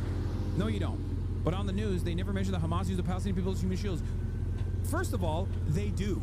Okay? It's a fucking lie, and the monsters in mainstream media still do it. Okay? It's our bombs that you gladly fucking send over to Israel, knowing full well that it's going to laser a child that actually kills that child's family. You're a fucking animal. God, I do, to a certain degree, respect when people who are pro-Israel at least try to handle the matter in an honest fashion. I appreciate and welcome people like Chuck Schumer and people like John Fetterman at the very least being honest about their fucking brutality. Okay? Being like, oh, you don't understand. It's just like there's human shields. We gotta fucking kill some of these children, man. It is what it is. But we gotta limit the number of children you're killing. Come on, Israel. I say it all the time. Yeah, but it's also, at the end of the day, still Hamas's fault. Huh. It's Hamas. Hamas's existence justifies genocide. How did Hamas came to be? Oh, don't ask that question. You're being kind of anti-Semitic for asking that question. Because everything that Israel does, it does for Judaism, of course. How the fuck do you expect people to not be anti-Semitic when you do this all the fucking time? Of course, people who already operate with nascent anti-Semitism just kind of out there unchecked are going to look at this and be like, all right, well, I guess fucking you're right. I guess this is for Judaism. Here it is. Chuck Schumer, he's Jewish, the leader of the Democratic Party, agreeing with Donald Trump on a lot of this stuff.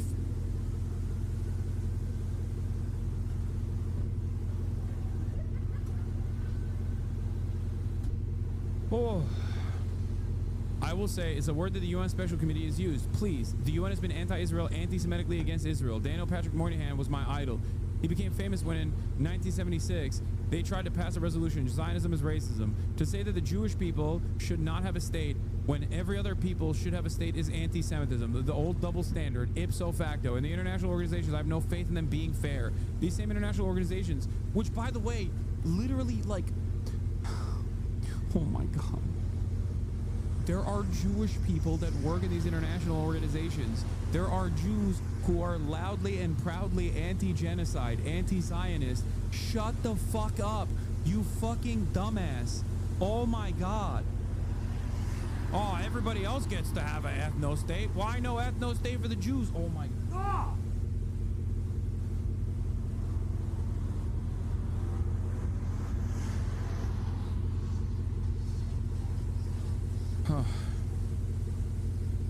These same international organizations, when horrible things go on in Darfur or China or wherever, they look the other way. No, they don't.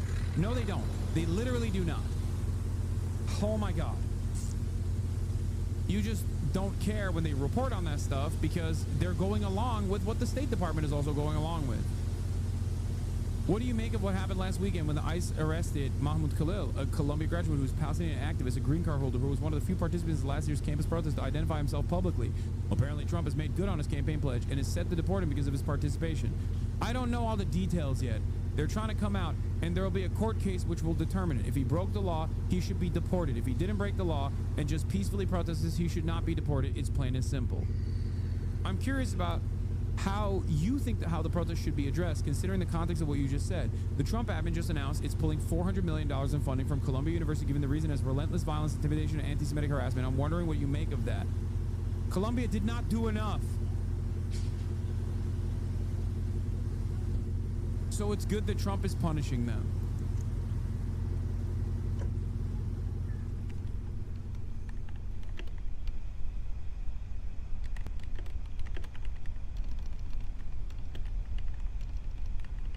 International law is anti-Semitic. UN is anti-Semitic. Trump's actions of taking away $400 million in grants from Columbia is kind of on Columbia because they didn't actually follow through on they shit that they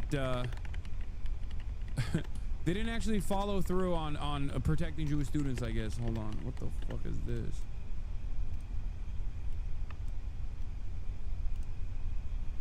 And believe me, I criticize them. And believe me, I believe in free speech. No, you don't. I believe in right to protest. No, you don't. As you read in my book. Fuck your part of my the Vietnam War.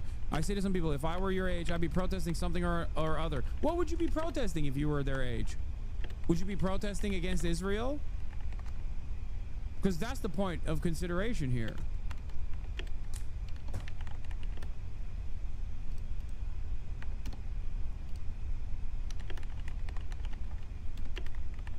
Yeah, the irony, of course, by the way, the Columbia student leader who was fired is Grant Minor, who is fucking Jewish. The leader of the UAW student group last week being expelled from Columbia for protesting the U.S.-backed genocide in Gaza, not a peep about this in the fucking news, by the way, is Jewish. Grant Minor is Jewish, okay? But that kind of goes along, that kind of breaks the fucking mainstream narrative, so they can't even fucking say that. As president of SW Columbia, Student Workers of Columbia, Columbia Student Workers Union, I was also fired from my job. The Trump administration is pushing the narrative. Here's the real story. Thousands of students across the country have been exercising our First Amendment rights to oppose genocide. Standing against genocide is not just a moral imperative, it's an act of anti-racism and solidarity. Columbia's response, expulsions, suspensions, and retaliation. The real Donald Trump administration claims the student movement for Palestine is anti-Semitic and violent. They sent the DOJ to crack down on universities, kidnap Mahmoud Khalil and other students, and they're trying to silence us with fear. I'm Jewish, I work in Jewish studies, and I am not alone in opposing the ongoing genocide. The Jewish people know what genocide is. That's why so many of us, alongside people of all backgrounds, are standing up against what is happening in Palestine.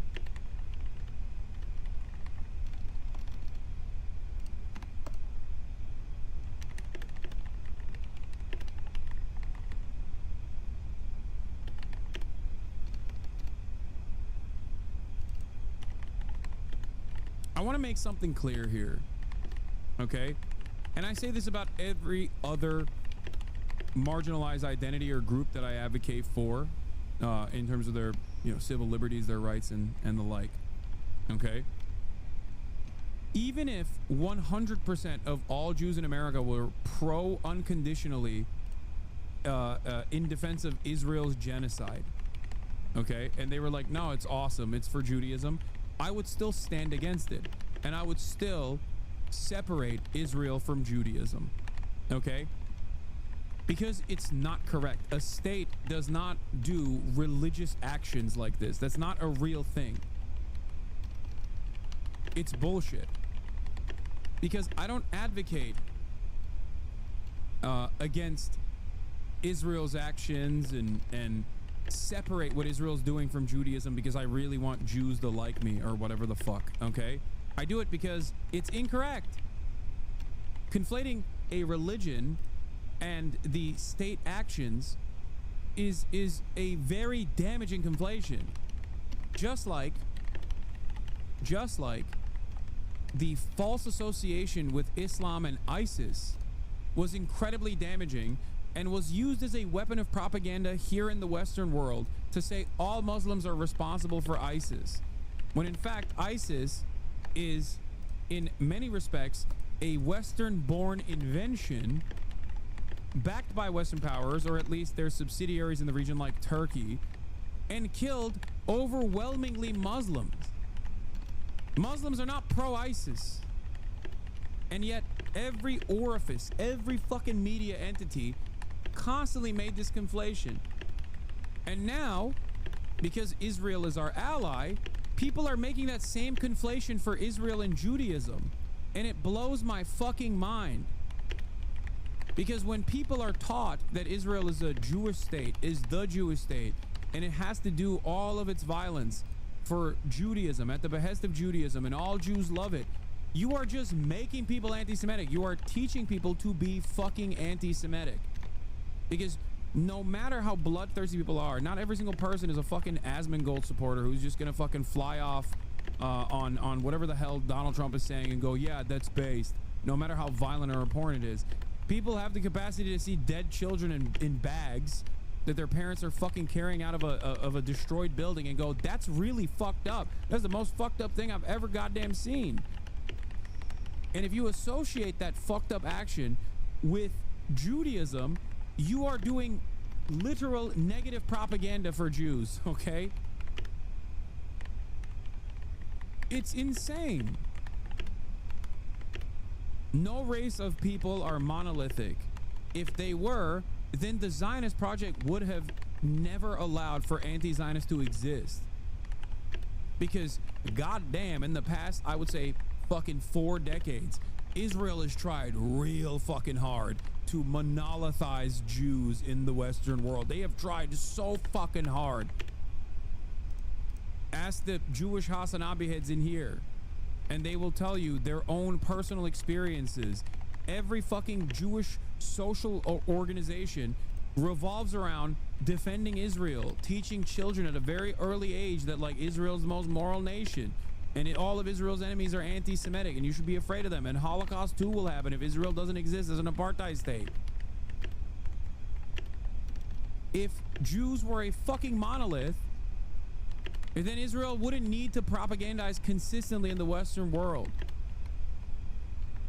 Israel wouldn't actively try to change Judaism into a, for secular Jews especially, into like this Zionist interpretation, an interpretation that entirely revolves around the settler colonial project of Israel existing on top of Palestinian corpses, by the way. No group of people, no ethnic group of people, or no religion is a fucking monolith.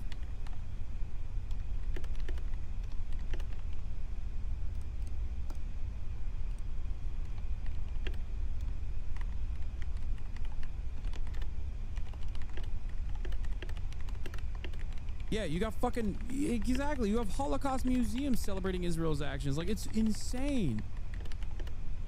Oh.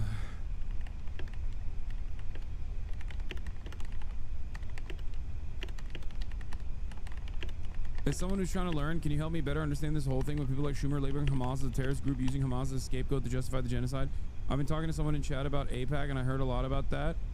AIPAC is the American Israeli Political Action Committee.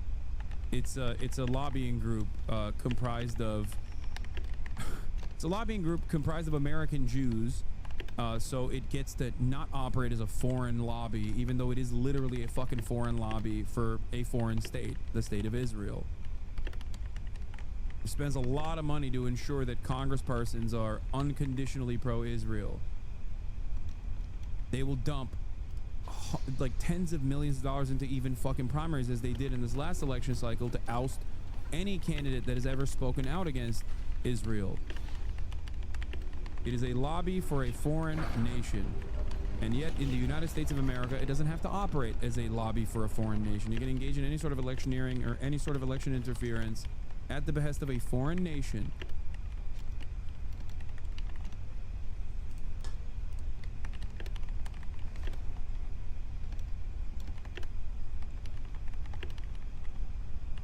So America doesn't control Israel? No, America does at the end of the day control Israel.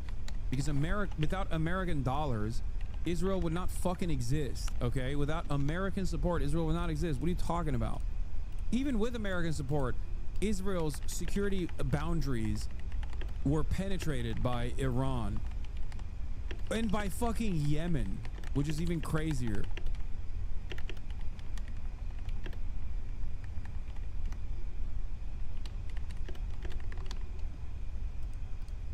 Israel is a very important vestige of American empire, and before that, British Empire too. That's what its inception was.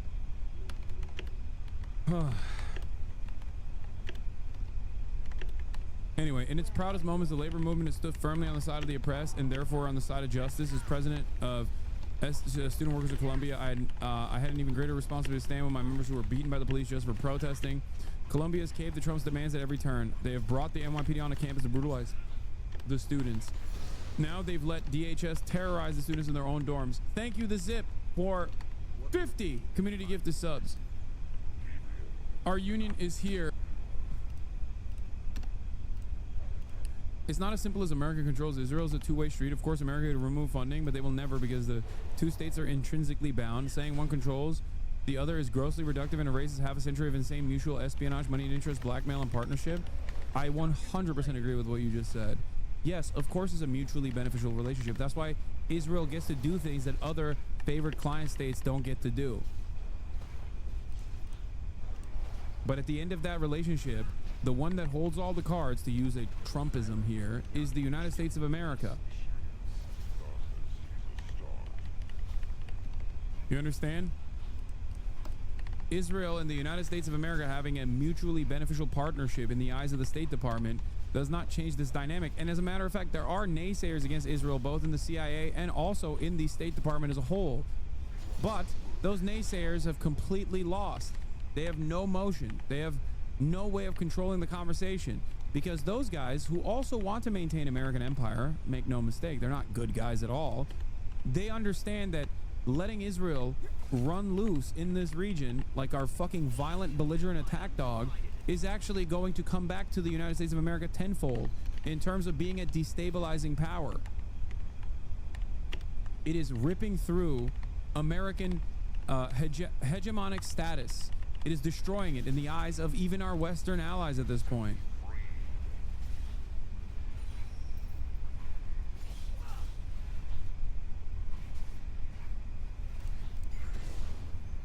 Everyone can see it, especially because it's happening in the backdrop of Russia's invasion of Ukraine. Hello, I'm the United States. And I'm Israel. With you behind me, I can do whatever I want. Well, I want you. Take me. No, this is wrong. We both have the same father, Satan. I don't care. Oh, God. Oh, God. Oh, Judeo-Christian false God. Hello.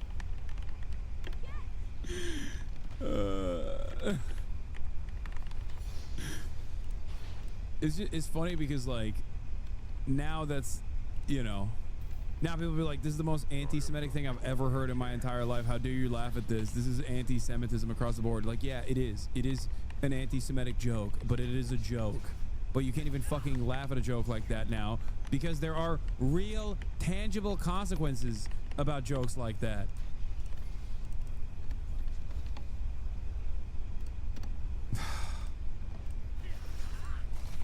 Yeah, Seth is Jewish. I know. Yeah, he is. Now he's gonna be departed. Deported, not departed, sorry.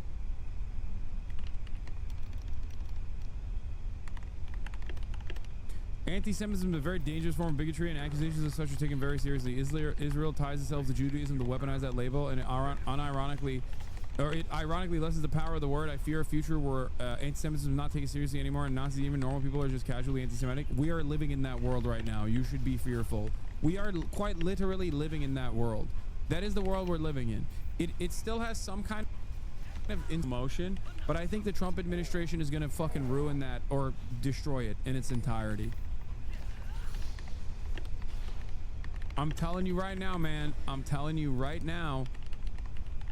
The very fact that like you're sounding kind of dumb today, bro. Get some rest. Thanks, man.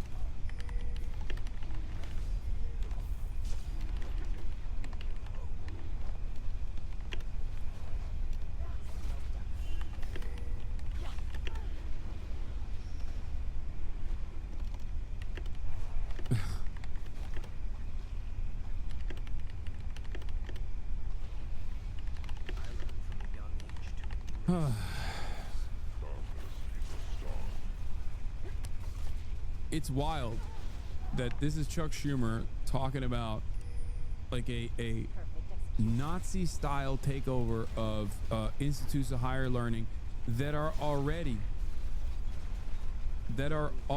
completely pro-Israel to begin with, like with very limited criticisms of Israel that is already allowed, right? Like, it's not anti-Semitism that people are afraid of at these institutions. It's anti-Israel sentiment. They are more afraid of that than anti-Semitism. That much is clear, because even in Colombia, in and of itself, a great example of this is the fucking neo-Nazi protester was captured on camera saying Jews will not replace us, was allowed to fucking graduate from Colombia. They actually put him on remote learning because he was in danger for his own safety. After all of that, they revoked the diplomas of fucking students for the crime of protesting against Israel. The same institution that allows Nazis to come and speak on campus. The same institution that literally allowed a Nazi to fucking go and get his diploma after being caught at Charlottesville. It's not the first time that Colombia has done this. They did this to anti-fascist, anti-Nazi protesters in the 30s as well, for the record.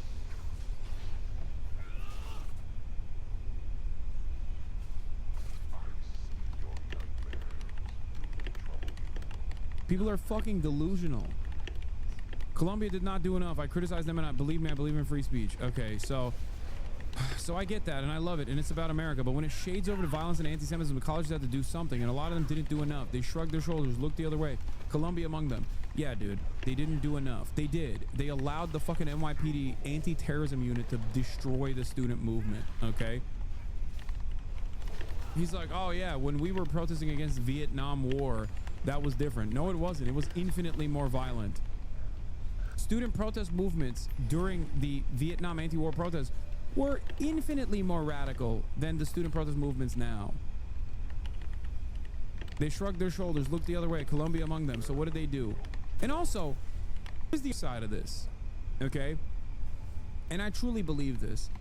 There's a reason why I say all this stuff and people consider it to be radical. Some people work actively, tirelessly to make it seem like I'm saying some really insane, really radical things. I'm an Islamist fundamentalist, yada, yada, yada. I'm a terrorist, right?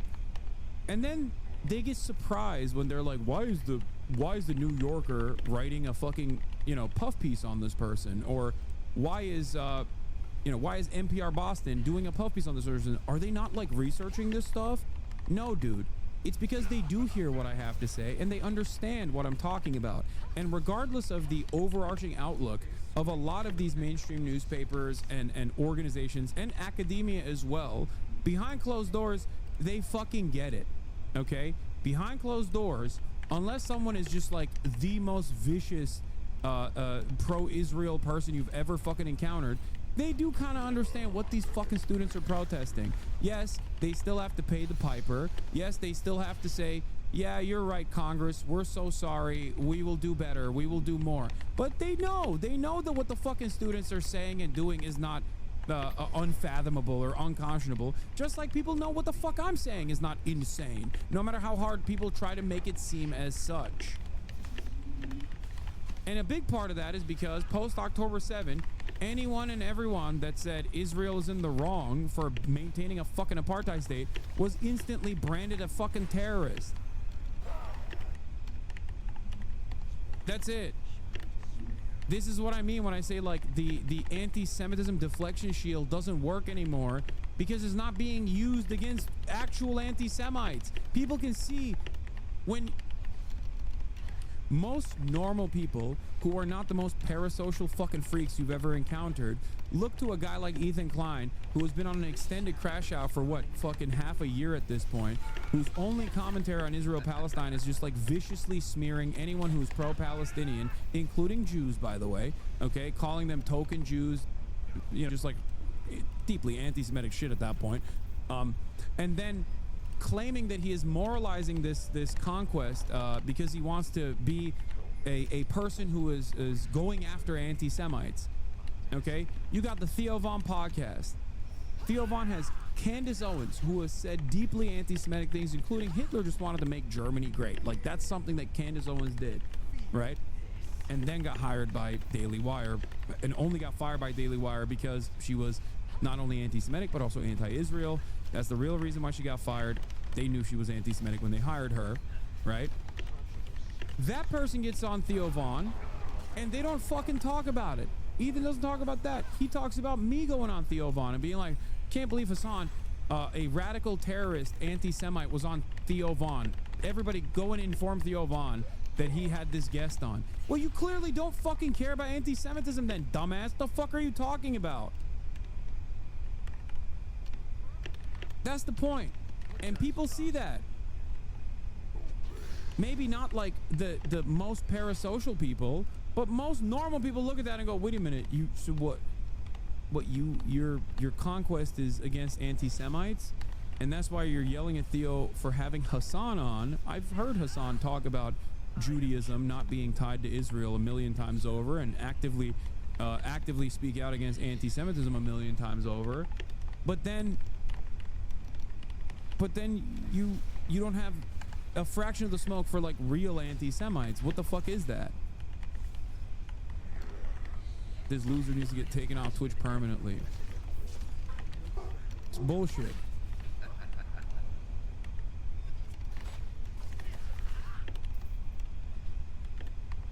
Doesn't get to do that on Yokbashe. Alright. Now on that note, let's get to Noah Sampson, manufacturing consent for genocide. Is there TOS on here? Gaza. So is there a truce or is there not one? If there is a truce, the correct word to use in regards to Israel's conduct is violates. Israel violates the truce by attacking Gaza. An attack on Gaza is a violation of the ceasefire. Any of those would do, anything other than what is written here. Israeli forces killed at... I LARPed as someone who was on the fence about hating you, and if you are anti-Semitic and do just link shit that just wasn't anti-Semitic at all. At least 9 Palestinians in Gaza in strikes on Saturday, according to the Gaza Health Ministry. The latest in a string of Israeli attacks on the enclave that have kept up despite a roughly 2-month-old truce with Hamas. Okay, wait, so not only did Israel violate the ceasefire, but in doing so, they killed 9 people. Why is this mass killing event being downgraded to simply an attack in the headline? A non-ceasefire violating attack at that? Since the ceasefire went into effect in mid-January, the military has conducted constant strikes in Gaza. Israel has accused militants of threatening its forces by laying explosive devices, flying drones, or by approaching where Israeli troops are deployed. Hamas has claimed those attacks have killed more than 150 people since the truce took effect, at least some of them civilians. And it has... I think if Israel, instead of Israel, our favorite colonial state was instead Liberia, we'd be talking about anti-black racism and not anti-Semitism. Is the fact that the government is using anti-Semitism as a weapon against leftists that makes it topical? What? The only Jews in the U.S. are in danger are the ones outwardly supporting Palestine law. Anti-Semitism is an outmoded perspective that fuels Jewish exceptionalism. What? But there is no proven material basis for that threat. In fact, this new fascism is explicitly Zionist. It's a discrimination based on ideology, not Jewish ethnicity. I mean, this person is not incorrect. Yes, the only Jews straightforwardly that are under attack in the United States right now, like the ones that are directly under fire are anti-Zionist Jews. Those are the ones who are getting arrested. We just showed you Grant Minor, the fucking leader of the student movement, who just got fired by Columbia. He's Jewish.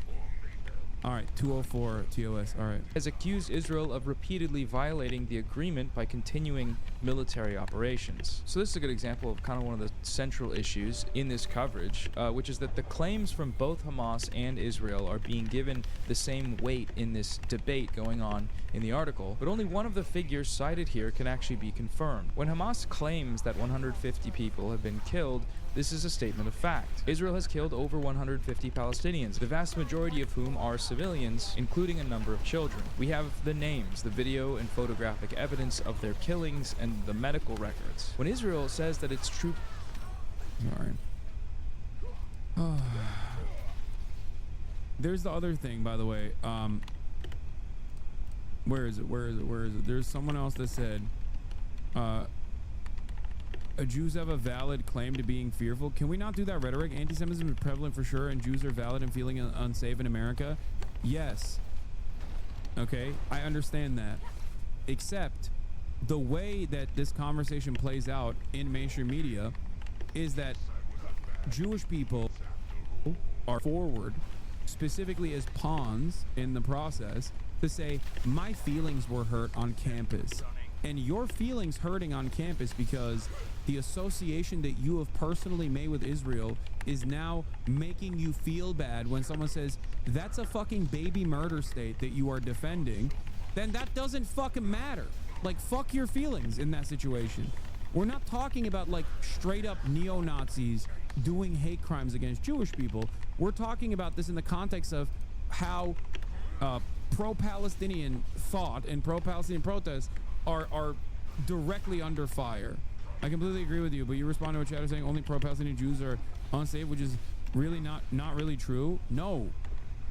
The overwhelming majority of Jewish people that are directly under fire from organizations, from like actual institutions, if not damn near entirety, are anti-Zionist Jews. If we're talking about individualized violence, like the Jews that are being targeted by the state are not fucking pro-Israeli Jews. The Jews that are being targeted by the state are anti-Zionist Jews. That is a directly anti-Semitic incident, an anti-Semitic process that should terrify everyone.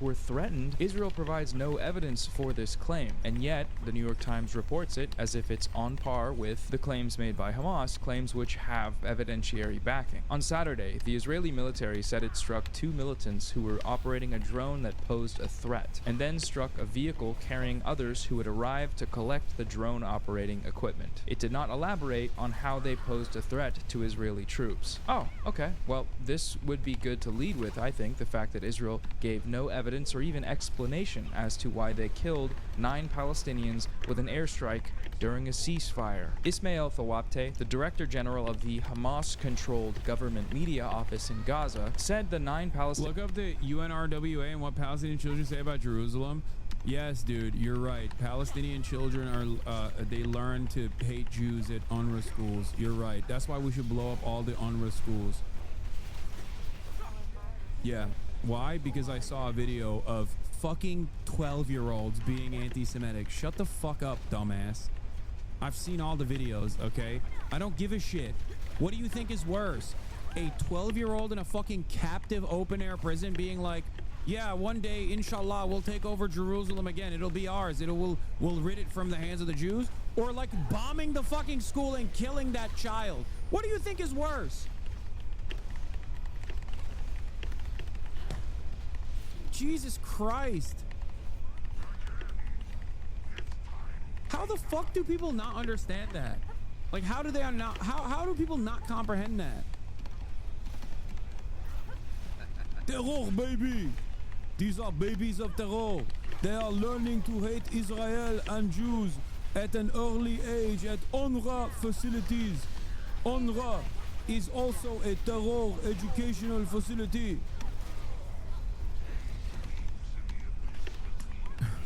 We must blow them up. They're not even arguing there's no genocide, just saying they deserved it. Exactly.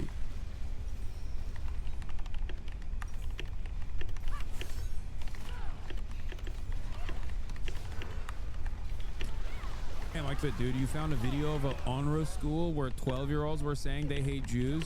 We should kill all the Palestinians then. My bad. I had not seen that one video. Now you know the videos I have seen of schools? Yeah, I've seen the schools being blown up with my taxpayer-funded munitions. Okay? I think that is unconscionable. Significantly worse.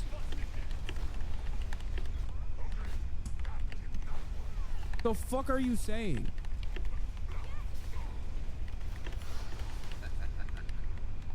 There's a very obvious reason why Palestinians learn to hate Israel, okay, and then associate Israel with Judaism, because the fucking Star of David is on the flag that's dropping a bomb on their school. The fuck do you mean? If your only interaction is a military that brands itself as the Jewish military that does everything at the behest of Judaism, falsely conflating Judaism with the actions of Israel, of course you're gonna be like, yeah, I don't know, it seems like these guys fucking aren't the fans of me, and I kind of hate them. That's why it's always funny when whenever people are bringing up like, oh, these babies, these terror babies, they have copy of Mein Kampf annotated. Look, we found this copy of Mein Kampf in a baby's crib. It's like, dude, you think a fucking 14-year-old Palestinian needs to read some random fucking German dipshit to learn about his hatred of Jewish people? Or do you think it literally comes from Israel saying, we're doing this for Judaism, we're killing you because of Judaism? Here's a fucking Star of David that we carved on the side of the face of a Palestinian captive. Here's a Star of David that we carved on the side of a fucking school, a former school that is now just rubble. The fuck? Here, we're putting up a menorah in the middle of fucking Gaza as we're doing a genocide. Where the fuck do you think they learned this behavior from? Dumbass. Like, how would you do? What would you do?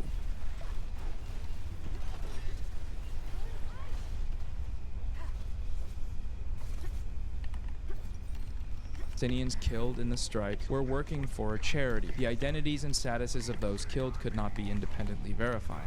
So when Palestinians report evidence, the New York Times makes sure to designate their... Why is this case not made in reverse? Are we going to pretend that Israel doesn't radicalize people? No, of course, I talk about that all the time. Everything Israel does is fucking projection.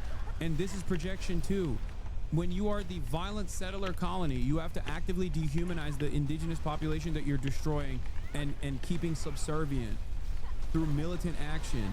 And that is actually what's going on. Israel is the party that fucking constantly has to teach its children to hate the Palestinians, because if they didn't, if they were honest about their treatment of Palestinians, then young generations of Israelis would be like, what the fuck are we doing? What the fuck are we doing? What is this shit? That's it. Of course, it's projection. It's pure projection. It's the state that has power that has to actively propagandize so that its citizens don't fucking rise up and say, what the hell are we doing? This is like insane levels of violence. Yeah, here, who do you think is actively fucking dehumanizing Palestinians? Some Purim costumes from the Instagram story of photographer Alex Farfouri. That's a literal fucking baby. Dressed up as Hamas baby for Purim. Another pager-themed Purim costume, because what's funnier than one of the biggest and most sadistic terror attacks in history?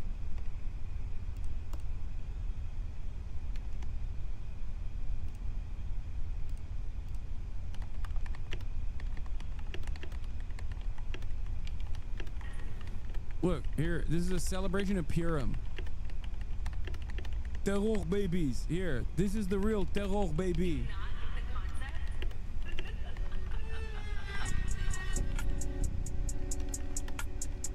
חג פורים אמנם יחל רק בעוד כחודש, אבל רומי ונועה כבר יודעות למה הם התחפשו השנה. למה החלטתם להתחפש לסיירת גולני וסיירת גבעתי? בעיקרון, כל מה שהם עושים בחיים עכשיו זה להגן עלינו ולשמור עלינו. אז צריך ככה להראות את הגאווה של העם שלנו. גם אחותי עכשיו בעזה, בגבעתי, ואני רוצה שהיא תראה. זה חלום שלכם להיות אולי יום אחד חיילות קרביות? ברור. ברור. של כל אחד. לשמור על המולדת שלנו. שמירה על המולדת היא תמה מרכזית בתחפושות פורים 2025. אני חייל טקטי, ורציתי את זה כי קודם כל זה תחפושת ממש ממש יפה. כאילו אני שומר על המדינה, ממש להרגיש את זה. אני שוטרת, אני בהפגנות, ברגע שהכל יהיה מסודר וזה, עוזרת למשפחות ולמפונים. אני חושבת שזה חשוב כי אנחנו בכל זאת עדיין במלחמה, וזה תפקידים שעוזרים לנו ומגנים עלינו. זה זכות להגן על המדינה. זה זכות, זה פרס. באמת רואים עלייה בביקושים, אתה יודע, בעקבות זה שהילדים בבית, ורואים שאבא הולך למילואים, ואח במילואים, אז הביקוש בא מלמטה. גם בפורים בשנה שעברה, ישראל הייתה במצב מלחמה. ועדיין נדמה כי בפורים הנוכחי, המציאות טיפה אופטימית יותר. אולי גם לנוכח חזרת החטופים. אני חושבת ששנה שעברה היינו קצת יותר בשוק, אז אנחנו צריכים גם להפגין קצת אושר ושמחה. אני בטוחה שזה יעלה לכל חייל את החיוך על הפנים שהוא יראה אותנו ככה. עכשיו שחוזרים החטופים, אתה חושב שזה באמת סוף סוף מחזיר את עם ישראל לשמחה גדולה? לא, כי לא כולם חזרו עוד, ויש עוד את מי להחזיר, וזה לא ייגמר עד שהחטוף האחרון חוזר. בבאר שבע, מעצבת האופנה ספיר חלמיש טורחת על תחפושת שמשלבת אלמנטים שונים ומגוונים שקשורים במלחמה ובחטופים. מה שאתם רואים פה זה בעצם תחפושת של טייס. פה יש את הסמל של החטופים ואת הכיתוב להחזיר אותם הביתה. פה יש לנו את החרב של חרבות ברזל, שזה בעצם השם של המלחמה. הכתר זה הנובה. מה שאתם רואים פה בעצם זה העצים שהיו שם במסיבה, והדיסקית של השבויים שלנו. Dude, I'm sorry. Dude. It's so bad. It's so fucking bad.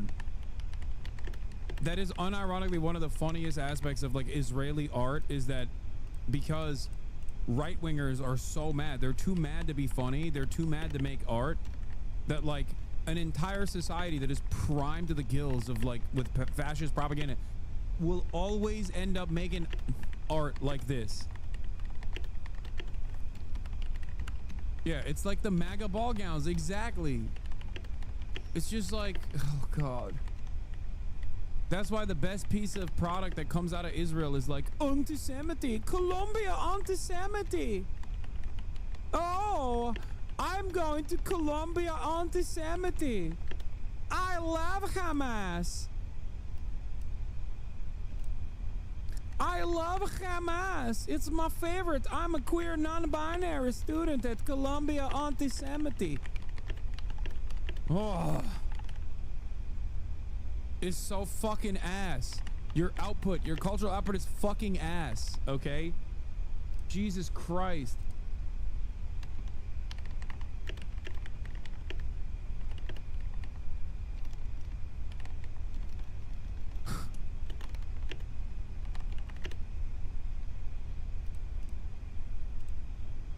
Truly cursed shit. Yeah, here. 3 million views.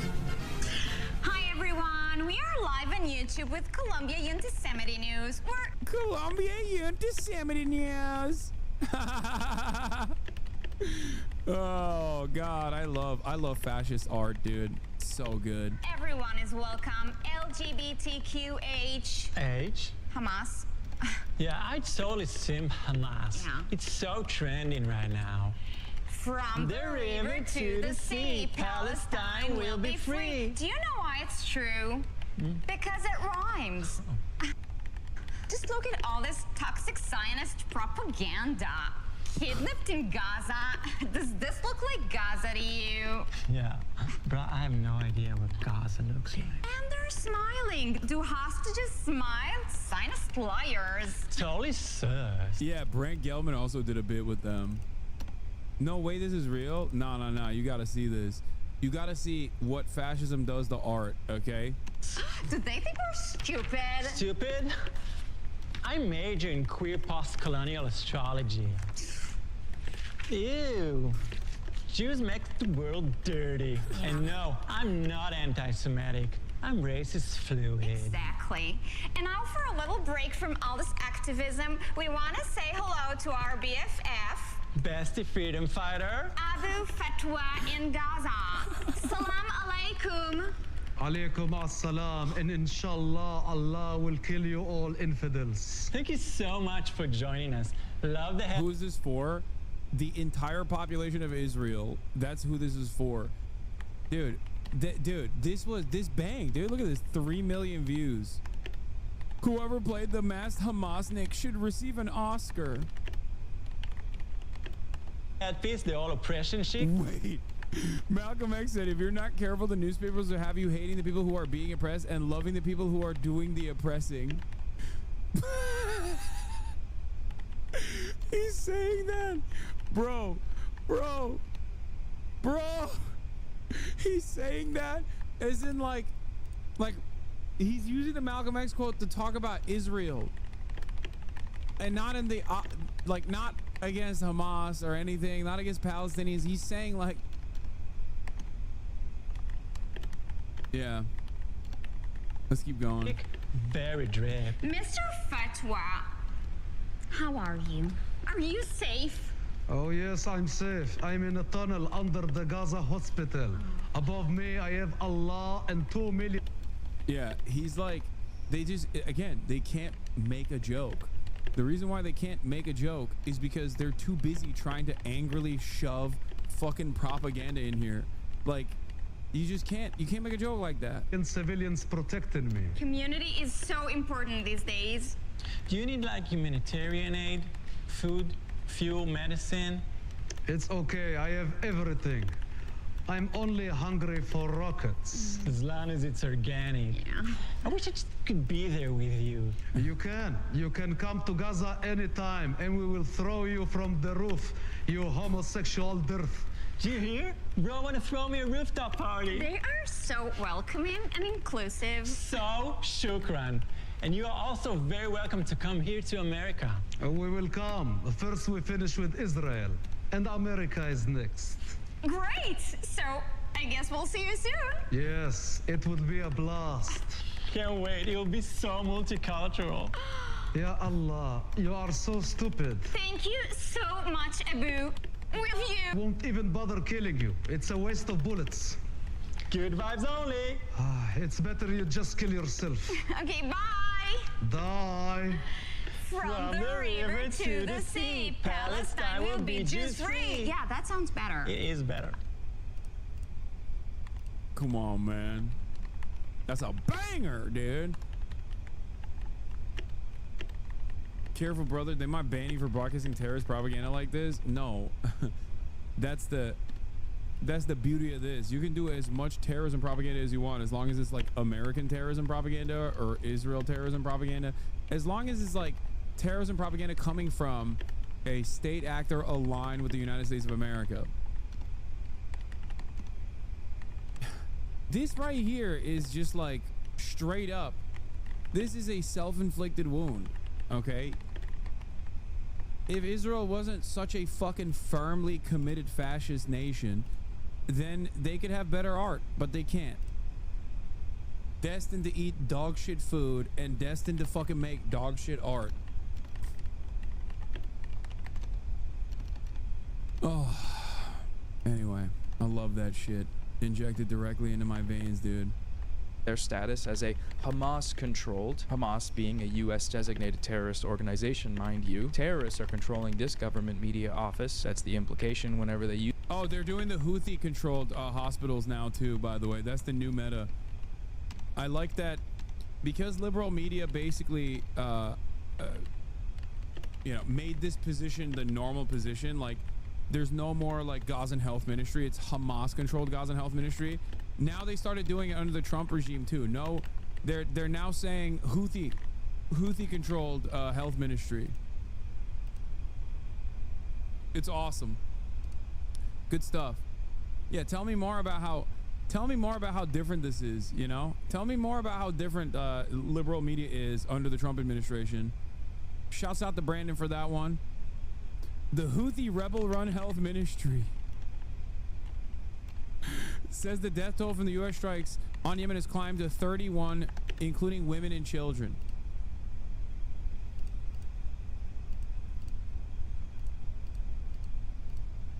Fantastic.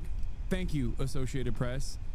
Doing a great job at journalism in a pivotal time when fascism is basically destroying this country as well. Use this label, and that nothing can be verified independently. The IDF is of course absent from the US list of terrorist organizations despite its many terrorist actions. That's because the US makes the list, and the US and Israel are the good guys according to the US and Israel. So that takes care of that double standard there, but the independent verification on their claims goes unmentioned. Interesting. The Israeli military said earlier on Saturday that here's Felix's take to this. Replies are all people going, you're reporting the Houthi-run ministry's claims? This is why I fucking hate you, as if they didn't phrase it in that way just to discredit them without making any specific charges. A level below threatening to kill an actor who plays a bad guy. I hate Professor Snape. I hate him. He's a bad guy. I hate that guy. If I catch him in the wild, I'll show him what. Alan Rickman, also based pro-Palestinian advocate, for the record. What is this? Yemeni military. The U.S. aircraft carrier Harry Truman has fled after being targeted by missiles from the Yemeni army, retreating 1,300 kilometers away from Yemen. This makes it difficult for it to launch a new aggression against Yemen. Lord Superb, would that be on 1970s Soviet-era missiles that have shorter range than an average firework you can buy from a toy shop? Your fucking country would not exist if it ever dared to stand up against the United States of America. Okay? You have nothing, Lord Superb. Get the fuck out of this conversation. See yourself out of this conversation. You personally engaged in one of the funniest acts of economic self-sabotage because you saw one too many Polish people at the pub. Shut the fuck up. An island filled to the brim with the dumbest people I've ever seen in my entire life. Fired by our third-gen era MiG-29 jets that were first made in the 1970s. Ooh, scary. Scary. What do you have? You got nothing. It makes it infinitely worse when you spell it out like this, that like the American government and Operation Prosperity Guardian last time around failed spectacularly in spite of the diminished resources that the Yemeni government had. Okay? Yeah, happy St. Patrick's Day, by the way.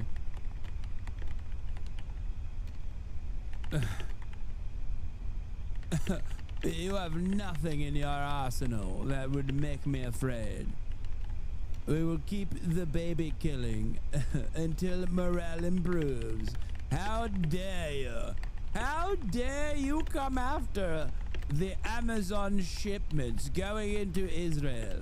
They too deserve to eat jellied eels, just like I do.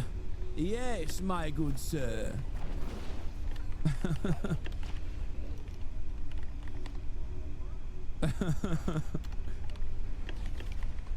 I assure you, the British Navy has the most advanced aircraft carrier in the universe. We just don't have F-35s in it.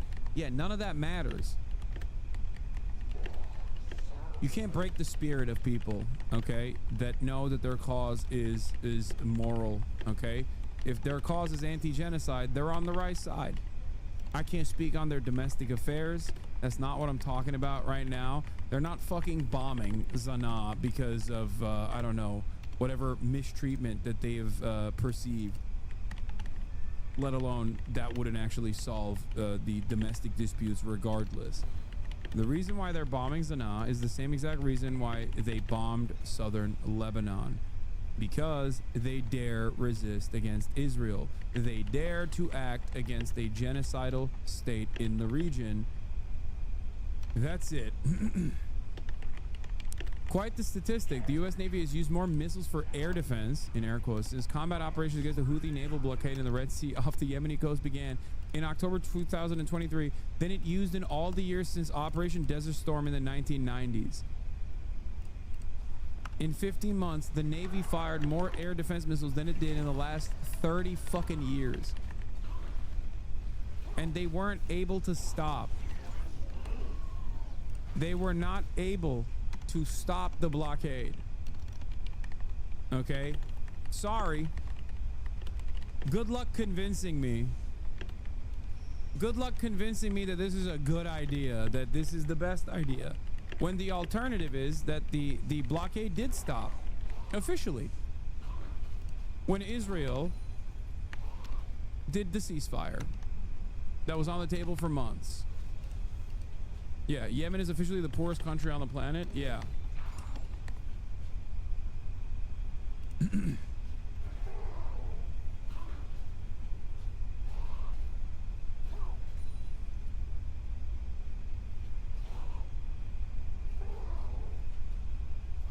These develop hydrogen fuel cell drones. These go 1,000 miles. Very impressive. Okay, they didn't personally develop it. I'm fairly certain the New York Times article said they got it from China. Which, hey.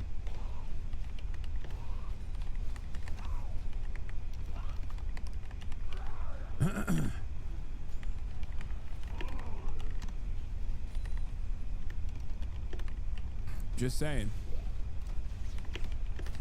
What is the sound peaking for the noise gate? My mom is using the blender.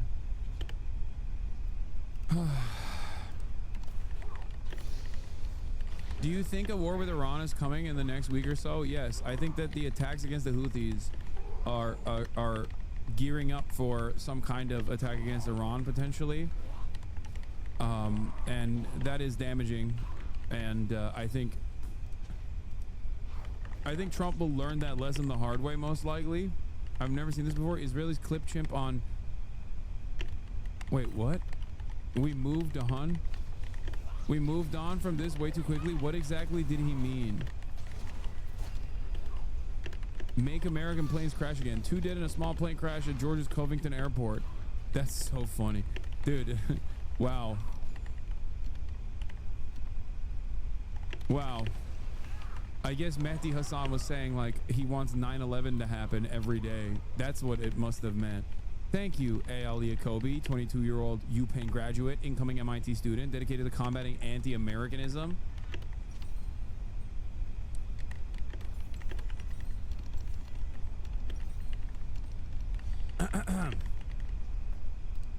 Thank you for combating anti-Americanism. You're doing the dang thing. That it had struck 3 militants in central Gaza who were... Don't you think war against Iran could be good for Trump? Are you insane? Here's how this plays out. Donald Trump, the peaceful dove president, decides to go to war with Iran, okay, which is a nation state that is sovereign, all right? It's been outside of the American sphere of influence and been victim to sanctions for quite a while, but that has created a hardened shell outside of Iran in order to survive in spite of those sanctions, with a network of collaborators both in the region and also internationally that are also outside of the sphere of American influence. This country has its own weapons programs. This country has its own standing military that are obviously also much better equipped in handling combat, right? Donald Trump goes in and starts bombing Iranian targets alongside the coalition forces in Israel, probably some British people too. They're all around the area, right? Iran's retaliation, depending on the severity of escalation from the allied forces in this regard, the real axis of evil here, Israel, America, England, and the like, is going to not be to, I don't know, activate sleeper cells in America or whatever. They're just going to take it directly to fucking Saudi Arabia. America's ally in the region. Saudi Arabia, the economic engine that fuels the world, quite literally, not just figuratively, but also quite literally. What are they going to do in that process? That's right, they're going to fucking blow up the oil refineries. And that's all it takes. Then the market obviously nosedives after that. All of a sudden, there's a major oil shock. It's basically worse than the Nixon oil embargo. It's literally worse.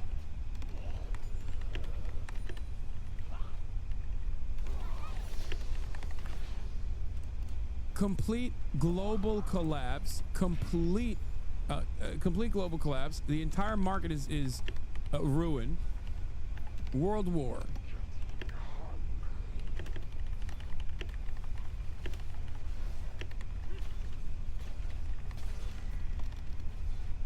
The problem is, I think Trump literally is stupid enough to do it and not foresee the inevitable results.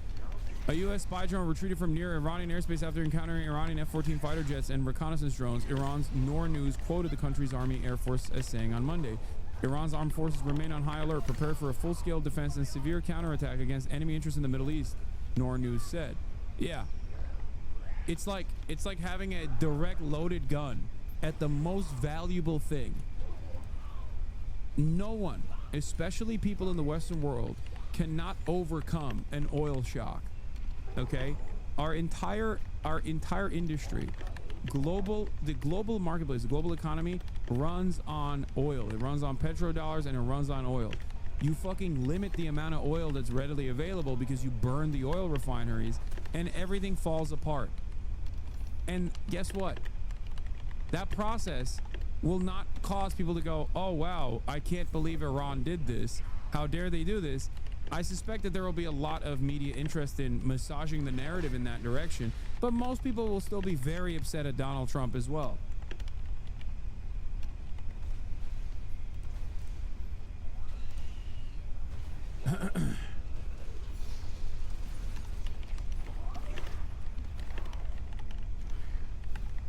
He who can destroy a thing has the real control of it. Paul Atreides or some guy in the IRGC.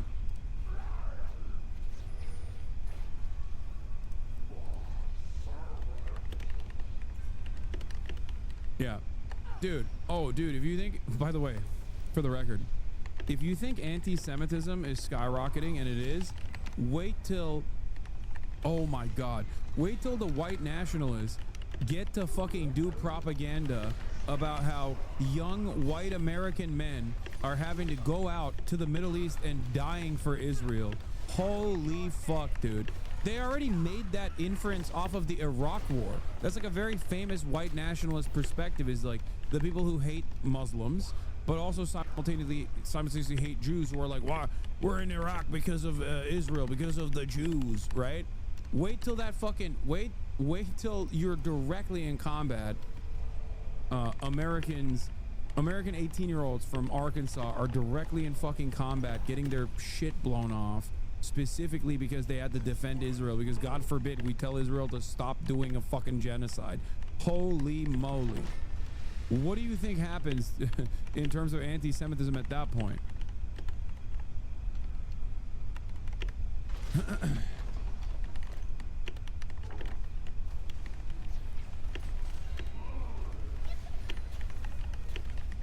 The front page of Vatani Emrouz, a major conservative leading Iranian paper, features the headline, Nuclear Year, alongside an image of a nuclear explosion. The headline comes as U.S. President Donald Trump issued a warning to Iran on social media, accusing Tehran of orchestrating recent attacks by Yemen's Ansar Allah.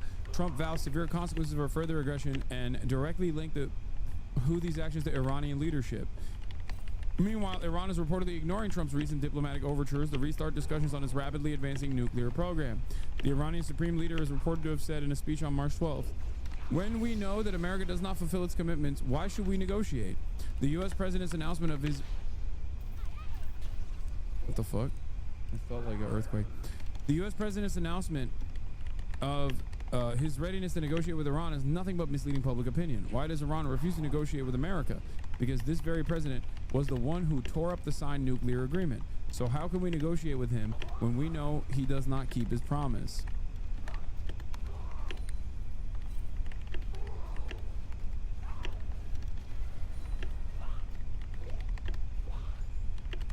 Anyway.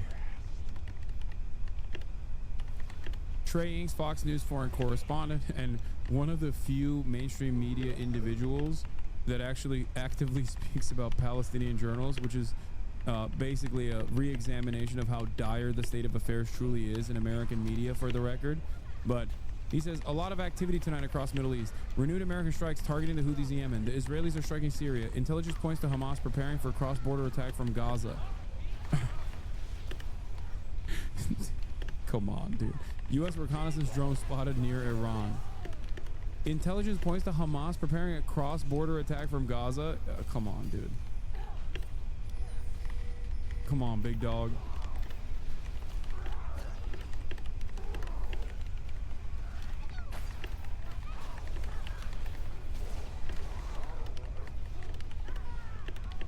They shut down the Strait of Hormuz before hitting any refineries. They sick their attack dogs in Israel at the same time as, and the West would get stretched thin trying to respond to both of those things. There's a reason every war game simulation spells out loss for the U.S. versus Iran. Yeah. I'm just saying that is like their quote unquote nuclear option without actually having nukes. You don't think Hamas will start back up because Israel is dishonoring the agreement? I don't think that Hamas will fucking will do another October 7th style military operation, but who knows? But I doubt it. Start back up as in like start killing Israeli military members that are inside of Gaza? Yes, of course. The fuck?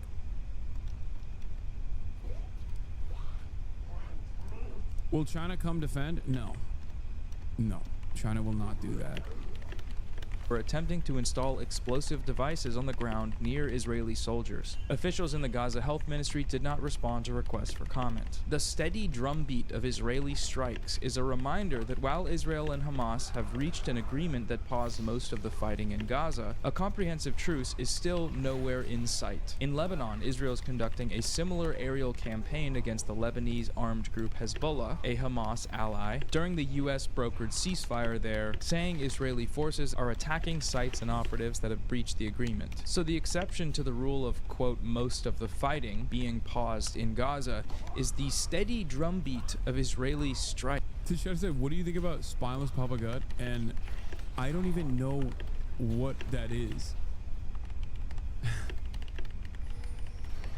What the fuck? Why is the steady drumbeat of Israeli strikes not the focus of this article? What a poetic way to describe something that must certainly be in violation of a ceasefire, right? Steady drumbeat. The war in Gaza began after Hamas's deadly October 7th attack on southern Israel, which killed about 1,200 people, mostly civilians, according to Israel's government. About 250 others were taken back to Gaza as hostages. The New York Times, as most Western outlets do, choose to start the clock on this war on October 7th of 2023. Did anything happen before that that could have led to the conditions that may have led to such an attack? Or any other options explored, perhaps even non-violent ones, by the people who undertook it to alleviate said conditions? What happened in the preceding 70 years? Was there a brutal occupation and a repeated campaigns of ethnic cleansing, a medieval siege controlling everything that goes in and out of the Gaza Strip, repeated high-tech massacres of innocent civilians in Gaza, massacres Israel itself refers to as mowing the lawn? Is any of that relevant?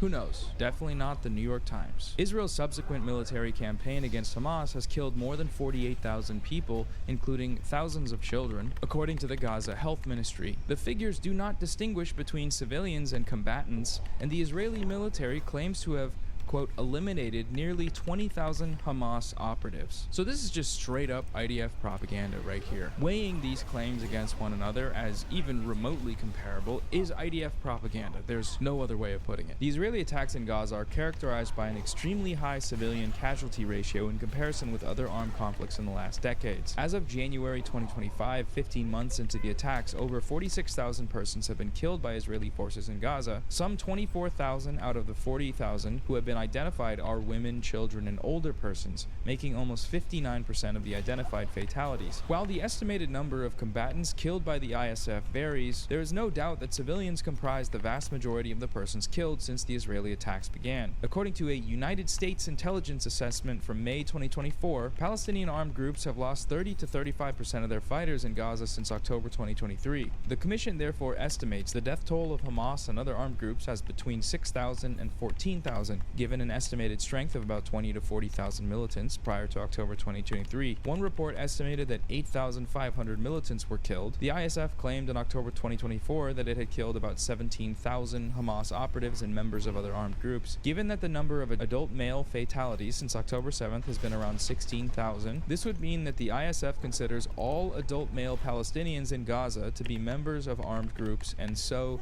legitimate targets. So even if the total number of male deaths were 16,000, 4,000 less than what the New York Times is so graciously quoting the IDF as saying, that still means that there are no innocent men in Gaza. The IDF has repeatedly egregiously lied about the ratios of combatants to civilians killed. The evidence we do have, far from being the most moral army in the world, it's like the least moral army in the world by a long shot, the army that committed and is currently committing genocide. That's another thing that goes completely unmentioned in this article, is the whole genocide thing. Who cares about that though? That's just a bunch of independent human rights organizations. The only credible sources on the matter are the IDF, I guess. There's certainly no conflict of interest there in citing them. Israeli leaders say they will not end the war against Hamas until they topple the group's rule in Gaza and the territory no longer poses a threat to Israel. Hamas has shown some willingness to give up civilian governance in Gaza, but has drawn a red line on disbanding its battalions of armed fighters. How rude of them to refuse to disband their military capabilities. It's not like that's some recognized right under international law for an occupied group of people.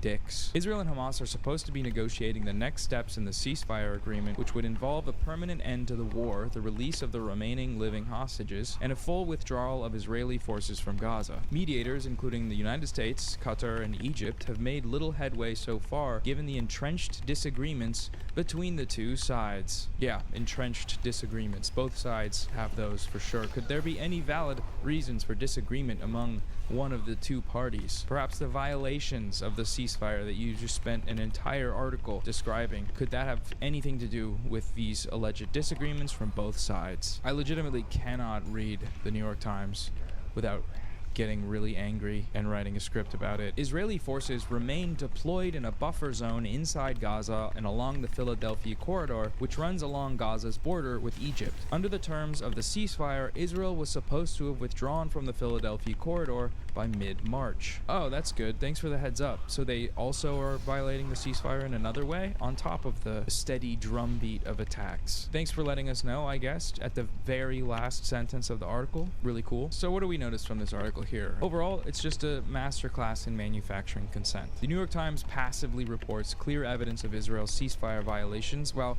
weighing them against Israel's unverifiable defenses with long histories of fabrication and falsehood. The New York Times offers a disgustingly passive and vague recounting of the numbers, names, and circumstances surrounding the Palestinian deaths. The death toll of over 150 Palestinians includes many children, such as Amhad Abed, a 7-year-old Palestinian boy that was killed just days ago. Crucially, though, the article makes no mention of Israel's complete blockage on humanitarian aid from entering Gaza. On March 15th, the day that this article was published, Israel had completely blocked any entry of humanitarian aid into Gaza. Can you post a link to this video, please? Chat, what do we say? Look up.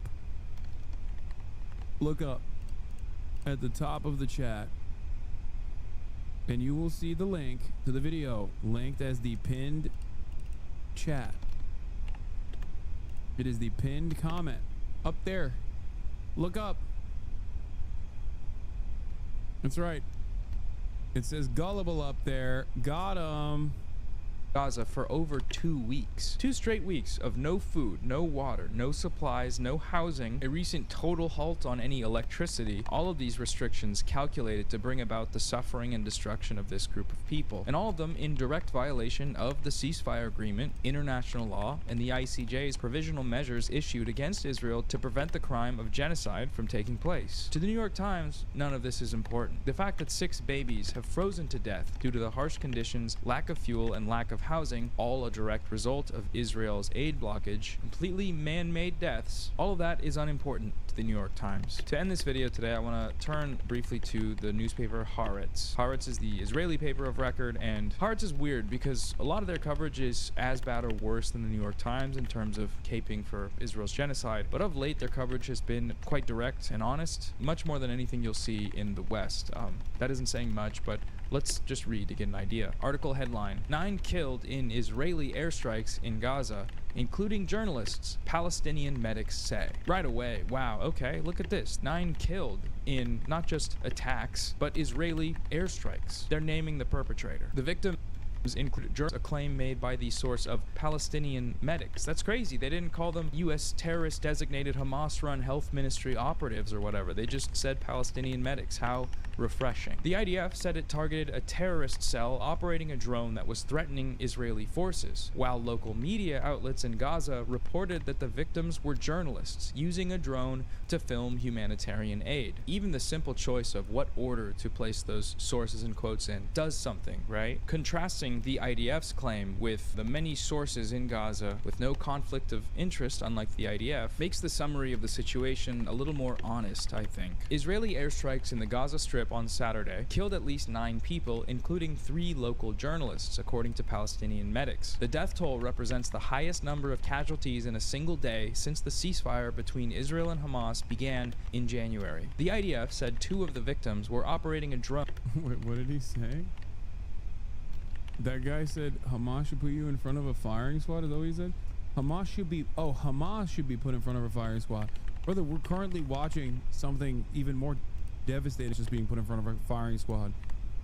Like, all Palestinians are Hamas, and they're all getting fucking blown to bits, including the journalist that Noah just mentioned.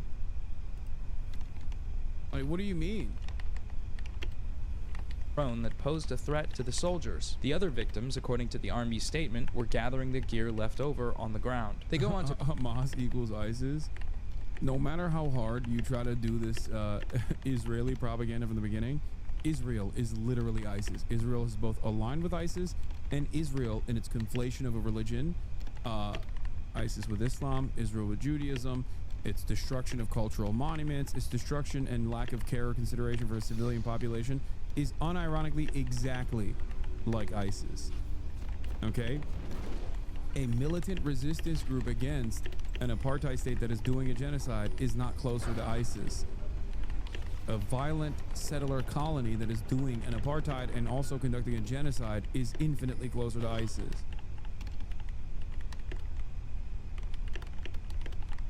But yeah, keep doing this. I'm sure people will believe you eventually. So much propaganda here. USA, so much propaganda here. USA attacked Yemen again. Stage 1 is over and there's no agreement on stage 2. Facts. Womp womp. Whom you shield? Well, Jewish students that you called inbreds were attacked on campus, so. Jewish students that are called inbreds. It is pretty funny that these guys just like live in a fantasy world. I've never called Jewish students inbreds or Jews inbreds in general. I call the KKK inbred in the same way that I call the Jewish KKK, violent, rabid, right-wing, ultra-nationalist settlers, inbred. Okay? That's it. You can perhaps lying about this and saying that I claim that all Jews are inbred will make you feel better. You know what I mean? Oh, this is the same guy from that. Did you see the Asman Gold response? Why you always talk about Asman? Yeah, Hamas has literally fought ISIS. Israel, on the other hand, has not. Israel has actually apologized for accidentally striking ISIS soldiers and has offered them logistical support and also medical support. You can look this up. You can find this information if you would like to. But hey, as is the case, I will always use a bottom of the barrel troll to educate the masses.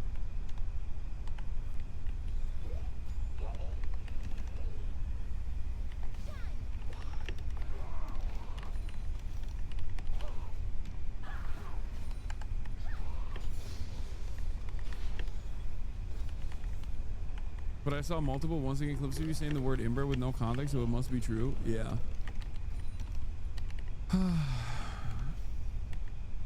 That argument isn't valid. You have Palestinians/Arabs agree with Israeli actions. Wait, what? That's amazing. Yeah.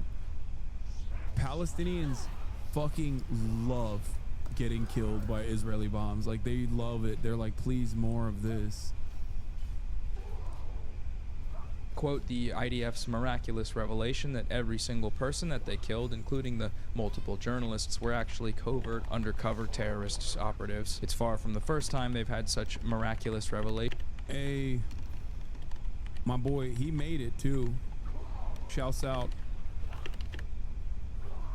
Post-journalist murdering. The Palestinian Journalist Protection Center in Gaza said that the victims were journalists using a drone to film humanitarian aid. The organization said in a statement that the targeting of journalists prevents the world from being exposed to the truth about what is happening in Gaza, and called on the international community to condemn attacks on journalists. This assault constitutes a war crime that violates press freedom and endangers media and aid workers, they added. More journalists have been slaughtered in Gaza over the course of the last 17 months than any conflict in modern history. This is just another chart in the long graph of such murders. And on top of there being a righteous call to condemn such actions is the repeated cowardice of journalists from places like the New York Times for staying completely silent on what's happening, for being willing to publish articles that normalize Israel's war crimes and genocide, while the people of their own profession are being cut down, murdered repeatedly with their families. Yeah, one of the few journalists in the Western world that has actively spoken out against Israel's crimes against journalism is fucking Fox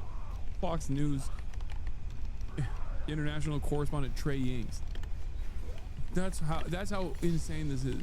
They can watch this happen. He's not exactly a fan of Palestinians or Hamas either. He's just like, even he's like, dude, this is completely unacceptable. And still report on the very murders of the people that are in their profession, while immediately sharing the murderer's side of the story. It's just despicable and cowardly, and every journalist that works for the New York Times should be ashamed. Hamas said in a statement that the deliberate killing and barbaric attacks once again confirm Israel's intention to undermine the ceasefire agreement and its deliberate sabotage at every opportunity. Hamas spokesman Hazem Qasim added that Israel's attack on journalists and humanitarian workers violates the ceasefire agreement. Referring to Israel as the occupation, he said that Israel deliberately targeted humanitarian aid workers seeking to worsen the humanitarian crisis in Gaza and push the population towards famine following the tightening of its blockade on border crossings and obstructing entry of all aid. So the only time in both of these articles we get any mention of the aid blockages, which are also a ceasefire violation, are when Haaretz does the brave, bold choice of quoting the other side. Haaretz is Hamas now, I guess. I'm sure that's probably that. I'm going to look that up and show screenshots. I know that they're saying that probably. The Indonesian hospital said it received 8 bodies from 2 airstrikes in the same area of the northern town of Beit Lahia on Saturday. Fares Awad, head of emergency services in northern Gaza, identified one of the dead as Mahmoud Islim, a local reporter who was operating a drone. Several were critically wounded as the strike hit a car with casualties inside and outside the vehicle, the medics added. Witnesses and fellow journalists said the people in the car were on a mission for a charity called Al Khair Foundation in Beit Lahia, and they were accompanied by journalists and photographers when the strike hit them. So hopefully in reading both of those articles, we can see both the New York Times' disgusting passivity and normalization through their repeated citation of the IDF's own defenses as essentially fact, versus the modicum of integrity that we get from Haaretz in this specific instance, with their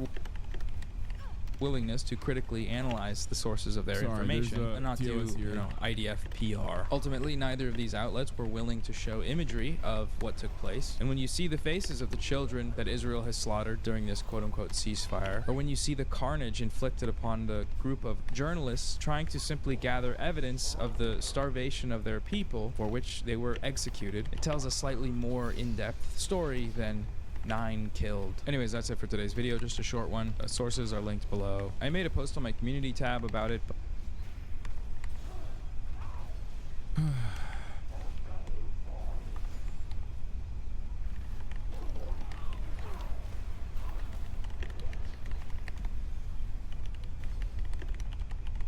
anyway, that's a brief introduction to that stuff. Here, let's look at my medication. The Trump voters who now feel betrayed. Actually, you know what?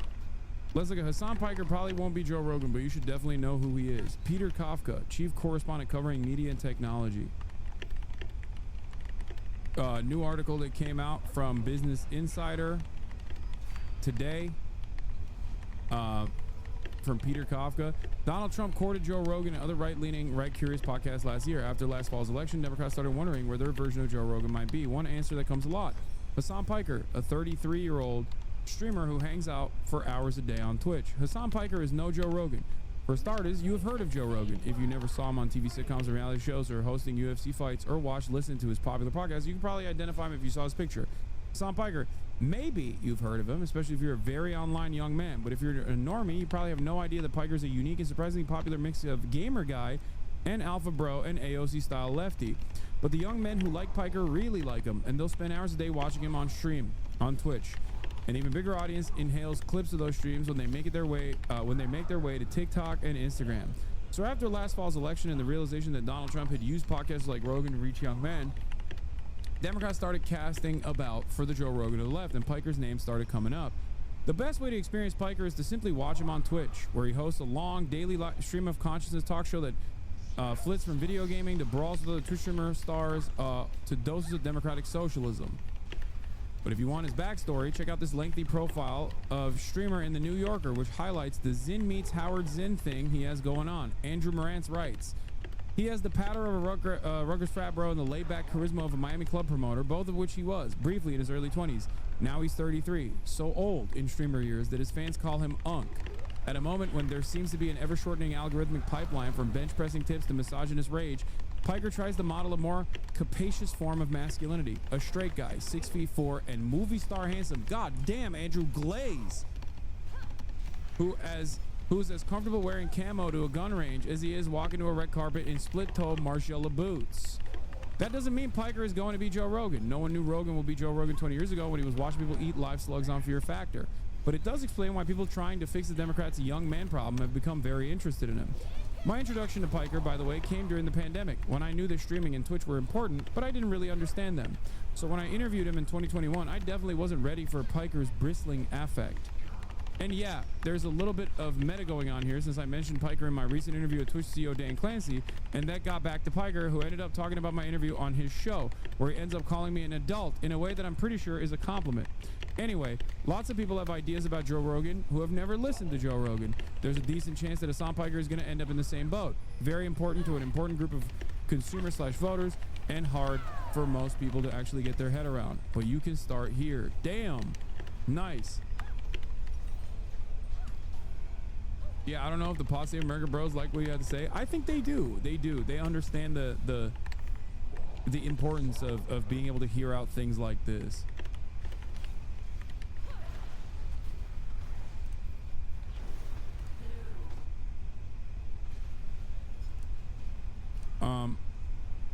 I honestly wish you make it and become more prominent than Joe.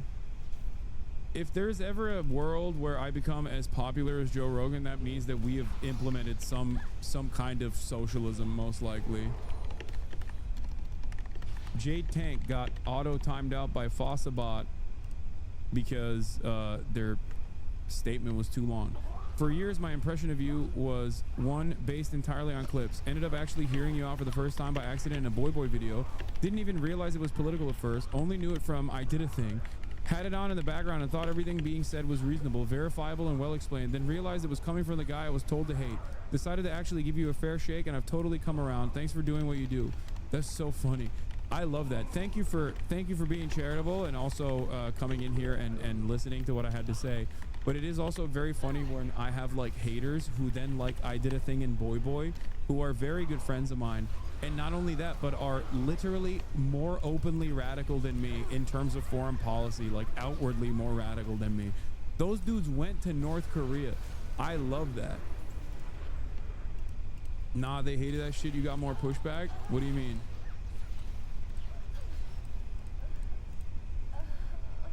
Like, it's awesome to see the hater pipeline turning into a pipeline that ends up yielding people that initially might have hated me but now don't hate me, and they realize that they've been lied to. I freed the chatter already. It's just they got auto-timed out by Fossabot. The New Yorker magazine, ladies and gentlemen. The New Yorker magazine.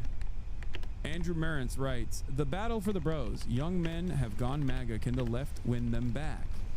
Now, this article was, you know, it was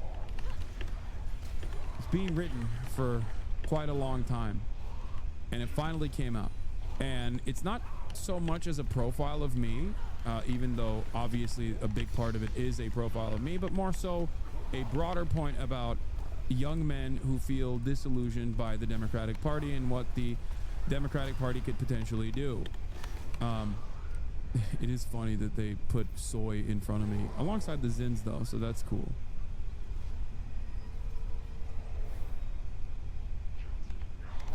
I do drink Monster Energy sometimes, but mostly I'm a big diet soda boy.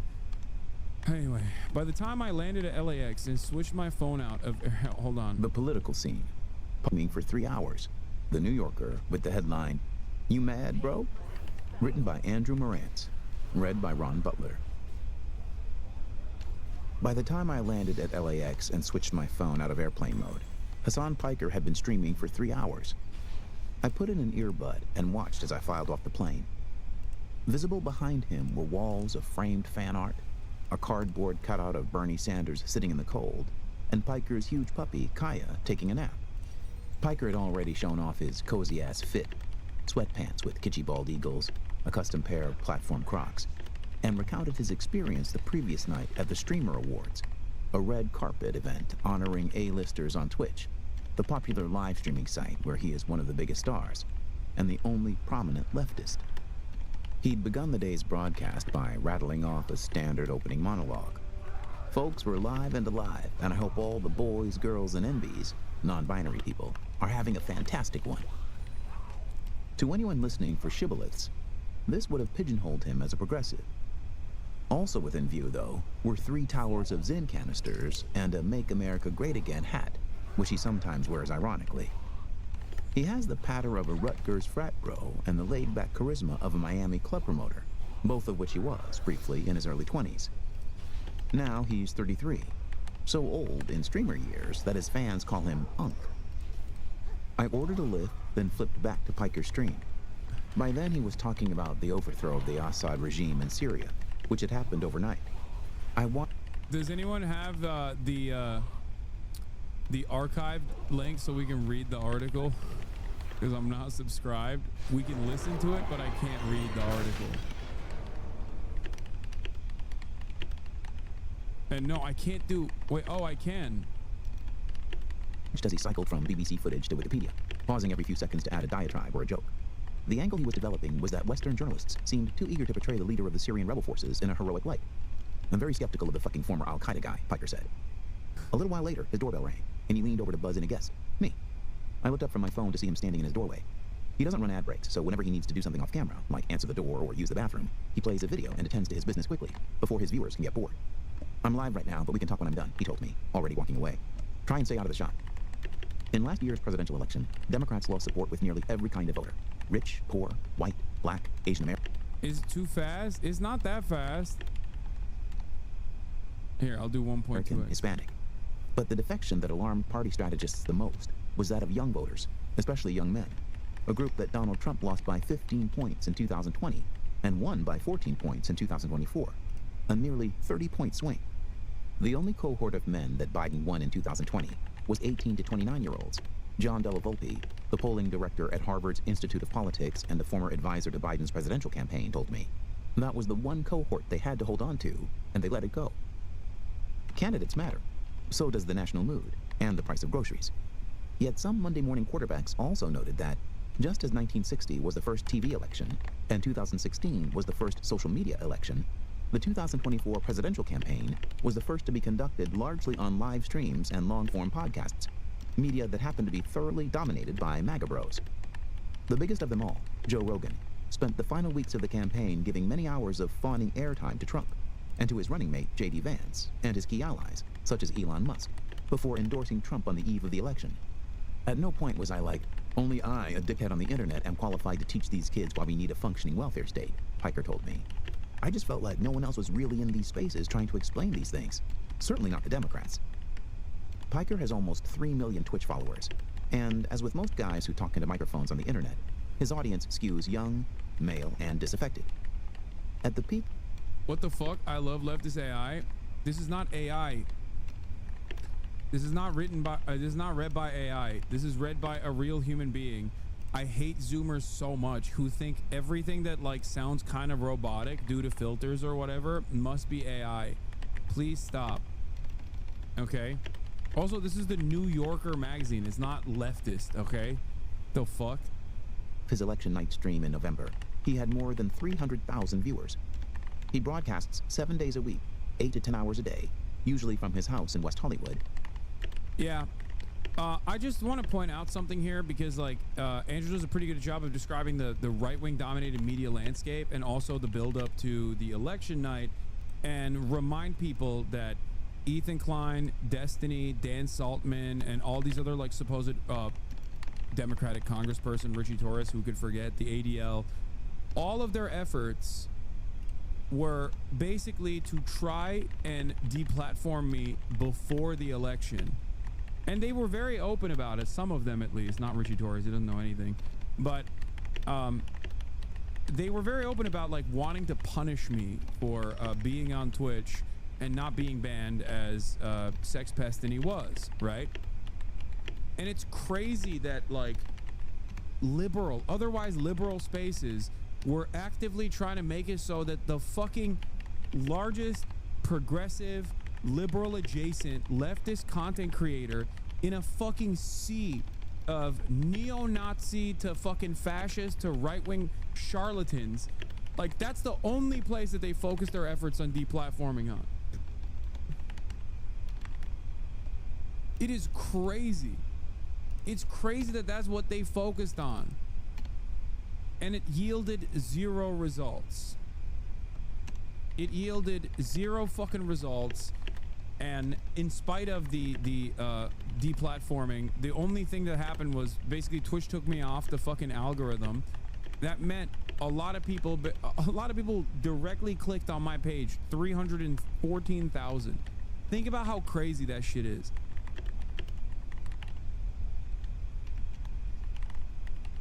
Reaching really hard to grab that emotional grandstanding, huh? Lol. Emotional grandstanding is just an accurate assessment of events. Explain to me a single thing that I said that was untrue, and we can have a conversation about it. Okay, lol, cope harder. Lol, I want to streams all the time. Honestly, can say I never had motion deplatform, brother. Brother, just being completely honest. Explain to me a single thing that I mentioned that is wrong. Did that not happen? Richie Torres is a Democratic congressperson from the poorest district in the country. He is AIPAC's strongest, most loyal soldier, okay, in Congress. Richie Torres was up for re-election. And in the week leading up to his own fucking re-election, his own party's re-election against Donald Trump, he spent more time tweeting about me to try to get me fucking deplatformed. He wrote a letter with a congressional letterhead to Amazon to try and get me fucking deplatformed. Every single part of that is correct. None of this is an emotional grandstanding moment. It's just making you feel a certain type of way, I think, because you just don't like hearing, you know, how events unfolded.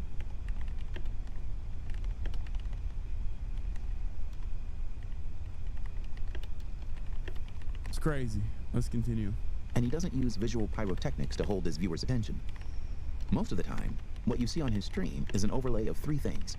A fixed shot of Piker sitting at his desk, a screen share of whatever he's looking at on his computer, and his chat, where fans supply pertinent links, caps lock shit talk, and puppy emojis, all surging in real time up the right side of the screen. As you. Although Piker hates Trump, he's hardly a loyal Democrat. At bottom, he's an old-school hard leftist, not a liberal. On his bedside table, he has some protein Pop-Tart knockoffs and a copy of the Communist Manifesto. Many of his opinions, for example, that the American empire has been a destructive... I'm not gonna lie, I didn't even know he had actually seen my bedroom. I don't remember showing him my bedroom. That's some crazy work right there. Force, on the whole, would surely be off-putting to the median voter. But he is just one of many independent media creators with an anti-Trump message. In recent weeks, the political podcast charts have included The Bulwark, This Is Gavin Newsom, and even a show called Raging Moderates. For a couple of weeks last month, a liberal show called The Midas Touch podcast beat out The Joe Rogan Experience for the #1 spot. Corporate media too often has a both sides perspective. Ben Meiselis, one of the Midas Touch co-hosts, told me, "We do not mince words about the threat to workers, the threat to democracy."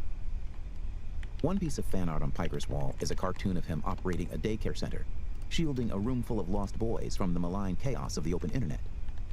You gravitate to him because he's just a voice you find relatable, Piker's producer, who goes by March, told me. A lot of people don't even put a political label on it, at least at first. Piker gets up early every morning to work out, posting his daily stats so that his fans, his community, can follow along from home. He gives dating advice and motivational speeches. At a moment when there seems to be an ever-shortening algorithmic pipeline from bench-pressing tips to misogynist rage, Piker tries to model a more capacious form of masculinity. A straight guy, 6'4" and movie star handsome, who's as comfortable wearing camo to a gun range as he is walking a red carpet in split-toe Margiela boots. Once viewers have come to trust him, they may be more open to his riffs on the rights of the poor or of trans people, delivered not as a primer on Judith Butler, but in the register of, "Bro, don't be a dick." I pulled up a chair just out of frame. Kaya ambled toward me, vetting my scent. Piker talked, almost without interruption, for 4 more hours, holding forth about recent internet drama, a documentary about the history of NATO, and the United Healthcare CEO's assassin, who had not yet been identified. Within reach of his rolling desk chair was a mini fridge full of cold brew and Diet Mountain Dew. Some of his too unpolished for prime time. "Bro, these guys are so cucked," he said, critiquing a clip from a rival podcast on the right. Then again, a live stream isn't supposed to be a tight, scripted lecture. It's supposed to be a good hang. "I gotta end the broadcast here," he said, shortly after 8 p.m. "I'll see you tomorrow." After turning the camera off, he seemed to deflate a bit. Comments were still floating up one of his monitors. The thousands of fans in the chat had dwindled to a few hundred. The inner circle who were devoted enough, or lonely enough, to keep one another company after the feed had gone dark. The Democrats are smug and condescending, and everything they say sounds... Just absolutely daggered offline chat. Called you guys fucking losers, dude. Offliners mentioned. "Fake as shit," Piker said. "Trump lies constantly, yes, but at least people get the sense that devoted enough, or..." This part is, I think, this is bars, okay? This is my greatest work. "Or lonely enough to keep one another company after the feed had gone dark. The Democrats are smug and condescending, and everything they say sounds fake as shit," Piker said. "Trump lies constantly, yes, but at least people get the sense that he's authentically saying what he's thinking." He put his feet up and reached for a fresh Zyn pouch. "Young men, like a lot of Americans, feel increasingly alienated," he continued. "They can't afford college or rent. They can't get a date. They can't imagine a stable future. The right is always there to tell them, yes, you should be angry. And the reason your life sucks is because of immigrants, or because a trans kid played a sport. And all the Democrats are telling them is, no, shut up, your life is fine, be joyful." No one has ever accused Piker of being a moderate, but in this case, he is trying to forge a compromise. My way is to go, look, be angry if you want, but your undocumented neighbor is not the problem here. You're looking in the wrong direction. In 2015, the economists Ann Case and Angus Deaton wrote that white non-Hispanics without college degrees were experiencing an anomalous spike in mortality from opioids, alcohol, and suicide. They later called these deaths of despair.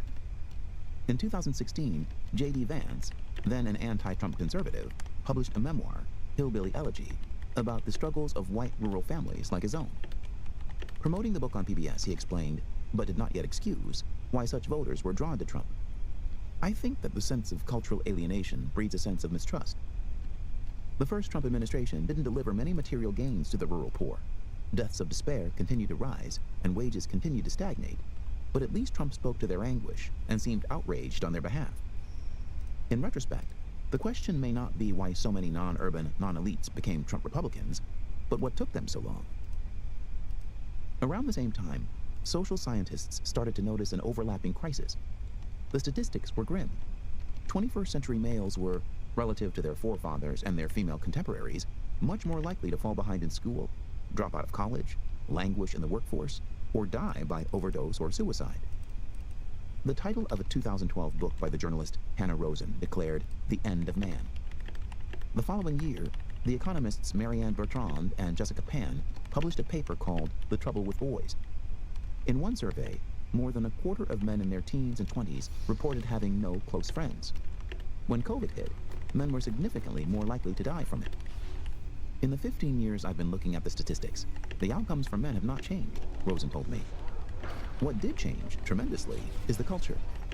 The last Democratic presidential candidate to win the male vote was Barack Obama. When Bernie Sanders ran for president, he had a zealous male following, but many top Democrats treated the Bernie bros less like a force to be harnessed than like a threat to be vanquished. A white dudes for Harris Zoom call raised millions for Kamala Harris's campaign, but it would have been anathema to her base if she'd given a speech about what she planned to do for white dudes. This was, meanwhile, a key part of Trump's appeal. In a 2022...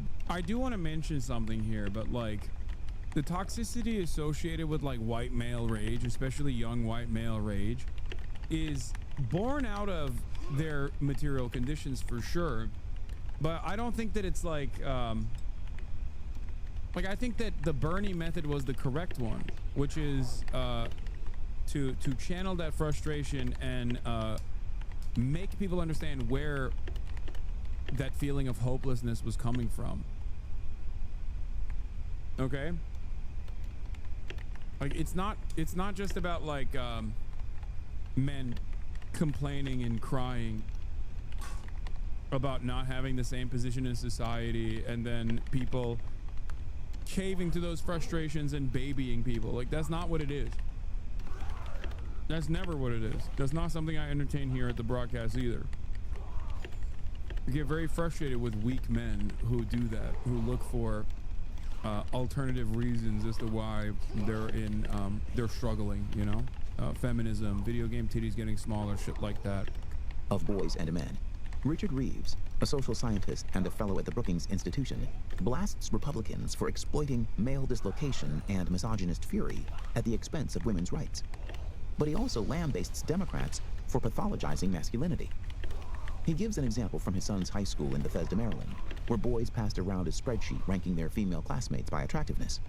Behavior that Reeves describes as immature, even harmful, but not worthy of an international incident, which is what it became.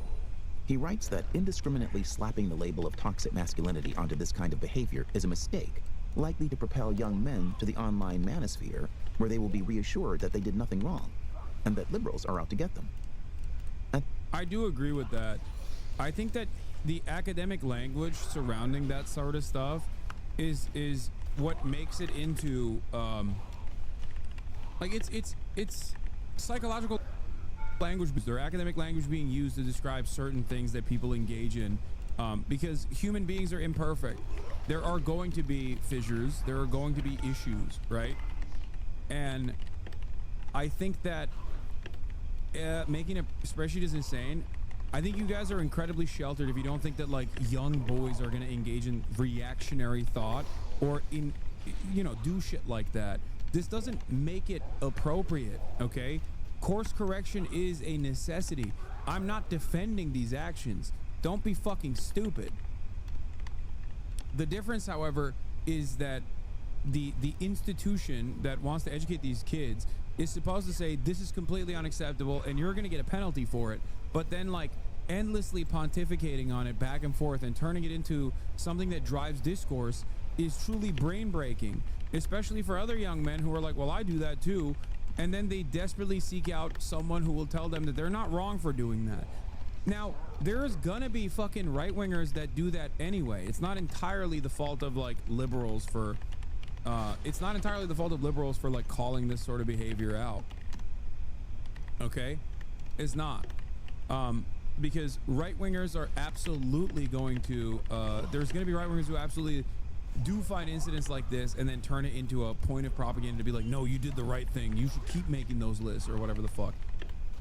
Having said that, I think that it's important to address these things on an individual basis and even dish out some punishment for doing shit like this, because I don't think it's like just a harmless joke or whatever.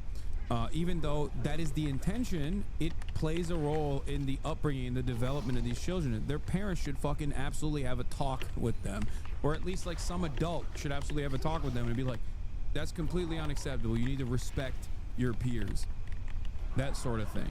All right. But yeah, if you don't let children make mistakes, then they will never grow up. and they'll be infantile for the rest of their lives.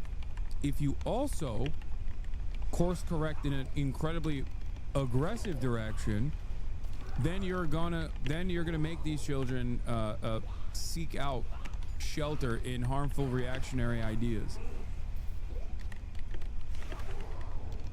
At some point between Bill Clinton playing the saxophone on the Arsenio Hall show and Hillary Clinton describing potential voters as deplorables, the Democrats came to be perceived as the party of scolds and snobs. Liberals used to be the counterculture. Today, they're the defenders of traditional norms and institutions. This may not have been the best political strategy at any time. It certainly isn't now, when trust in institutions has never been lower. It's impossible to know how many young men fit into this category, but there is clearly a kind of guy, the contemporary don't tread on me type who demands both the freedom to have gay friends and the freedom to use gay as an insult, who resents the idea of his morality being dictated by the family values right, or his speech being curtailed by the hall monitor left. When pressed, many of these young men seem to have bought the pitch that, of the two parties, the Republicans were the less censorious. Yeah, this is a falsehood that people believe. It's unfortunate because it's a falsehood. Like, the more censorious out of the two, like, political movements has always been the right. Always and forever. They are responsible for more active book bannings across the board. It doesn't even come close. Okay? And they've never stopped doing it in terms of, like, teachers saying this or that, or as you can tell, like with the Israel stuff. The Israel stuff is actually really interesting because it basically merges the liberal pathology of constantly engaging in censorious behavior and also the right-wingers who are obviously always interested in implementing fascist principles, and one of that is censorship.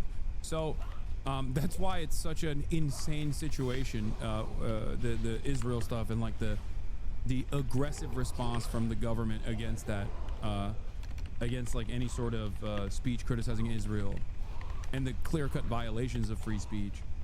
That's why I think the Trump administration is using Israel as a way to open up the floodgates of censorship across the board. Anyway, let's continue. This may have been a miscalculation. The current Trump administration has already banished dozens of words from government websites and, just last week, arrested a former Columbia student for what seems to be protected speech. But you can't convince voters that they've been misinformed simply by lecturing them. The lecturing is part of the issue. Democrats got used to speaking about men as the problem, not a... Yeah, the other side of this, of course, is that the Democrats are also on board with like censorship, especially as it pertains to Israel, on the basis of anti-Semitism, perceived anti-Semitism, especially when it's not anti-Semitic. They fucking love that shit. Sorry, that's just the truth. Okay. There is definitely a duopoly on censorious behavior as it pertains to talking about the plight of Palestinians and criticizing Israel. There's people with problems, Reeves told me. But of course, men do have problems, and problems become grievances when you ignore them. He knows a lot of well-connected Democrats in Washington, and for years he has urged them to campaign on men's issues. Not in a zero-sum way, certainly not taking anything away from women, but just to show boys and men, hey, you're also having a tough go of it. We see you. And the response I always got was, now is not the time. Rosen told me about a husband and wife she'd met in Alabama in 2010. The husband lost his job, and the wife became the breadwinner, an arrangement he experienced as deeply shameful. She would put the check down on the kitchen table, she would sign it over to him, and he would cash it, and nobody would speak about it, Rosen said. But then, man victim became a viable identity. As Rosen stayed in touch with the man, he started exhibiting a more mischievous expression of men's rights sensibilities, wearing a t-shirt. I saw this Dexerto article, and I'm actually very excited for Asmongold to finally fucking chime in about how censorship is unacceptable. Texas senators have unanimously passed a bill that, if signed into law, could make several games, anime, manga series illegal to own in the state. The bill bans any obscene depiction of a minor or someone who looks like one. And it's a very unique predicament because, like, I don't necessarily disagree with this decision, although I do understand how this will be used against everything. I want to know where my Asmin heads are at on this one.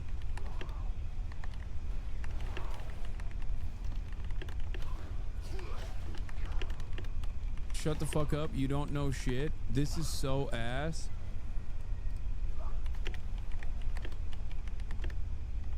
Yeah, no, it's intentionally vague, by the way. Obscenity laws like this are intentionally vague, specifically so that they also tried to ban dildos. Yeah. Ted Cruz did a dildo ban, I remember. No gum bans though, just dildo bans. Anyway. It's awesome because Asmund literally lives in Texas and he has to now delete half of his fucking library if this is the case. It is what it is, dude. So what happens? What is his take? I'm sure he had to cover this. The unique intersection. It happened literally after I said, hey, Asmund, there will come a time when this administration will take away something that you like, that you hold near and dear to you, and I'll see how you feel about free speech then. And then literally a week later, they're like, a week later, it's like Texas senators have unanimously passed a bill.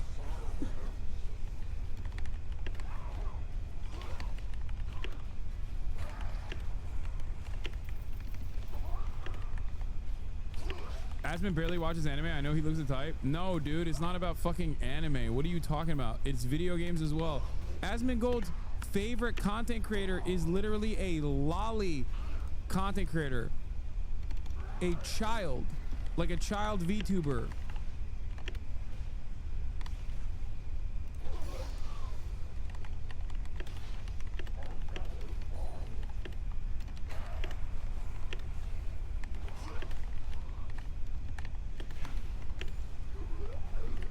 His next video.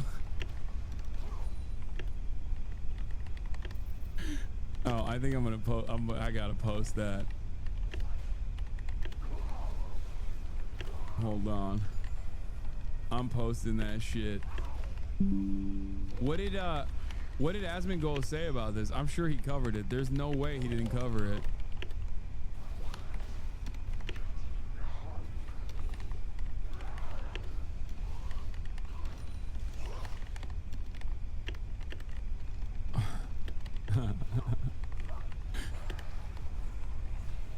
It's weird because, yeah, I do think that this is a dangerous precedent to set, and you know, people will use it against like whatever the fuck they see fit.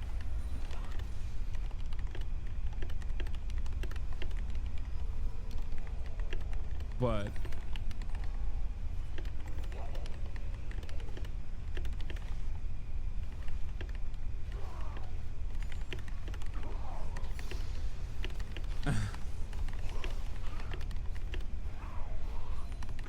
this is a joke. I know that his audience will not see it in the same way because they're fucking so primed. All your ops are at risk, dog. Yeah.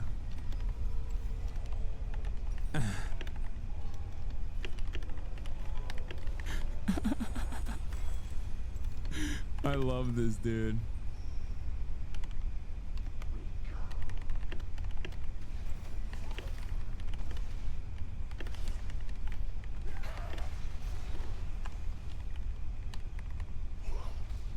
Have you seen this? Yes, dude. This is months ago. This is like before the election. What are you talking about? He wrote this literally the week before the election. Congressman Richard Torres writes the executives of Twitch and Amazon. Hasan Piker is dangerous. Fucking dumbass.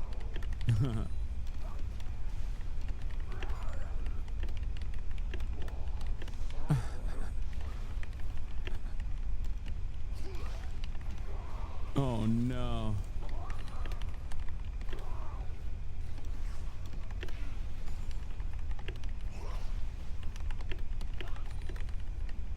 Yeah, I control the Texas government, dude. That's right. I'm doing it. All right. Let's continue with this. That read, "My cave, my rules." This coincided with the rise of Trump, the man victim's patron saint. He didn't offer detailed policy solutions to any of the underlying sociological problems, but again, he addressed them directly. "It is a very scary time for young men in America," Trump said in 2018. Like most internet terms, manosphere is vague and protean. It has been applied to Ben Shapiro, a father of four who delivers conservative talking points in a yarmulke, and to Andrew Tate, a Bugatti-driving hustler who has been charged with human trafficking. In 2016, after a reedy Canadian professor named Jordan Peterson refused to use gender-neutral pronouns, he was taken up as a folk hero, like Galileo, standing firm against the Inquisition. Peterson has almost nothing in common with, say, Dave Portnoy, another mascot of the brosphere who mostly just wants to be left alone to eat pizza and drink beer by the pool. Yet they all seem to be meeting a demand in the cultural marketplace, one that could be as simple at its root as a dorm room poster of Marlon Brando on a motorcycle or Johnny Cash flipping off the camera. Last month, Richard Reeves was a guest on a popular podcast hosted by Theo Vaughn, a formerly apolitical comedian who recently went to Trump's inauguration. Vaughn, an infectiously affable guy with a mullet, presents himself as a curious goofball with essentially no prior knowledge on any topic. At one point he spoke, without much nuance, but also without apparent malice, about the plight of the white man. "I'm not speaking against any other group," he said. "I'm just saying, you can't make white males feel like they don't exist." Vaughn grew up poor in a small town in Louisiana. Yes, I know there's privilege, but if you grew up with nothing, you didn't fucking feel any privilege sometimes. If Vaughn had made this observation at a Trump rally, or on X, he might have been led from just asking questions guilelessness to more overt white aggrievement. If he'd made the same point in a liberal arts seminar, or on Blue Sky, he might have been shouted down. When I got to this part of the podcast, I have to admit, my own inner hall monitor was on high alert. But Reeves, looking a bit trepidatious, tried to thread the needle, introducing some academic caveats without coming across as a scold. The U.S. has a uniquely terrible history when it comes to slavery, he said. But he also noted that low-income white men were at particularly high risk of suicide. Two things can be true at once, he said. The hallmark of social media is disinhibition born of anonymity. On the internet, no one knows whether you're a dog, a Macedonian teenager, or the Pope wearing a puffer jacket. Podcasts, on the other hand, are built on parasociality. Michael Barbaro isn't your friend, but after making coffee with him in your ear 100 times, you start to feel as if you were. Oh, God. And then there's the world of always-on streaming, in which the temptations of parasociality are even more acute. The inputs are both oral and visual. The hosts respond to your comments in real time, at all hours. You can remind yourself not to bond with the pixels on the screen, but you may fall for the illusion all the same, like a baby chick imprinting on a robot. Piker treats fans in a way that can be confusingly intimate, giving them avuncular life advice one minute and thirst trap photos the next. His Twitch handle is Hasanabi, Abi being Turkish for Big Brother. His fans are called Hasanabi heads, or parasocialists. Even as most of his fellow streamers have drifted to the right, Piker has remained a staunch leftist. His explanation for this is that he is from Turkey, where the idea that American economic and military power runs the world, that was like, yeah, duh. He was born in New Jersey and grew up mostly in Ankara and Istanbul, in an upper-middle-class family, spending summers with relatives in the U.S. and watching a lot of American TV. He speaks English with an American accent. His father, an economist, is more of a neo-lib World Bank loving type, Piker told me. We argue about it all the time, but it's not heated. His mother, an art and architecture historian, is more aligned with his politics. The inequality is just so blatant, she told me. It was never fair, but now we have the internet. Dr. Piker, Dr. Anya Piker. Despite Piker's brand as a brash outsider, he is, in an almost literal sense, a nepo baby. After graduating from Rutgers in 2013, he moved to Los Angeles and got a job with his maternal uncle, Cenk Uygur, who happened to be the founder and host of The Young Turks, one of the biggest left populist talk shows on the internet. The show had a considerable footprint on YouTube, but Piker helped it adapt to punchier formats that were better suited to Facebook and Instagram. You've got to understand, I remember when this was a fuzzy kid and I was changing his diapers, Uygur told me. Now, suddenly, he's this handsome man, he's dynamic, he's killing it in front of the camera. Piker hosted a recurring video segment called Agitprop and picked fights with the right-wing influencers of the day, such as Tommy Lahren and Representative Dan Crenshaw. He got himself in trouble. America Deserved 9/11 was not a particularly good take, even in context, but he also expanded his name recognition. In 2017... So, this is editorializing, okay? Which is really interesting because friend of the show, friend of all, Noah Colwyn, actually sent me a really interesting take from Susan Sontag, also on The New Yorker. Okay, article titled Tuesday and After. Susan Sontag in The New Yorker magazine in 2001, 2 days after 9/11, wrote these words. Okay, I'm gonna read it to you. The article is called Tuesday and After. Now this says America Deserved 9/11 was not a particularly good take. Here's Susan's own words in The New Yorker immediately after 9/11. The disconnect between last Tuesday's monstrous dose of reality and the self-righteous drivel and outright deceptions being peddled by public figures and TV commentators is startling, depressing. The voices licensed to follow the event seem to have joined together in a campaign to infantilize the public. Where is the acknowledgement that this was not a cowardly attack on civilization or liberty or humanity or the free world, but an attack on the world's self-proclaimed superpower undertaken as a consequence of specific American alliances and actions? How many citizens are aware of the ongoing American bombing of Iraq.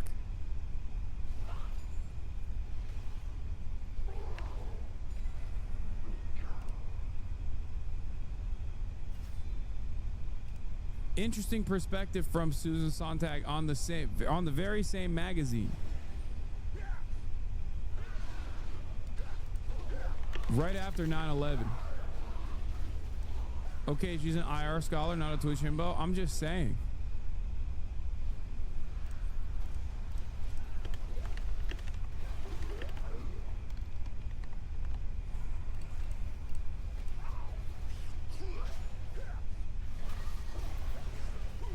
Let's continue. BuzzFeed dubbed him Woke Big. Although he made some of the outlet's most popular videos, he didn't own the IP. Even when the boss is your uncle, you can still be alienated from the means of production. So in 2020, he decided to go solo on Twitch. His mother joined him in Los Angeles, and they formed a pandemic pod in a 2-bedroom apartment. He was on there nonstop, shouting about video games or sex advice or whatever, she told me. His fans would see me in the background, cringing, and they would send me earplugs in the mail. That year, he spent 42% of his time live on camera. Not 42% of his waking hours, 42% of all the hours in a year. In a call-in segment called Chad Bites, Piker coached men through the small terrors and of daily life. One 28-year-old from Finland described himself as having an Asperger's diagnosis and an abject fear of rejection. Piker, with solicitude and just enough amiable ribbing, spent half an hour talking him through the social mechanics of a first date. When Twitch first launched, it was a niche platform where bored adolescents could watch other adolescents play video games. In 2014, Amazon bought it for nearly $1 billion, an eye-popping amount at least back then, even as mainstream analysts knew almost nothing about it. My demographic hem is showing, the columnist David Carr admitted in the Times. Still, he concluded, there is clear value in owning so much screen time of a hard-to-reach demographic of young men. One article referred to Twitch as talk radio for the extremely online. I first met Piker in February of 2020 on Boston Common while covering a rally during Bernie Sanders' presidential campaign.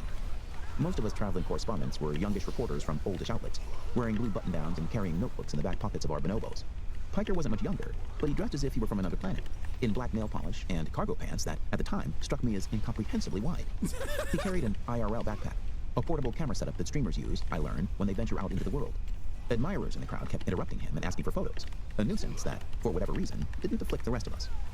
I still didn't get why viewers would hang around on his stream all day when they could get an unimpeded view of Sanders' speech on YouTube. Obviously, my demographic hem was showing. You might as well ask why a fan would watch a football game in a bar when he could concentrate better alone, or read a summary of the game in tomorrow's paper. Piker's followers wanted to watch the rally through his eyes because they wanted to be his friend.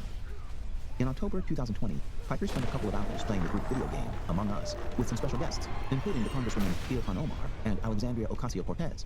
They occasionally mentioned the ostensible purpose of the event, getting out the vote, but mostly they made easygoing small talk. On Election Day, Piker streamed for 16 hours straight, chugging energy drinks. His mother made several on-screen cameos, delivering him plates of home-cooked food. I wouldn't do it for this long if it wasn't for you, he told his viewers at the end of the night. Love you, bro, a commenter typed. See you tomorrow. After the 2024 election, Democratic strategists argued that what the anti-Trump coalition needed was a Joe Rogan of the left. There once was such a person. His name was Joe Rogan. I'm socially about as liberal as it gets, Rogan said earlier this month. He has a live and let live attitude about sex, drugs, and abortion. He is also extremely open to conspiracy theories about 9/11, JFK, and Jeffrey Epstein, an inclination that was left-coded until very recently. In 2014, when Rogan was a fan of the Young Turks, Piker met him at the Hollywood Improv, and they sat and talked for 2 hours. The topics included weed, psychedelics, the state of media, and girls, Piker wrote at the time. Top 10 coolest moments of my life. During the 2020 Democratic primary, Rogan interviewed 3 presidential candidates, Tulsi Gabbard, Andrew Yang, and Bernie Sanders, and concluded that Sanders was his favorite. I believe in him, Rogan said. He's been insanely consistent his entire life. It's hard to fathom now, but Rogan's support was then considered a liability. The Sanders campaign must reconsider this endorsement, the Human Rights Campaign wrote, citing transphobic and racist remarks from Rogan's past. In retrospect, this was the height, or perhaps the nadir, of a kind of purity test politics that was making some swing voters, including Rogan, feel less at home in the Democratic coalition. In 2022, Neil Young removed his music from Spotify to protest Rogan's vaccine skepticism. Rogan took ivermectin, which CNN mocked as a horse dewormer. I can afford people medicine, motherfucker, Rogan told CNN's chief medical correspondent, adding that the medication had been prescribed by his doctor. This is ridiculous. In 2016, every one of Trump's baby steps toward normalization, doing a goofy dance on Saturday. I think some of those things are not like the others, you know? Spotify offering a fat bag to Joe Rogan because he had a prominent audience in spite of the fact that he was like actively spreading genuinely dangerous anti-vaccine propaganda is not the same as like people yelling at Bernie Sanders for going on Joe Rogan's platform, especially before this stuff anyway. Live, getting his hair ruffled by Jimmy Fallon, was treated as a scandal. But by 2024, anyone with access to Spotify or YouTube could find hours of flattering footage of Trump looking like a chill, approachable grandpa. While interviewing Trump at one of his golf clubs, Theo Vaughn used his free associative style to great effect, prompting as much introspection in Trump as any interviewer has. Vaughn: cocaine will turn you into a damn owl, homie. Trump: and is that a good feeling? Trump invited the Nelk Boys. That was a pivotal moment for me. That's when I realized this podcast shit was working. Prank video influencers with their own brand of hard seltzer to eat Chick-fil-A on his private plane. He sat in a Cybertruck with the baby-faced, fascist, curious streamer Aiden Ross, testing the stereo. Who's like your top 3 artists? Ross asked. Well, we love Frank Sinatra, right? Trump said. Ross invited him to pick a song, and Trump, thinking that it's going to come back under proper management, picked California Dreaming. Collectively, these shows reached tens of millions of potential voters. Most were presumably young men. Many of them the kind of American who was both the hardest and the most crucial for a campaign to reach. The kind who was not seeking out political news. Trump ended his Paris social media tour by sitting in Joe Rogan's studio in Austin for 3 hours. That's too long for anyone, even a champion of rhetorical rodeo, to go without gas, which was part of the point. While repeating his time-worn case that the 2020 election was rigged, Trump let out a shocking Freudian slip. I lost by... Why am I not reading it? The AI voice is awful. It's because it's not AI voice. It's a real human. I've just sped his voice up. But you have the capacity. AI, much like how cancel culture ruined comedy, but not in the direction that you think, AI is ruining art both by making dog shit art, okay, that you can't even call art, but also by simultaneously making all of the naysayers think that virtually everything is fucking AI. It's not AI. Shut the fuck up. What are you saying? It's definitely AI. Oh my God. Oh my God. It's literally not. It is a fucking audiobook form. It's a real person. They mentioned his name in the beginning. Oh my God. Before quickly trying to recover, I didn't lose. Rogan laughed in his face. No one cared. On YouTube alone, the episode got more than 50 million views, and the reaction was overwhelmingly positive. Unedited, uncensored interviews should be required of all candidates, one of the top comments read. Harris tried. She appeared on a few big podcasts, Club Shay Shay, whose audience is primarily black, and Call Her Daddy, whose audience is mostly female. But she never made inroads with the comedy bros. The closest she got was an interview with Howard Stern, a former shock jock who now seems wholesome, like Little Richard in the era of Lil Baby. Harris's staffers tried to get her booked on Hot Ones, the YouTube show in which celebrities answer innocuous questions while eating sadistically spicy chicken wings. But even Hot Ones turned her down. Her campaign staffers insisted that she wanted to do Rogan's show, but that it fell through for scheduling reasons. Rogan claimed that he was eager to interview her, and that he was even willing to keep certain topics off limits. I said, I don't give a fuck, he told Theo Vaughn. I feel like if you give someone a couple of hours and you start talking about anything, I'm going to see the pattern of the way you think, whether you're calculated or whether you're just free. Imagine a set of a prototypical man cave podcast, and Flagrant, co-founded by the comedian Andrew Schultz, wouldn't be far off. 4 dudes lounging around with a few plastic plants and a shelf of brown liquor behind them. Trump sat with them in October, and Schultz and the other hosts buttered him up, asking him about his kids. Barron is 18, Schultz said. He's unleashed in New York City. Are you sure you want to reverse Roe v. Wade now? An hour in, they cut to an ad break. Hard dick season is upon us, and you gotta make sure that you're stiffed up, Schultz said. Blue Chew has got your back. Flagrant is taped weekly at a studio in Soho. I visited one Wednesday in February. Schultz arrived just after noon, opened a fridge stocked with cans of tequila and THC-infused seltzer, and grabbed a bottle of water.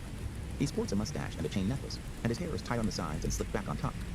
During a show at Madison Square Garden, a fellow comedian described Schultz's look as the Tubi version of Adolf Hitler.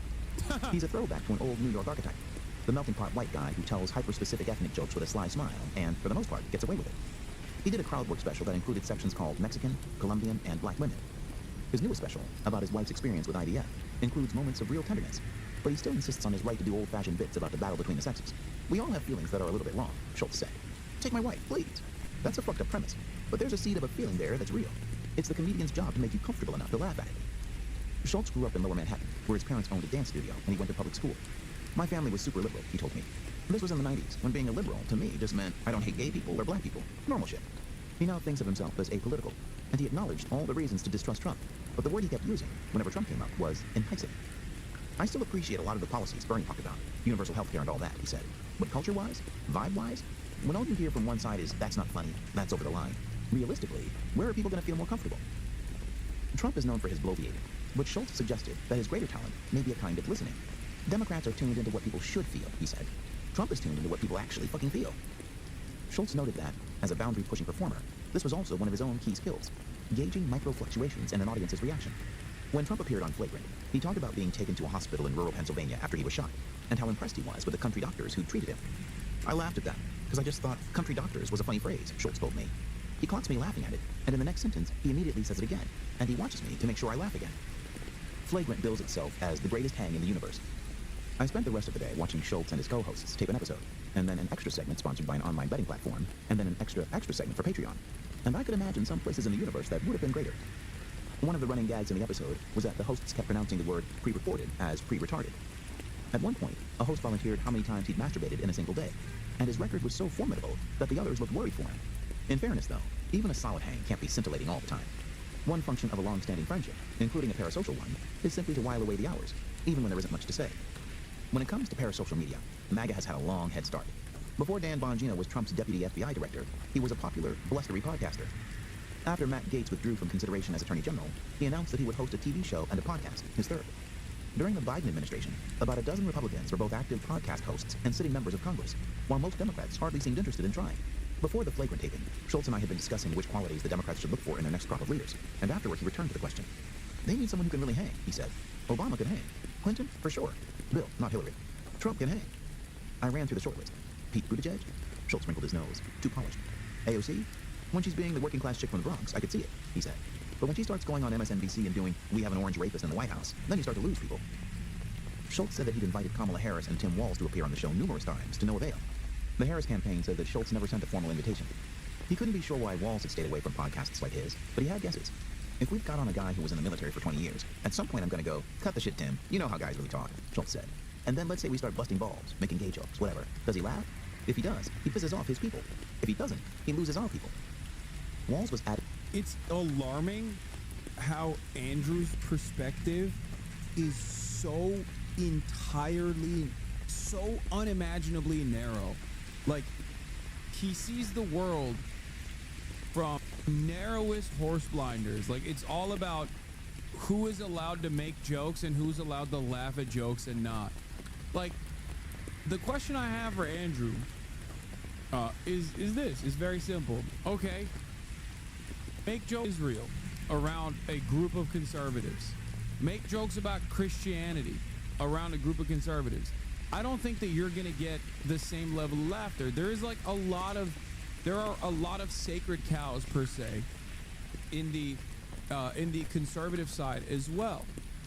And there's also a lot of people who make it work, myself included, in terms of like making edgy jokes and making edgy commentary. There's like a lot. The comedian and the podcast format that a lot of these dudes, not saying Andrew is one of them, but like a lot of dudes have ribbed on is Nick Mullen. And Cometown is the prototype for a group of leftist, left-leaning podcast guys who are also comedians, are directly associated with Chapo Trap House, who say some of the most like insanely heinous shit. Some of it works, some of it doesn't, right? When it doesn't work, it pisses off a lot of people, because if it doesn't work, then all of a sudden everyone's like, well, you're being serious here. Like, you're actually, this is not a joke. This is really fucked up, right? That's what it is. That's all this is. It's just like being able to make unacceptable laughable. A good comedian can do that. Some comedians can't. But in terms of like the audience reception, if he was just like joking, shooting the shit about, I don't know, dick and balls, how guys really talk or whatever, it's entirely dependent. Like, it's not like Trump it's not like Trump himself is not reserved. I mean, he is reserved, right? But yeah, look at conservatives like pissing and shitting in their diapers right now about Bill Burr talking about billionaires and like assassinating billionaires, to understand that, like, no, there are definitely a lot of things that conservatives don't fuck with in terms of comedy. Presidential ticket, because he was able to talk like a regular person who could make the opposition seem weird by contrast. But things being as they are, Schultz said, the Democrats can't let a guy like that loose. When Trump was on Flagrant, Akash Singh, a co-host who refers to himself as a moderate, encouraged him to consider practicing self-restraint. What we love about you as comedians is you shoot from the hip, Singh said. If you get elected, would you be a little more mindful of how powerful your words are? I will, Trump said, and I'm going to think of you every time. Let's go, Singh said, jumping up and pumping his fist. I might actually vote. Piker starts streaming at 11 every morning, so everything else has to happen before then, or at night. At 7 a.m. one day, he drove Kaya to a nearby park to take her for a walk, then played basketball for half an hour. He saw me eyeing his car, a Porsche Taycan. It's not the flashiest model I could afford, he protested, before I could say anything. But yes, admittedly, it is a fucking Porsche. When Piker is criticized by the right, it's usually for soft-peddling the brutality of Hamas or the Houthis or the Chinese Communist Party. Piker is such a relentless critic of Israel that, last year, the advocacy group Stop Anti-Semitism nominated him for Anti-Semite of the Year. When of Hezbollah, he once shrugged and replied, I don't have an issue with them. By the left, he is to be dismissed as a limousine socialist who lives in a $2.7 million house. He has his own clothing brand called Ideology. While driving home, he took a... Damn, I wish you would have mentioned that it's like union-made, American-made. Like, that's crazy. That and that... Because at the time, we were literally doing a fundraiser for Raíces, like, where all proceeds go directly to immigrant advocacy groups to, like, you know. But anyway, it's besides the point. A call from his manager. A major production company wanted to discuss a potential TV show hosted by Piker in the vein of Borat or Nathan for You. His manager asked if he wanted to be interviewed by Megyn Kelly on her radio show. No. A daytime show on Fox News? No. Buttigieg's people had asked if Piker would interview Buttigieg on his stream. Probably not, but I'll think about it. This was a mistake. I should not have taken a call with my manager in front of a journalist. I should perhaps have not taken a call with my manager in front of a journalist, but you guys get to peek into, whenever I say I'm doing big business deals every morning, this is what's happening behind the... Piker said, too centrist. If he's thinking about running for president, I don't really want to be giving him clout. In his kitchen, he took a few fistfuls of supplements, creatine, fish oil, ashwagandha. Still on the phone with his manager, he sat at his desktop, skimming stories he might cover. Then, a few minutes before he went live, he started seeing news alerts. Luigi Mangione, the suspect in the United Healthcare assassination, had just been arrested. Whatever else he'd been planning to talk about was now irrelevant. Holy shit, they got him, Piker told his manager. I gotta go. Mamma mia, he said on air. This is the first day where there will be no Italiophobia on this broadcast. Already, his chat was full of spaghetti emojis and free Luigi. Piker walked a fine line, celebrating Mangione as hotter than me, and speaking in generally exalted terms about the propaganda of the deed, but trying to stop short of overtly glorifying murder, which is against Twitch's terms of service. We, of course, do not condone, he said repeatedly. We condemn. Recently, he was suspended from Twitch for 24 hours after musing that someone may want to kill Rick Scott, the Florida senator. In fact, he reserved...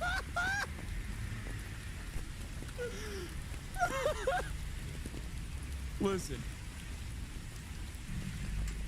A lot gets lost in the nuance when you're writing an article that's like 10,000 words, obviously. But that is a pretty... Like, I'll allow it. Okay, that's a very funny juxtaposition. It's not entirely correct, but, you know, it's still pretty funny to just, like, slam that right in the bottom. His condemnation for the finger-wagging from the corporate media, as exhibited everywhere from Fox News to CNN. Bro, they can't let anybody have anything, he said later. For 6 hours straight, his chatters sent him links to new information as it emerged. Mangione's Goodreads account, his Twitter history, his high school valedictorian speech. On my own, I would have been tempted to spend the day following the same breadcrumbs, struggling to retrace Mangione's path to radicalization. But it was easier to let Piker and the 40,000 internet sleuths in his chat make sense of it for me. Many of Piker's viewers come to him with inchoate opinions. He aims to mold them.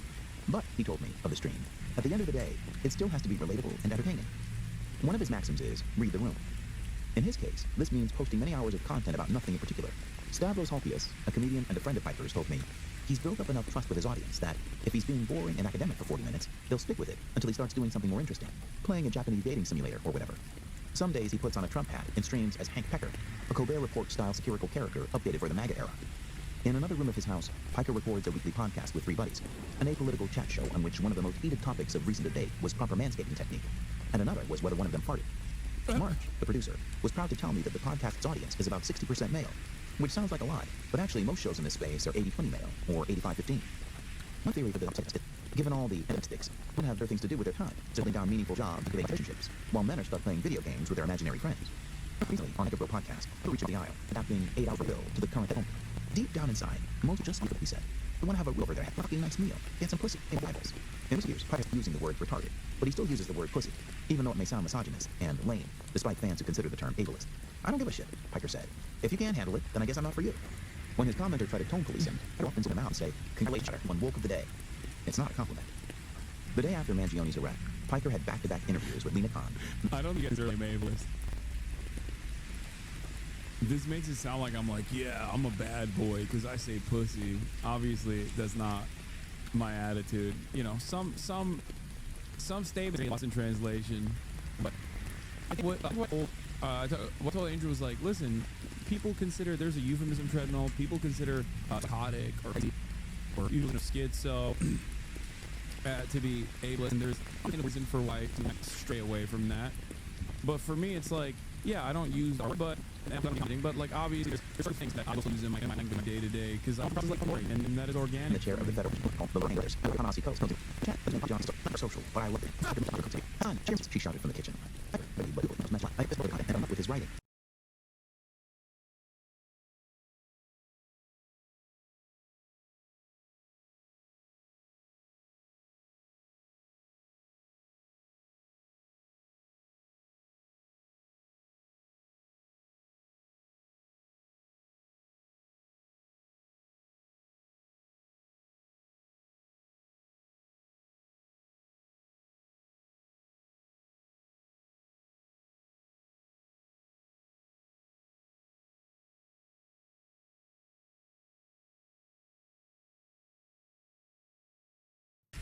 Thank you, Hasan's mom, Coach said. In the living room, Piker's father was sprawled on the couch watching. Halkias, the comedian, showed up later that afternoon with a bag of dirty laundry and a calendar featuring photos of himself posing in the nude. While many of Halkias' comedian friends have taken a reactionary turn, he has stuck to his progressive principles, but he has never been a hall monitor. He got his start on a podcast called Come Town. Ladies and gentlemen, boys, girls, and MBs, Piker said, we've got the left's Joe Rogan here in the building. In the Rogan of the Left discourse, both Piker and Halkias are frequently mentioned as top prospects. Even if they were secretly flattered by the designation, the least alpha thing they could do, the least Roganesque thing they could do, would be to thirst for it. Free Luigi, Halkias said, taking a seat. He's too sexy to be behind bars. As a model for the future of progressive media, Piker checks only some of the requisite boxes. A while back, he was a guest on Flagrant. When I asked one of the show's staffers about Piker's performance, he gave it a middling review. Good guy, clearly knows his shit, but he sort of comes off like he thinks he's the smartest guy in the room.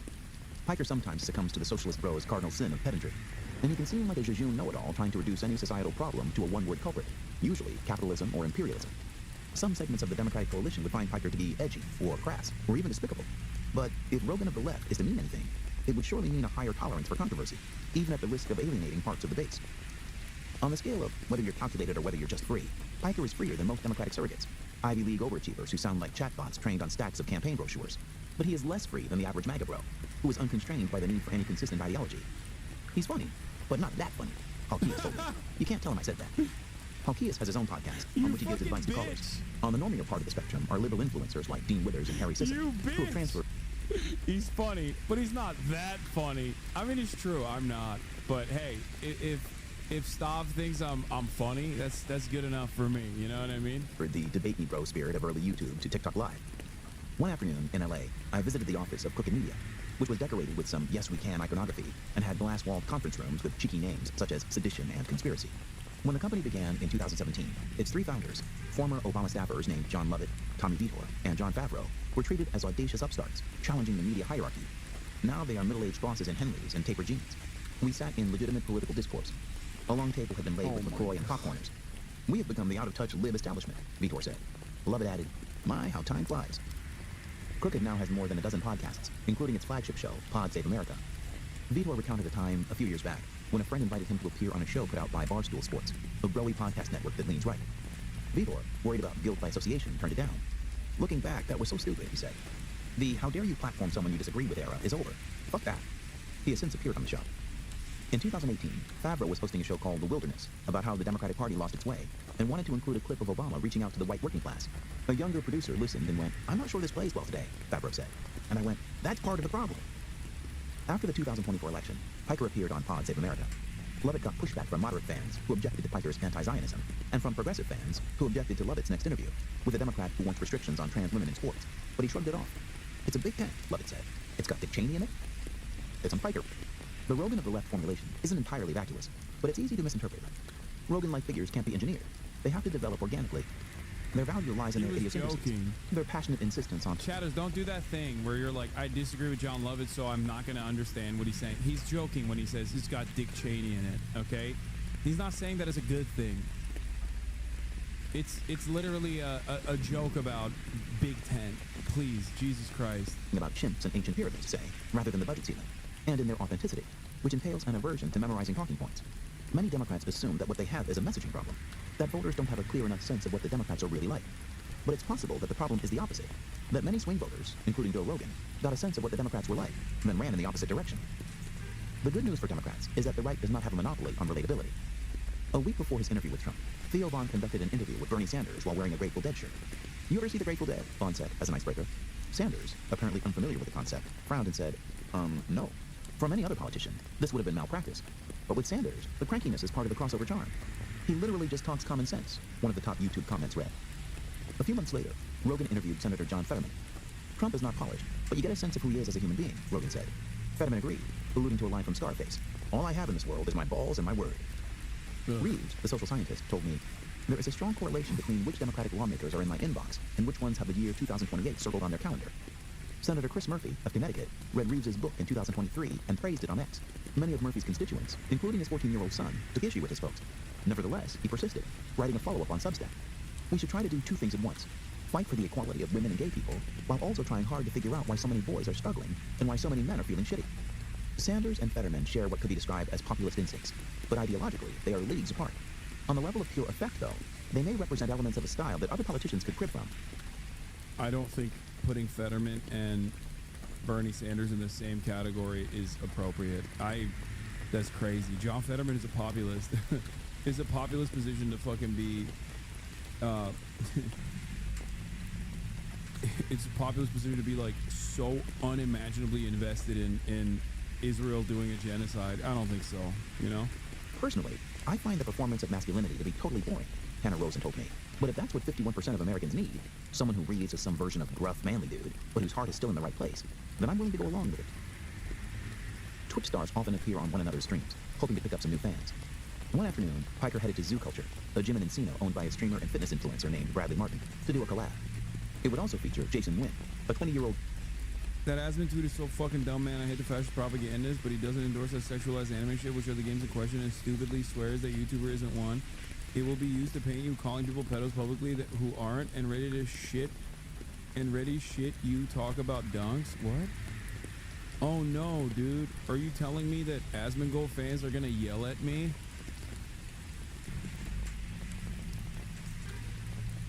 Brother, he watches a fucking... Asmongold calls me a terrorist supporter every day. The fuck are you talking about? He quite literally watches a lolly VTuber. He is an open lolly VTuber. The VTuber he watches. You know? It's a joke. I'm not being serious. No, oh my god, I can't believe his fans are gonna fucking say I'm lying about Asmongold or whatever. Anyway, let's continue. Twitch star from Texas who goes by Jason Lewin. Bradley's a big Trump guy, and we talk politics sometimes, but mostly we just talk about Jim Bro shit, Piker told me. Jason probably leans Trump. Like Trump. I don't know why. I don't know why he said that. I didn't say Jason probably leans Trump if I had to guess, but his content isn't really political at all. I don't think Jason Lewin leans Trump at all, not even a little bit. Yes, but his content isn't really political at all. I don't lean towards anyone, Nguyen wrote when reached for comment. I don't want anything to do with politics. Crying emoji. By the time we got to the gym, Nguyen was already there, performing for the camera by flirting with a woman on a weight bench. Is Jason rizzing right now? Piker asked Martin, who nodded. Is it working? Piker asked the woman. She replied, a little bit. Before she left, she gave Nguyen her Discord handle. Bradley, I got something for you, Piker said, removing his long-sleeved shirt. Underneath, he was wearing a tank top with a Rambo-style cartoon of Trump and the words, "Let's go Brandon." I was coming into hostile territory, so I had to fit in, Piker said. It's perfect, Martin said. Martin, who is 6'3" and 260 pounds, looks vaguely like Bradley Cooper on steroids. Martin has taken testosterone supplements, which Piker once brought up in a jocular debate about trans rights. You do hormone replacement therapy, so why can't they? Nguyen is much smaller. My chat just said there's 3 muscleheads in the gym right now, Nguyen joked, not even pretending to look at his phone. Piker roasted Nguyen with a fake comment from his own chat. Jason looks like a twink. They wandered from station to station, first bench pressing, then deadlifting, as their cameraman followed. We're just here to have fun, Piker said, then dropping into a mock PSA voice. And also reach out to the young men out there who are lost, who feel anchorless, rudderless, by lifting some heavy weights. One flat-screen TV showed Joe Rogan interviewing Elon Musk on mute with no captions. 2 shirtless guys, between reps, compared crypto wallets. During COVID, they let liquor stores and strip clubs open, but they shut us down, Martin told me. And then all the inflation, all the wars. It's not like I trust any politician, Trump or Kamala or anyone, to be a perfect person. It's just, if we never try anything new, how can we get a different result? Last fall, when Martin interviewed Trump, he brought up the deep state and asked, how would you actually make an effective change there? It wasn't a specific question, and Trump didn't have a specific answer. We're changing that whole thing around, he said. Apparently, this was good enough for Martin. The day after the 2024 election, Martin appeared on Piker's stream to explain his support for Trump. They started with small talk. Why do you have so many Zen containers behind you? Martin said. I fucking slam those bad boys daily, Piker said. Look at us relating, bro, Martin said. When they got around to politics, Piker said, one side at least acknowledges that people are angry, the Republicans. The Democrats' proposed solutions were inadequate, he said, but Trump would only make things worse. Martin smiled and replied, you're gonna have to say sorry when he does what he says he's gonna do. They ended the gym session by daring each other to take turns sitting in Martin's cold plunge. Piker resisted at first. I didn't bring a towel, a bathing suit, nothing. But he went in anyway, in his gym shorts, and his commenters went wild. Hey, Hasan's chat. I hope you all are happy he took his shirt off, Nguyen said, facing Piker's camera. Then he checked his phone. The woman from the weight bench had already sent him a message. Wait, she did? Piker said with a grin. You're about to lose your virginity, I think. That's it. That's how it ends. This is gay fanfic? Yeah. The end.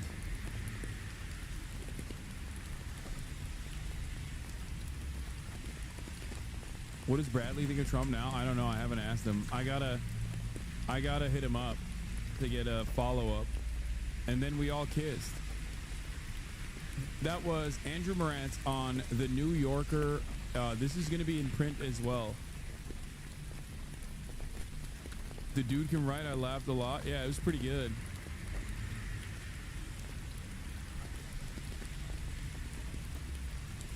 That stream was fucking awesome, King. I was proud of you.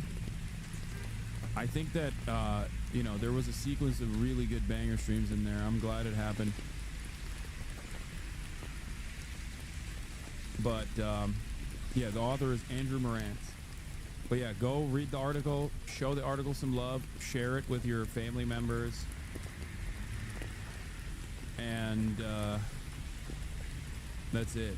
So, we're going to move back to the harrowing reality, the devastating reality of the world. Because while I was in the process of reading this article,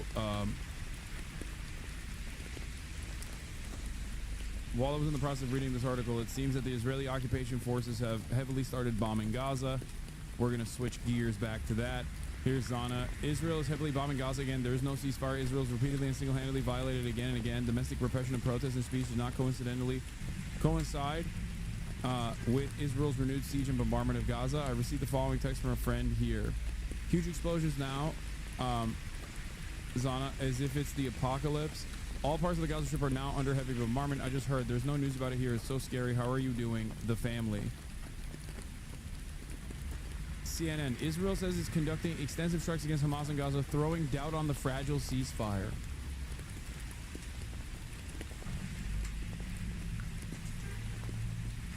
Trey Yinks, on the other hand, says the ceasefire between Israel and Hamas is over. Israeli jets are now striking Gaza. Why is CNN talking about, throwing out fragile talks about the ceasefire when you got people like Barak Ravid? Israel resumes military operations against Hamas and Gaza after the group rejected U.S. proposal for extending the ceasefire. Israeli Prime Minister's office says Israel has declared that the ceasefire is over. Here's a statement from Benjamin Netanyahu's office. Prime Minister Bibi Netanyahu and Defense Minister Israel Katz have directed the IDF to act forcefully against the Hamas terrorist organization in the Gaza Strip. This comes after Hamas repeatedly refused to release our abductees and rejected all offers it received from U.S. President's envoy Steve Witkoff and from mediators. The IDF is currently attacking targets affiliated with the Hamas terrorist organization throughout the Gaza Strip with the aim of achieving the war goals defined by the political echelon, including the release of all of our abductees, living and dead. From now on, Israel will act against Hamas with increased military force. The operational plan was presented by the IDF at the end of the last week and approved by the political echelon. The war has returned again. At least 15 people, including 5 children, have been killed across Gaza. Gaza civil emergency reports. Palestinian civil emergency reports at least 35 airstrikes across Gaza, hitting Khan Yunis, central Gaza, and Gaza City, according to Al Jazeera English. At least 8 people have confirmed being killed in Gaza City. Tents in central Gaza have also been struck. Video shows killed and injured, including children arriving at the Indonesian hospital following strikes in Beit Hanun and Beit Laiha project in the north.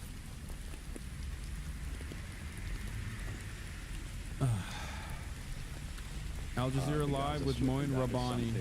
That the Israeli government has repeatedly said it would not do. In other words, it signed an agreement knowing that it would refuse to implement it. And even during the first phase, we've already seen now for more than 2 weeks, there's been a renewal of the Israeli siege on the Gaza Strip.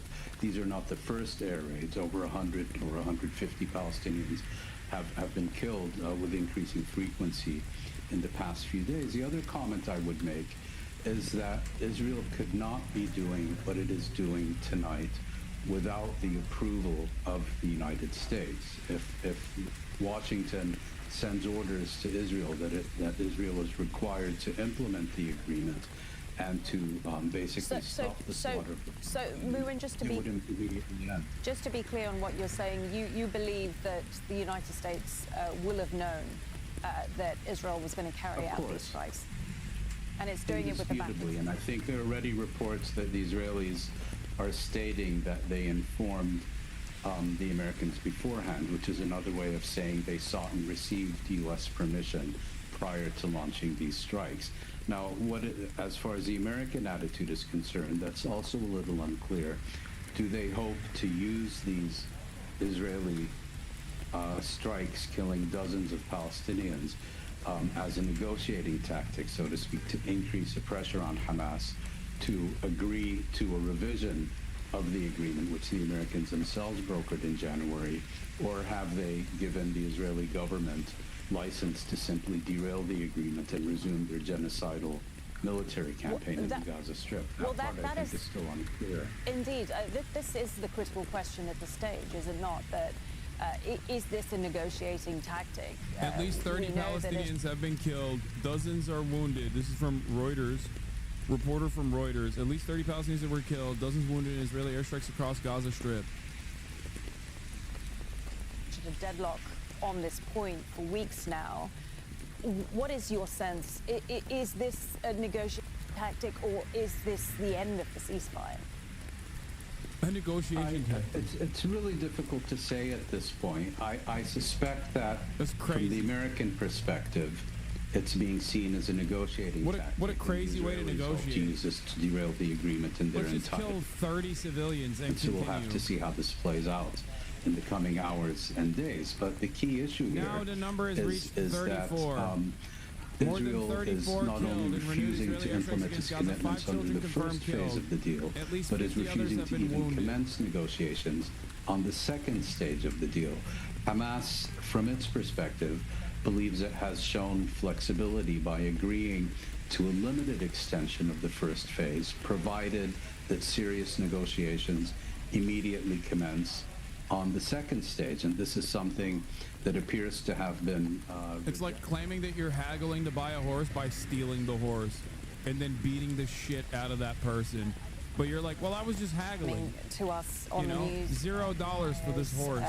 Now, Muin, Israel's PM and defense minister have instructed the military to take strong action against Hamas in Gaza. That's coming in from the office of the Prime Minister Netanyahu. So, I mean, just commenting on what we're hearing there, it does sound... Muin, that this is something quite significant. I mean, we have seen Israelis. Very significant when you already have dozens of dead and absolutely. Well, how much appetite? I mean, you're in the States. We've seen protests restart in various places around the world, including Canada, against the recent blockade by Israel. How much appetite is there? How is the world going to stomach Israel going back in this way and killing dozens of Palestinians once again when they're already so clearly on their knees? Well, that question can be asked in two ways. The international community and increasingly public opinion in the West. Of course it's Trump approved. Yeah, of course. Two Israeli officials told me that Israel notified the Trump admin in advance of the airstrikes and briefed it on the objectives. Look at that. Uniparty, baby. Fucking uniparty. Only the Trump administration, but also very much its predecessor, the Biden administration, which is not only lending their support or acquiescence to what Israel is doing, but is complementing it by launching unprecedented campaigns. You care so much about your people that not even help them, and your people with you don't care about other wars. Why not join Ukrainians on the streets to protest and be louder but fight them? Are there some other war or no war? What are you fucking saying? My people? I'm Turkish, dog. All people are my people. And not only that, but I have also lent support to Ukrainians. Did you have a stroke while you were trying to type this out? What the fuck are you talking about? This community raised $200,000 for Ukrainians. Hello? Now from Hamas, according to a senior Hamas official talking to Reuters news agency, Israel, Hamas saying Israel is unilaterally ending the ceasefire agreement. Where does this leave Hamas, do you think? I mean, how do they respond to what is happening now?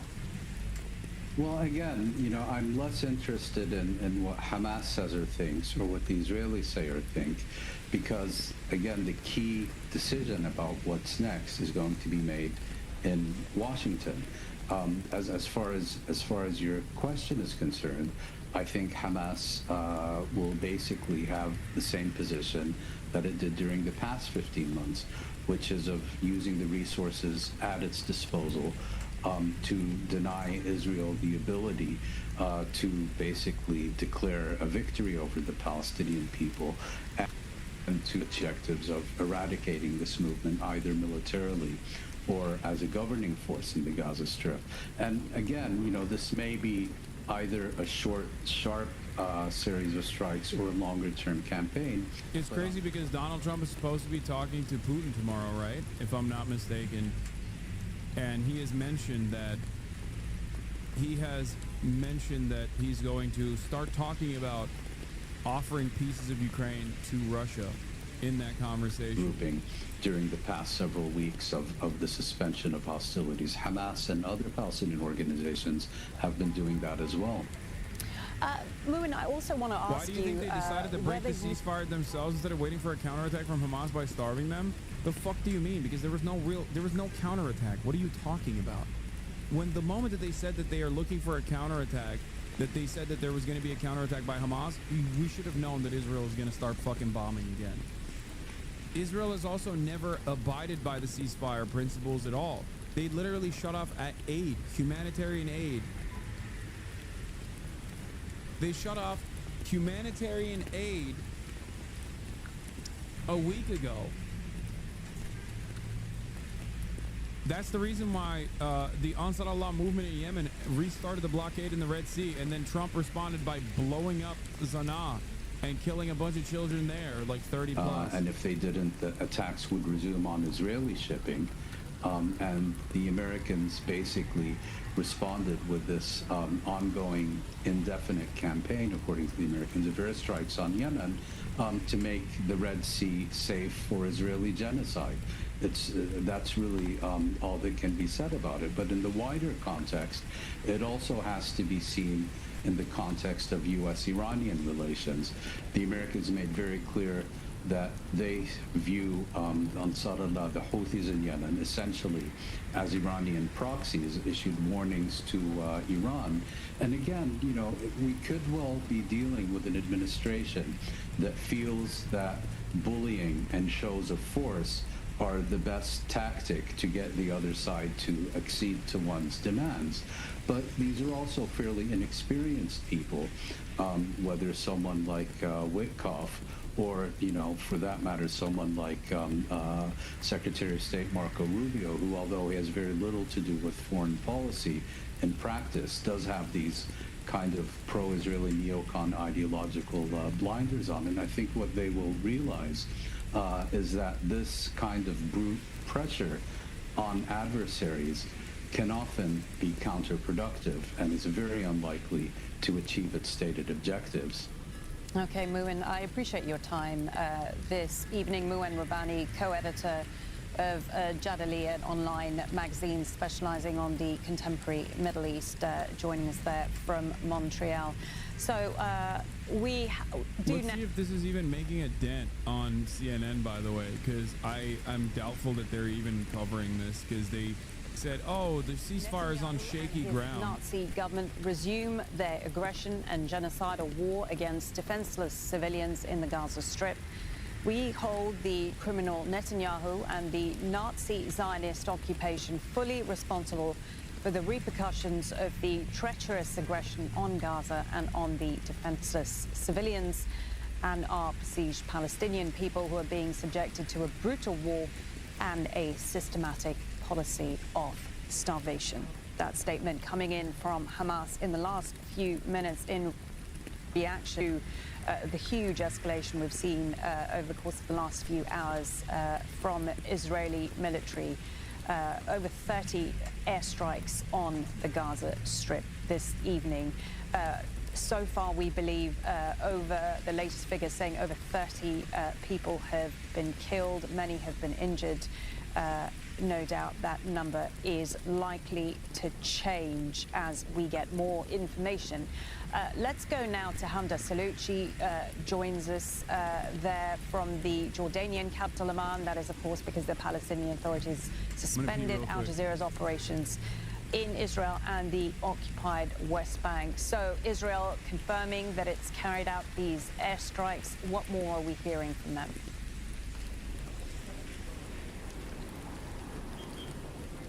Well, the army says that at the direction of the political echelon, that means the prime minister and the defense minister, they were instructed to attack different areas in Gaza. They're saying it's because Hamas refused a lot of different things that were offered by negotiators and by Israel when it came to these ceasefire negotiations. But it's important to remember that these are negotiations that were largely stalled and failing after Israel refused to go into phase 2 negotiations on February 6th. That was day 16 of phase 1, saying that they did not want to commit to an end of the war. And several Israeli analysts, several within the political opposition, and several within Netanyahu's own government said that this was the plan all along, a resumption of the fighting to go back to full-scale war. And in fact, there's a new army chief of staff, one who said that 2025 is going to be a year of war, noting that Israel still has a lot of goals to accomplish when it comes to the Gaza Strip, meaning that they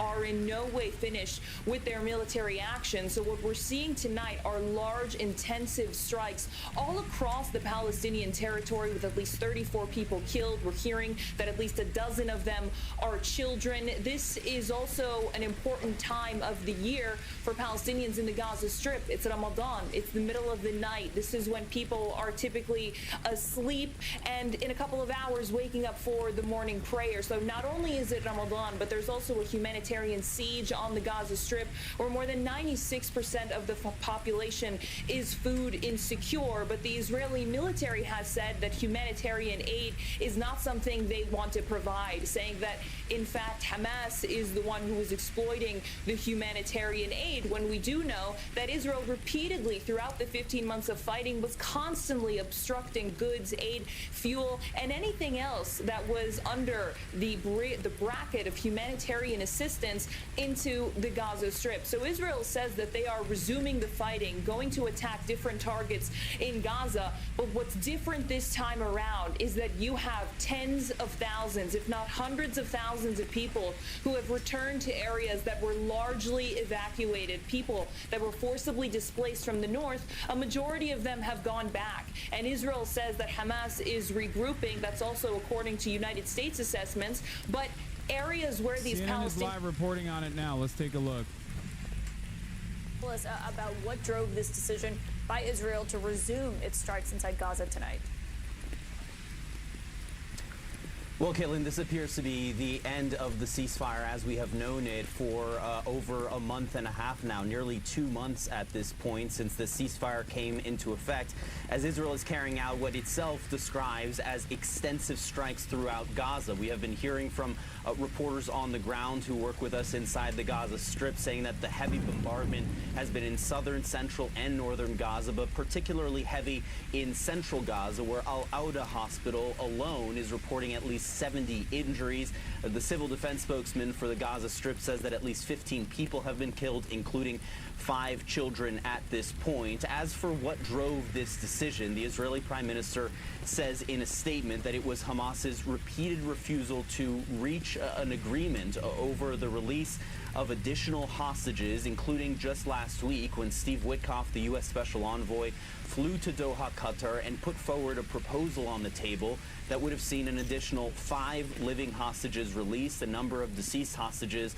in exchange for a month or month and a half extension approximately of this current ceasefire agreement. Hamas, for its part, has continued to insist that it wants to see the previous ceasefire agreement implemented, meaning getting to phases 2 and 3, which would ultimately lead to an end of the war in Gaza and the withdrawal of all Israeli troops. But this Israeli government made repeatedly clear that it was not interested in engaging in those longer-term negotiations. Interestingly enough, it was supposed to be Israel's proposal, according to Biden. Tactics. And now we have seen, after Israel blocked aid to Gaza for the last 2 weeks, it is now conducting extensive airstrikes in the Gaza Strip and making very clear in the statement from the Prime Minister's office tonight that they intend to continue to escalate that military action. So far, no word of Israeli troops going back on the ground in major areas of the Gaza Strip, but certainly that could happen next. Hamas, for its part, saying that Israel has decided to unilaterally end this ceasefire and calling on the United Nations to hold an urgent meeting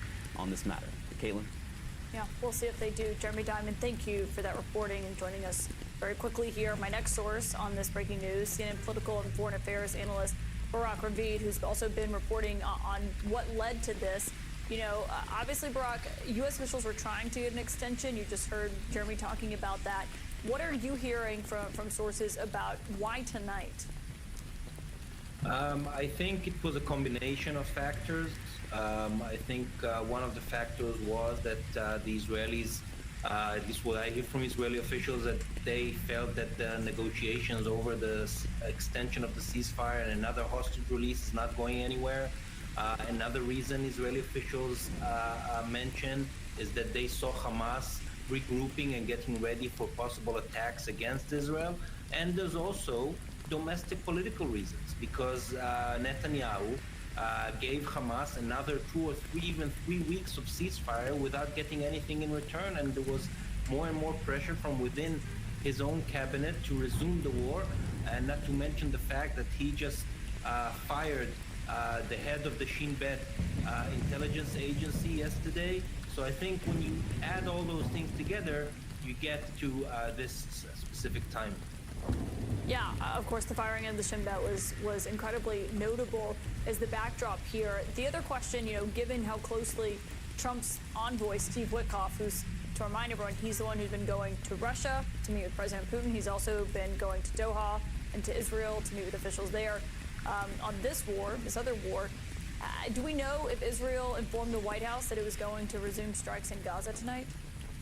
Yes, 3 Israeli officials told me that Ron Dermer, Netanyahu's confidant, and Israeli military officials notified in advance their U.S. counterparts, the White House and the Pentagon and CENTCOM, that this is coming. They explained the objectives of this move, of those airstrikes. And I think that you mentioned that Mr. Witkoff is also the envoy for the Middle East, but also an envoy to Vladimir Putin.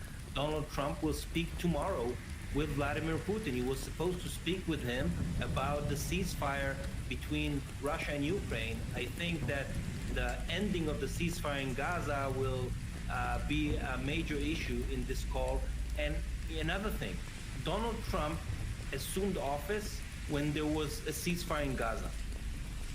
And I think now there's a big risk that this resumed war that could take between another 6 to 12 months could hijack a lot of Donald Trump's foreign policy agenda, because we all know how much this war took over international attention. There's no reason to think that it's not going to happen again. That's a really good point, Barak Ravid. We'll see how it changes the White House calculus. Thank you for that excellent breaking reporting tonight.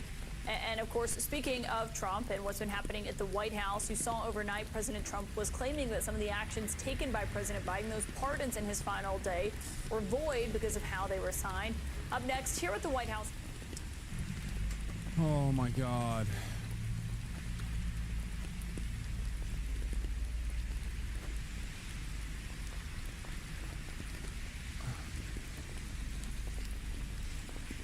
Here's Zana's analysis on it. The next 24 hours could be the most critical 24 hours in the past 17 months. In less than 12 hours, Israel's launched multiple airstrikes in South Lebanon and South Syria, which have had their own cross-country violence at the border. While the U.S. has carried out major attacks in Yemen that killed upwards of 50 people, Israel has now also resumed heavy bombardment across Gaza. Iran is on high alert, anticipating a possible U.S. strike following Trump's threats. The Department of Defense just announced that 3 additional aircraft carriers are heading to the Middle East. I love the peace candidate, man. I fucking love the peace candidate. If they release the hostages, the ceasefire will still be on. In your fucking wildest dreams, I think. It's wild to genuinely think this. Like, you have to be broken in the brain. Yeah, the best, you don't understand, the best method for releasing hostages is by releasing them from their lives, by killing them. Is that the take here? Like, terror. They are doing terror. They should release the hostages, which is why we are killing the hostages.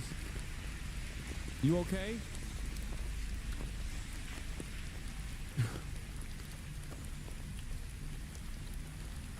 The biggest brains are out on this one.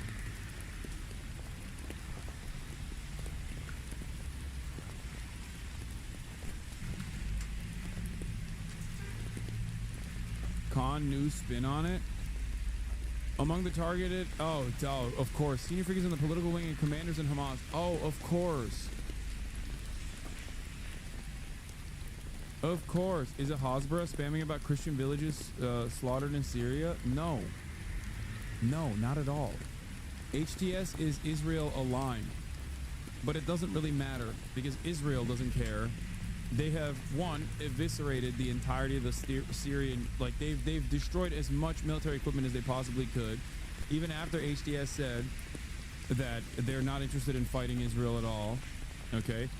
They've literally said that they're shuttering the operations of any sort of like Hamas or any sort of like Palestinian resistance groups that operate out of Syria. Israel still blew the fuck out of Syria. They took more and more territory in Syria. And not only that, but on top of that, the HTS, like former Al-Qaeda head that is now leading Syria, has had a bunch of his coalition forces drop mortars on top of Alawite villages, doing massacres over and over and over again. So no, that's not Hasbara at all. Syria is completely fucked. Israel is taking advantage of the situation in Syria by taking as much land as possible from Syria. It's a thirst that will never be quenched. Israel's ambition for territorial expansion is just like unstoppable. Don't lie about Syria. That's a lie. That's a lie. I'm saying a lie. I thought the regime defenders and their takes was to say, oh no, those guys have been punished. Actually, there were some bands underneath the HTS coalition forces, but they've been punished. Not that it didn't happen at all. Yes, you are lying.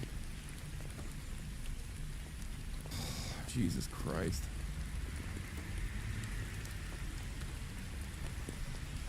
So what happened? Yes, the government is not massacring Alawites. Is that what I said? Is that the word that came out of my mouth? Is that the words that came out of my mouth? No, it's not. So why are you putting words in my fucking mouth, dumb fuck? That's not what I said. No, you heard. I used my words very carefully. I didn't say HTS is dropping mortars. I said HTS-aligned coalition forces are dropping mortars on Alawite villages. I used my words very carefully. You got horny to say, that's a lie. Don't lie about Syria.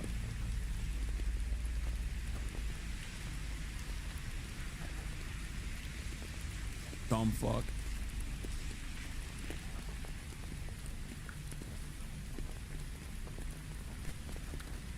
It's not my problem that you misunderstood what I was saying.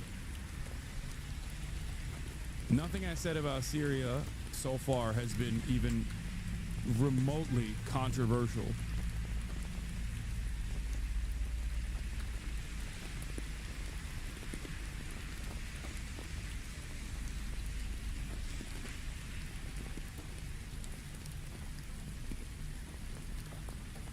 What does Israel even want? I mean, complete domination, more land, ethnic cleansing of all the lands that they take over.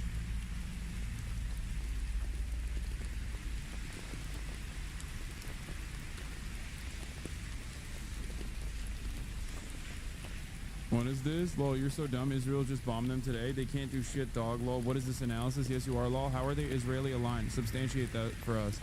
Yes, they're Israeli aligned in the sense that the HTS leadership is a American invention for the most part, and they are clearly backed by American and Turkish interests. Turkey is a representation of America, okay? It's not an accident that he gets puff pieces on fucking CNN and numerous other Western outlets, and yet he is still considered to be dangerous and unstable due to his background, which is precisely the reason why Israel has been taking advantage of the instability in Syria and blowing up all of the fucking military equipment that they can. Why didn't America lift the sanctions then? Brother, come on. Are you okay? Are you, please, are you all right in the brain? You think that the United States of America actually hates the fact that HTS is now in charge? Is that what you think? There could be a number of different reasons as to why they want to maintain a destabilized Syria.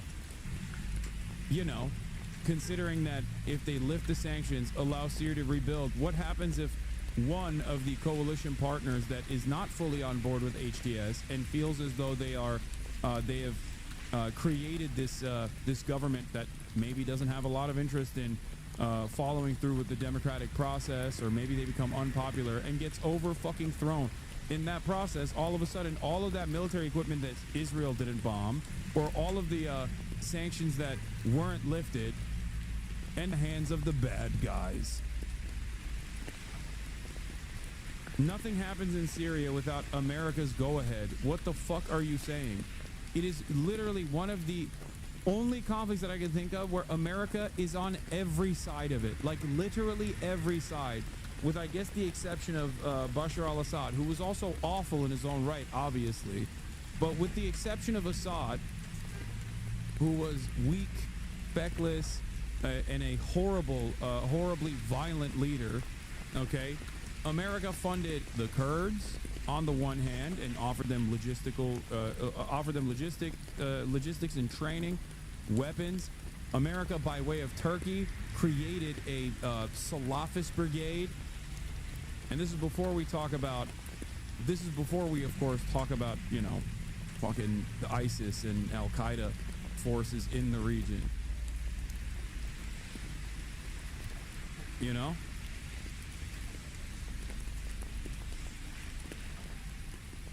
Is anyone going to challenge us on the U.S. on this, or us? What do you mean?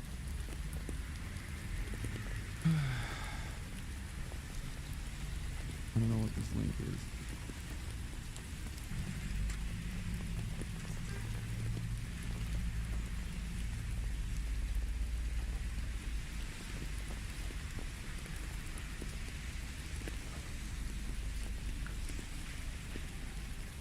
Like, the pro-HTS line is supposed to be saying that it's actually Assad-aligned Alawites that are causing instability and that's why they're violently trying to squash the rebellion, and that the rebellion, if it gets too far out of hand, as it has already, it's one of the most violent massacres in the fucking Syrian civil war. Obviously not to the same degree, but it's close.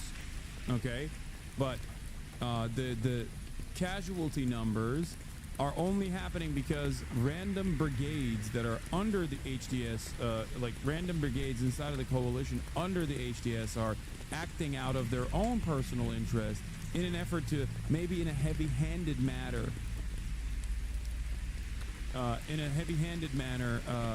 decide to violently squash Alawite protests, which is fucking ridiculous, by the way.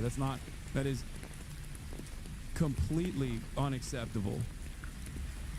Yeah, they're dropping mortars on captive civilian populations because of their interest in stopping the Alawite from rising up.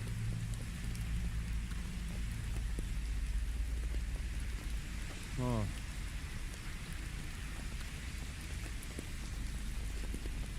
Situation on the ground. We can speak to Tarek Abu-Azoum.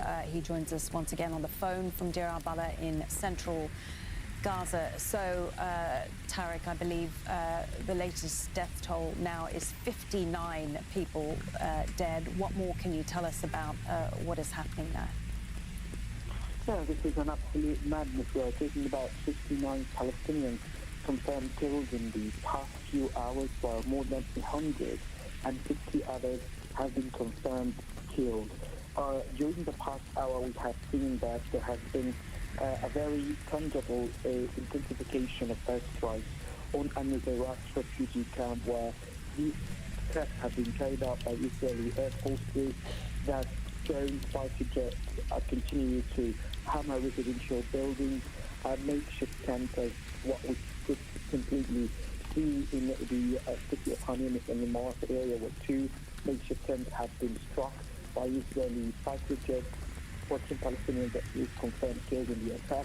And we can see that there has been more momentum of airstrikes took place on targeting residential buildings that are packed full with civilians in Al-Nusayrat, in Gaza City as well. We can see also, based on eyewitnesses' accounts, that there has been an active displacement movement from Al-Mughraqa and Al-Nusayrat area in the central areas of the Gaza Strip. Families have started to be displaced in order to find any alternative shelter from the houses in the areas that witnessed the extensive bombardment and attacks by the Israelis. And they got Trump's approval for this, by the way. That have been struck did not receive any sort of warning. You saw is the emergency ambulances started to turn up in these locations and evacuating that essentially have been supported and banded together by the help of volunteers who started to evacuate casualties to Nasser Hospital by using their donkey cart.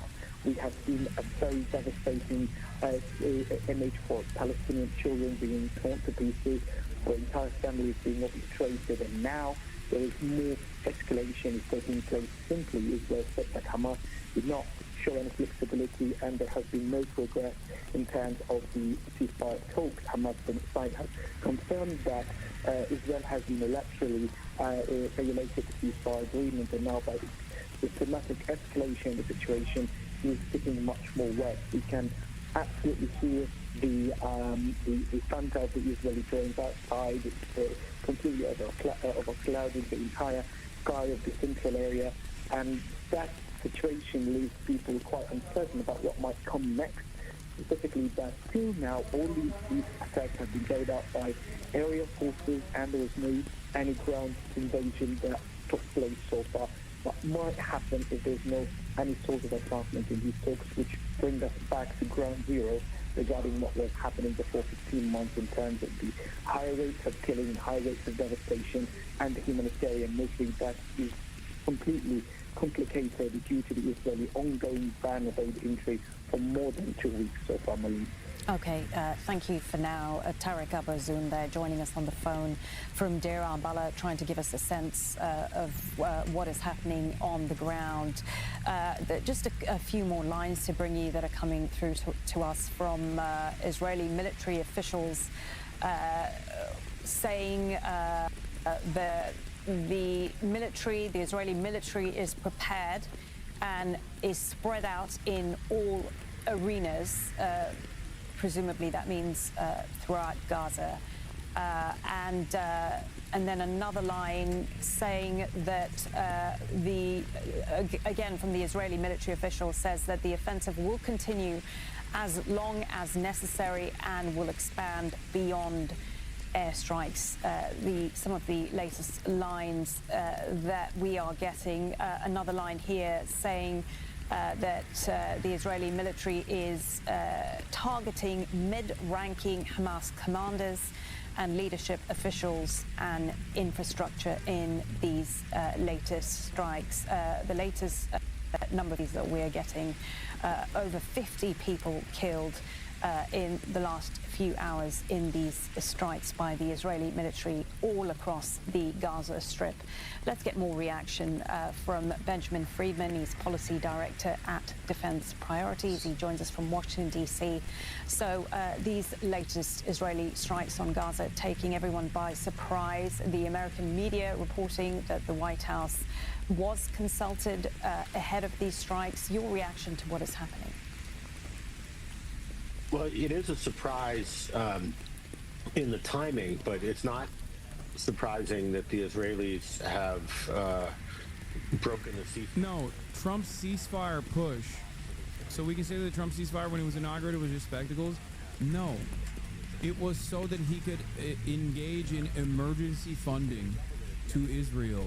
As I said at the time, the only important aspect of Trump's ceasefire was the fact that he was capable of getting Israel. He could have kept re-upping Israel and rearming Israel without a ceasefire at all.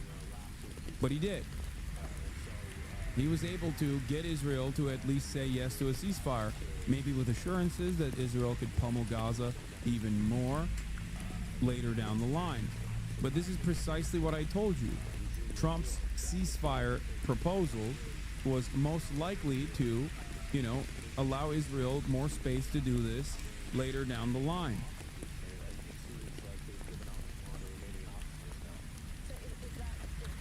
Sense that the ceasefire is now over, the war has been resumed? Well, I mean, when you're bombing all those targets and killing 50, 60 or more people, clearly, the ceasefire is not in effect. Now, maybe it could be resumed. It sort of depends on Hamas. But why do you say that it depends on Hamas? Well, if they just decide to essentially take it on the chin and let the Israelis bomb them without responding in any discernible way, then maybe the Israelis will just stop and the ceasefire will resume. I don't really know because it's hard. I don't know exactly what the Israeli sort of tactical objective is here with these renewed strikes, but I was going to say it's also up to Israel. But what about the United States? I mean, are they going to just, given what we've seen in recent weeks, the involvement of Steve Witkoff in terms of getting the negotiations, the ceasefire negotiations back on track and so on, is the U.S. Going to support the war just being resumed in this way? In short, yes. I think the Trump administration, with some exceptional moments, remains essentially beholden to the Israeli right or its representatives in the U.S., in our politics, and they don't seem willing to stand up for American interests. It's notable, for example, that the U.S. hostage negotiator, Adam Boehler, was fired after the Israelis complained about him talking directly to Hamas and doing an interview or a series of interviews where he sort of differentiated between U.S. and Israeli interests and said, I'm not an Israeli, I don't work for the Israelis. So, the Trump administration maybe will change their stripes in the future, but at the moment, they seem even more eager than the Biden administration was to do the bidding of the Israelis and unwilling to stand up to them and say enough is enough. I just want to tell our viewers, update our viewers on the latest is there going to be pushback from the UN at this point? What pushback can they do? We understand 86 people have now been killed in these latest airstrikes by the Israeli military that have taken place in the last few hours. And according to the Israeli military, they are prepared to continue attacks against Hamas commanders and infrastructure in Gaza for as long as needed, and would expand the campaign beyond airstrikes. That's what we're hearing from the Israeli military this evening. So in terms of, just coming back to you again, Benjamin, in terms of the ceasefire, if it is actually still ongoing, we've been very much in limbo between stage one of the ceasefire and Hamas wanting to go into negotiations about the stage two and Israel wanting to extend stage one. Is it possible that these attacks could be some sort of negotiating tool to put pressure on Hamas? Yes, I think that's possible. I don't really know, what the kind of tactical thought is here, or what this has to do with the negotiations. But it's certainly possible that there's some logic in the negotiations, and the Trump administration being briefed in advance is a way to say, look, we're just trying to put some more pressure on Hamas to essentially amend the original ceasefire deal in our favor. And the Trump administration, of course, would go along with that. And how much sense what is your sense publicly of how much appetite there is globally? I mean, we've seen protests resume in recent weeks in Canada and elsewhere after Israel began their blockade on aid once again on the Gaza Strip. How do you think the public, the international public, will react to the resumption of fighting in Gaza? Well, certainly, I think if the ceasefire is indeed over, you could see a resumption of protests in many places in the world, but including here in the United States, in Washington, as we had under the Biden administration. But as with Biden, it's not clear that even really massive protests in the United States will have much effect on the policy, because of the political calculations that the people on top of the government in both parties are making. Hamas has said in a statement that the Israeli government decided to overturn the ceasefire agreement and warned that this move exposes the remaining hostages of Gaza to an unknown fate. We demand that the mediators hold Netanyahu fully responsible for violating and overturning the ceasefire agreement, Hamas said.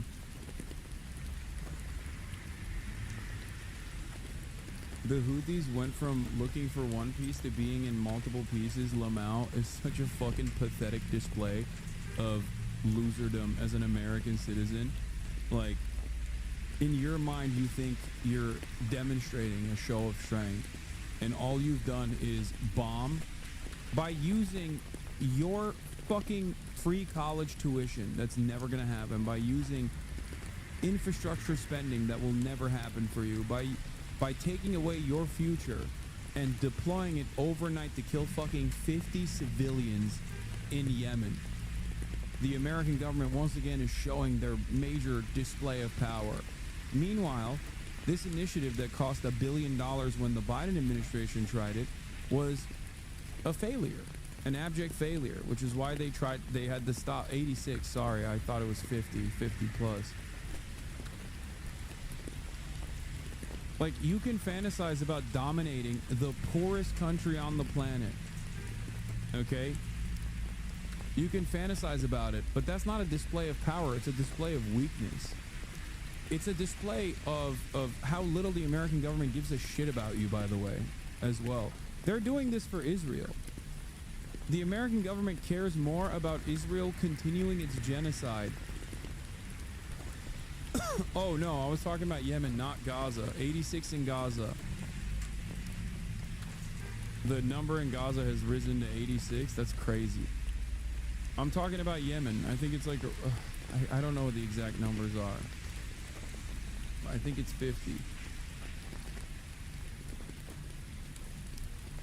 In Yemen. That's all you do. All America's doing in its America First agenda is basically bombing Yemen because Yemen said that they would restart the blockade that they had stopped during the ceasefire because Israel was not following on the conditions of the ceasefire. They denied humanitarian aid from going into the Gaza Strip before actively bombing the Gaza Strip as they started tonight.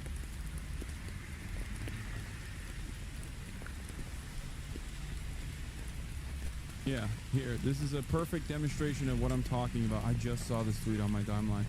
Yeah, the Houthis are about to be eliminated from the face of the earth from breaking 911. My daughter's math class had to move to the cafeteria today because the roof has more leaves and the room had buckets.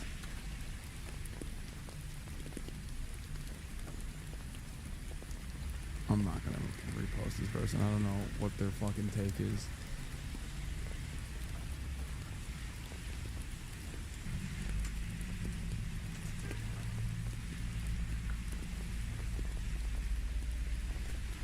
But think about that. Think about that. Every dollar being spent on offensive weapons that are being used on random civilians and like children overseas is a dollar that could have been spent in your classrooms, is a dollar that could have been spent on fixing your potholes, a dollar that could have been spent on giving you free health care, giving you fucking at cost medicine.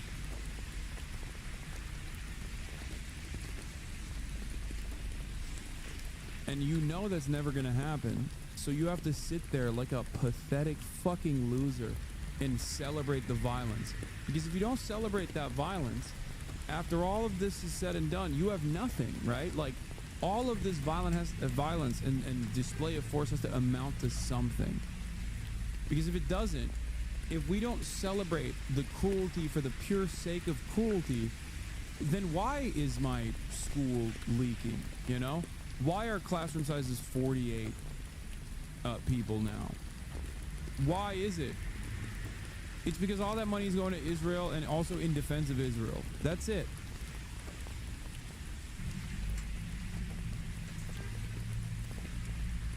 You are completely wrong here. Who is this fucking Muppet talking? Oh my god, you are completely wrong here.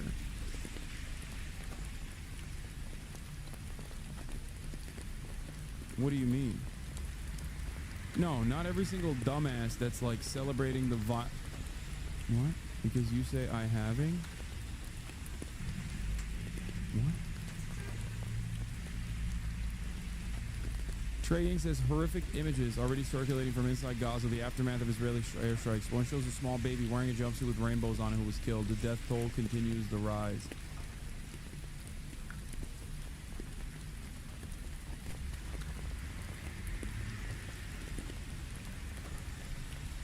Talks of around 300 casualties around Gaza. Ambulances are now rushing. Casualties means dead and wounded, by the way. It doesn't mean just dead.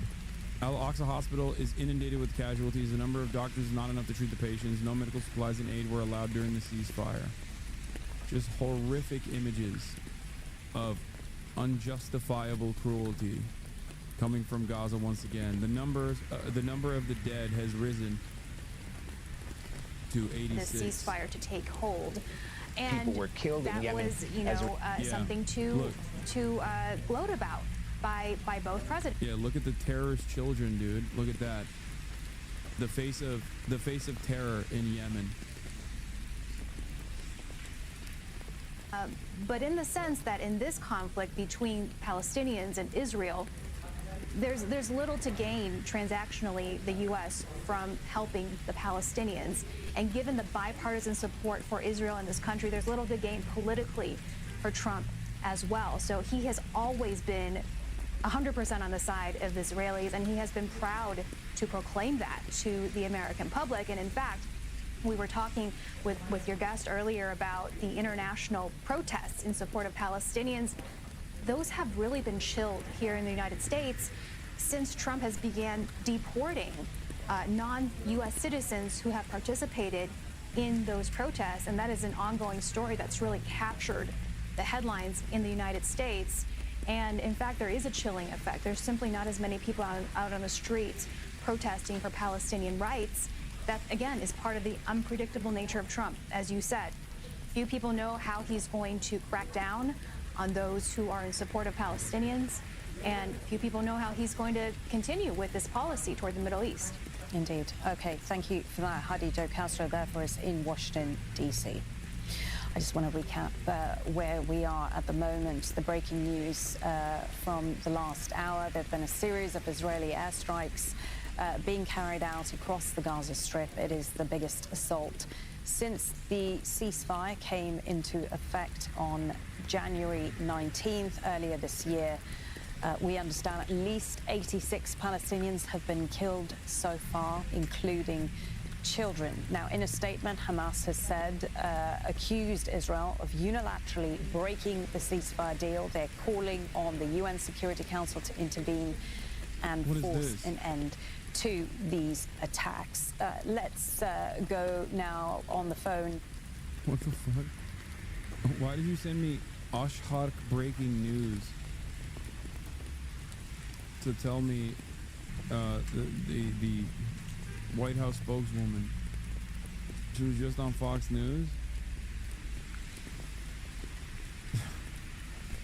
Even all of this darkness, there's a little bit of room for laughter, it seems, where a chatter is like telling me that the American White House spokeswoman said Hamas, the Houthi group, and Iran, and anyone who wants to intimidate Israel or America will pay the price. But instead of sending me like an American news outlet where she probably said this, you sent me Ashhark, the I guess local Qatari. Is this Saudi outlet? Isn't it? Is it a Saudi outlet? He's like, no, you don't understand, little bro. Ashhark is tapped in.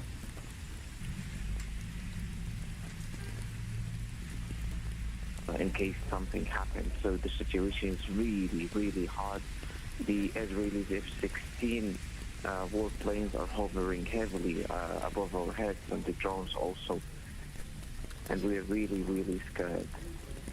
I can't even imagine what you're going through, Ahmed. We're just looking at some of the pictures that have come through to us.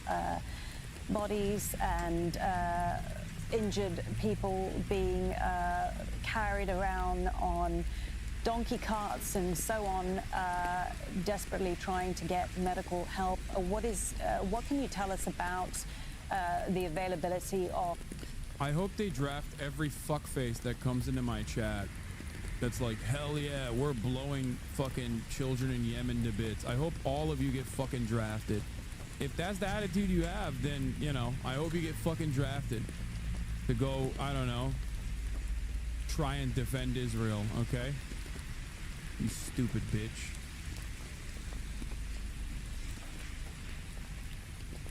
Surely you'll enjoy the process.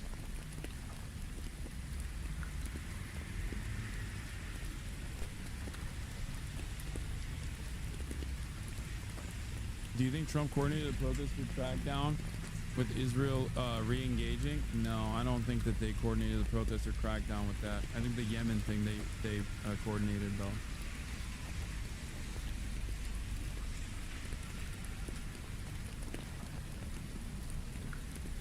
Israel's Channel 14 says the opening wave of attacks in the Gaza Strip has ended. We await the results, which may become clear in the morning. Airstrikes will continue at varying levels.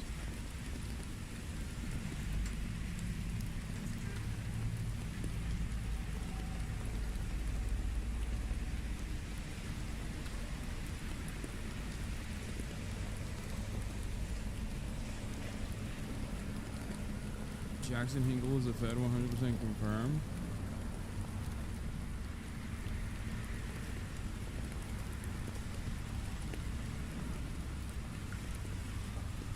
Last month, Rasha Alouei traveled to Beirut, Lebanon to attend the funeral of Hassan Nasrallah, a brutal terrorist who led Hezbollah, responsible for killing hundreds of Americans over a 4-decade terrorist spree.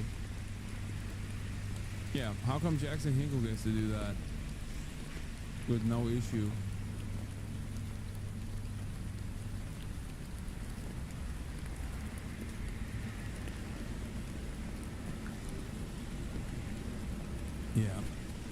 The Israeli army has killed Major General Mahmoud Abu Wafa, Deputy Minister of the Interior in Gaza, following an airstrike targeting his home in Gaza City.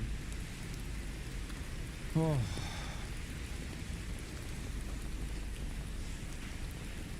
There's also a ground invasion in West Bank right now from Mariam Barghouti. Israeli army is carrying out a large-scale aerial attack, carpet bombing in Gaza, and it's carrying out a large-scale ground invasion north of the West Bank with reinforcements sent to Jenin and Qalqilia. Yeah, the person that they killed, by the way, regardless of the title, general, is a civilian position. Meanwhile, Trump is also violating all norms and all rules, and what remains of the constitutional protections afforded to people here at the domestic front. Great stuff overall, just actively worsening the situation other parts everywhere. of Gaza in the last few weeks since the ceasefire. So many people, displaced people, have tried to move back home to parts of northern Gaza, which they haven't had access to for over a year and a half. And it sounds like in these latest strikes that attacks are taking place across the Strip, including the north, including the south. I mean, what are you hearing in terms of the areas that have been affected and the people, many of the people, the displaced people who've managed to move back home to the north? What are they saying to you? They're really, really scared. You know, like in the past months, they start already to cope or to find a place, find a room or clean it, or try to drink some water. And these zones were like invaded by Israeli occupation, so now they are frightened. So if there's like the military like operations come back to the city, they have to flee, and there's no other places to flee to. I know how. I don't know if you understand, or you know how does it look like to flee from a place to another, but just it's really, really hard, especially if you have kids, if you have infants, and people, the most thing that they are scared of. They are afraid to flee again, scared to run again from a street to another at this time at night. And the thing is that the Israelis do not differ between civilian or a fighter, so they kill anyone moves. So they can't now even flee or leave outside Gaza, or even 109 they don't know what to do. Already reported to have been killed. As previously mentioned, Gaza City now is really, really crowded, and if there is any strike in any house, you will see the entire neighborhood is affected. And the kind of bombs that the Israelis uses right now are really, really heavy and affect all the neighborhood. Now I'm talking to you and I can't even hear your sound because of the drones hovering above our heads. It's really, really annoying, and we can't even sleep on it. And this time exactly, because of our wait to have the suhoor meal in the holy month of Ramadan. The children used to wake up and enjoy the meal right now, but now every father is holding his babies and trying to calm them down a little bit, and they already start to forget war, and now they are back to the 0 point, and they don't know or don't realize what's going on. Dad, you told us that the war is over, so what's going on outside? This is fucking so bad. It's so bad. Everything is so bad. All right, this is all I got for tonight. I'm sorry. Chat, tomorrow I'm gonna be on Alana Hadid's podcast in the morning. So I might be a little late. I think I'm gonna be able to start on the right time, like on the normal time that I start at. But I will be on Alana Hadid's podcast. She's Bella Hadid and Gigi Hadid's sister. The Hadids are Palestinian, for those of you who don't know. I'm sure we'll be covering this as well, and I'll be covering this tomorrow as well. But that's all I got for today. And I'll see you tomorrow. Hopefully there will be some better news tomorrow. Probably not, but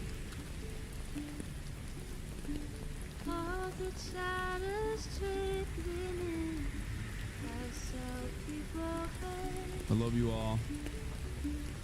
I'll figure out what's going on with protests against this around the country as well, and I'll try to keep people informed on that. But I hope this doesn't shake your confidence. I hope the fears of, you know, your citizenship status being revoked or removed doesn't shake your confidence and stops you from agitating and getting involved in protests in general. It certainly won't stop me. But be safe, and I'll see you tomorrow. Peace.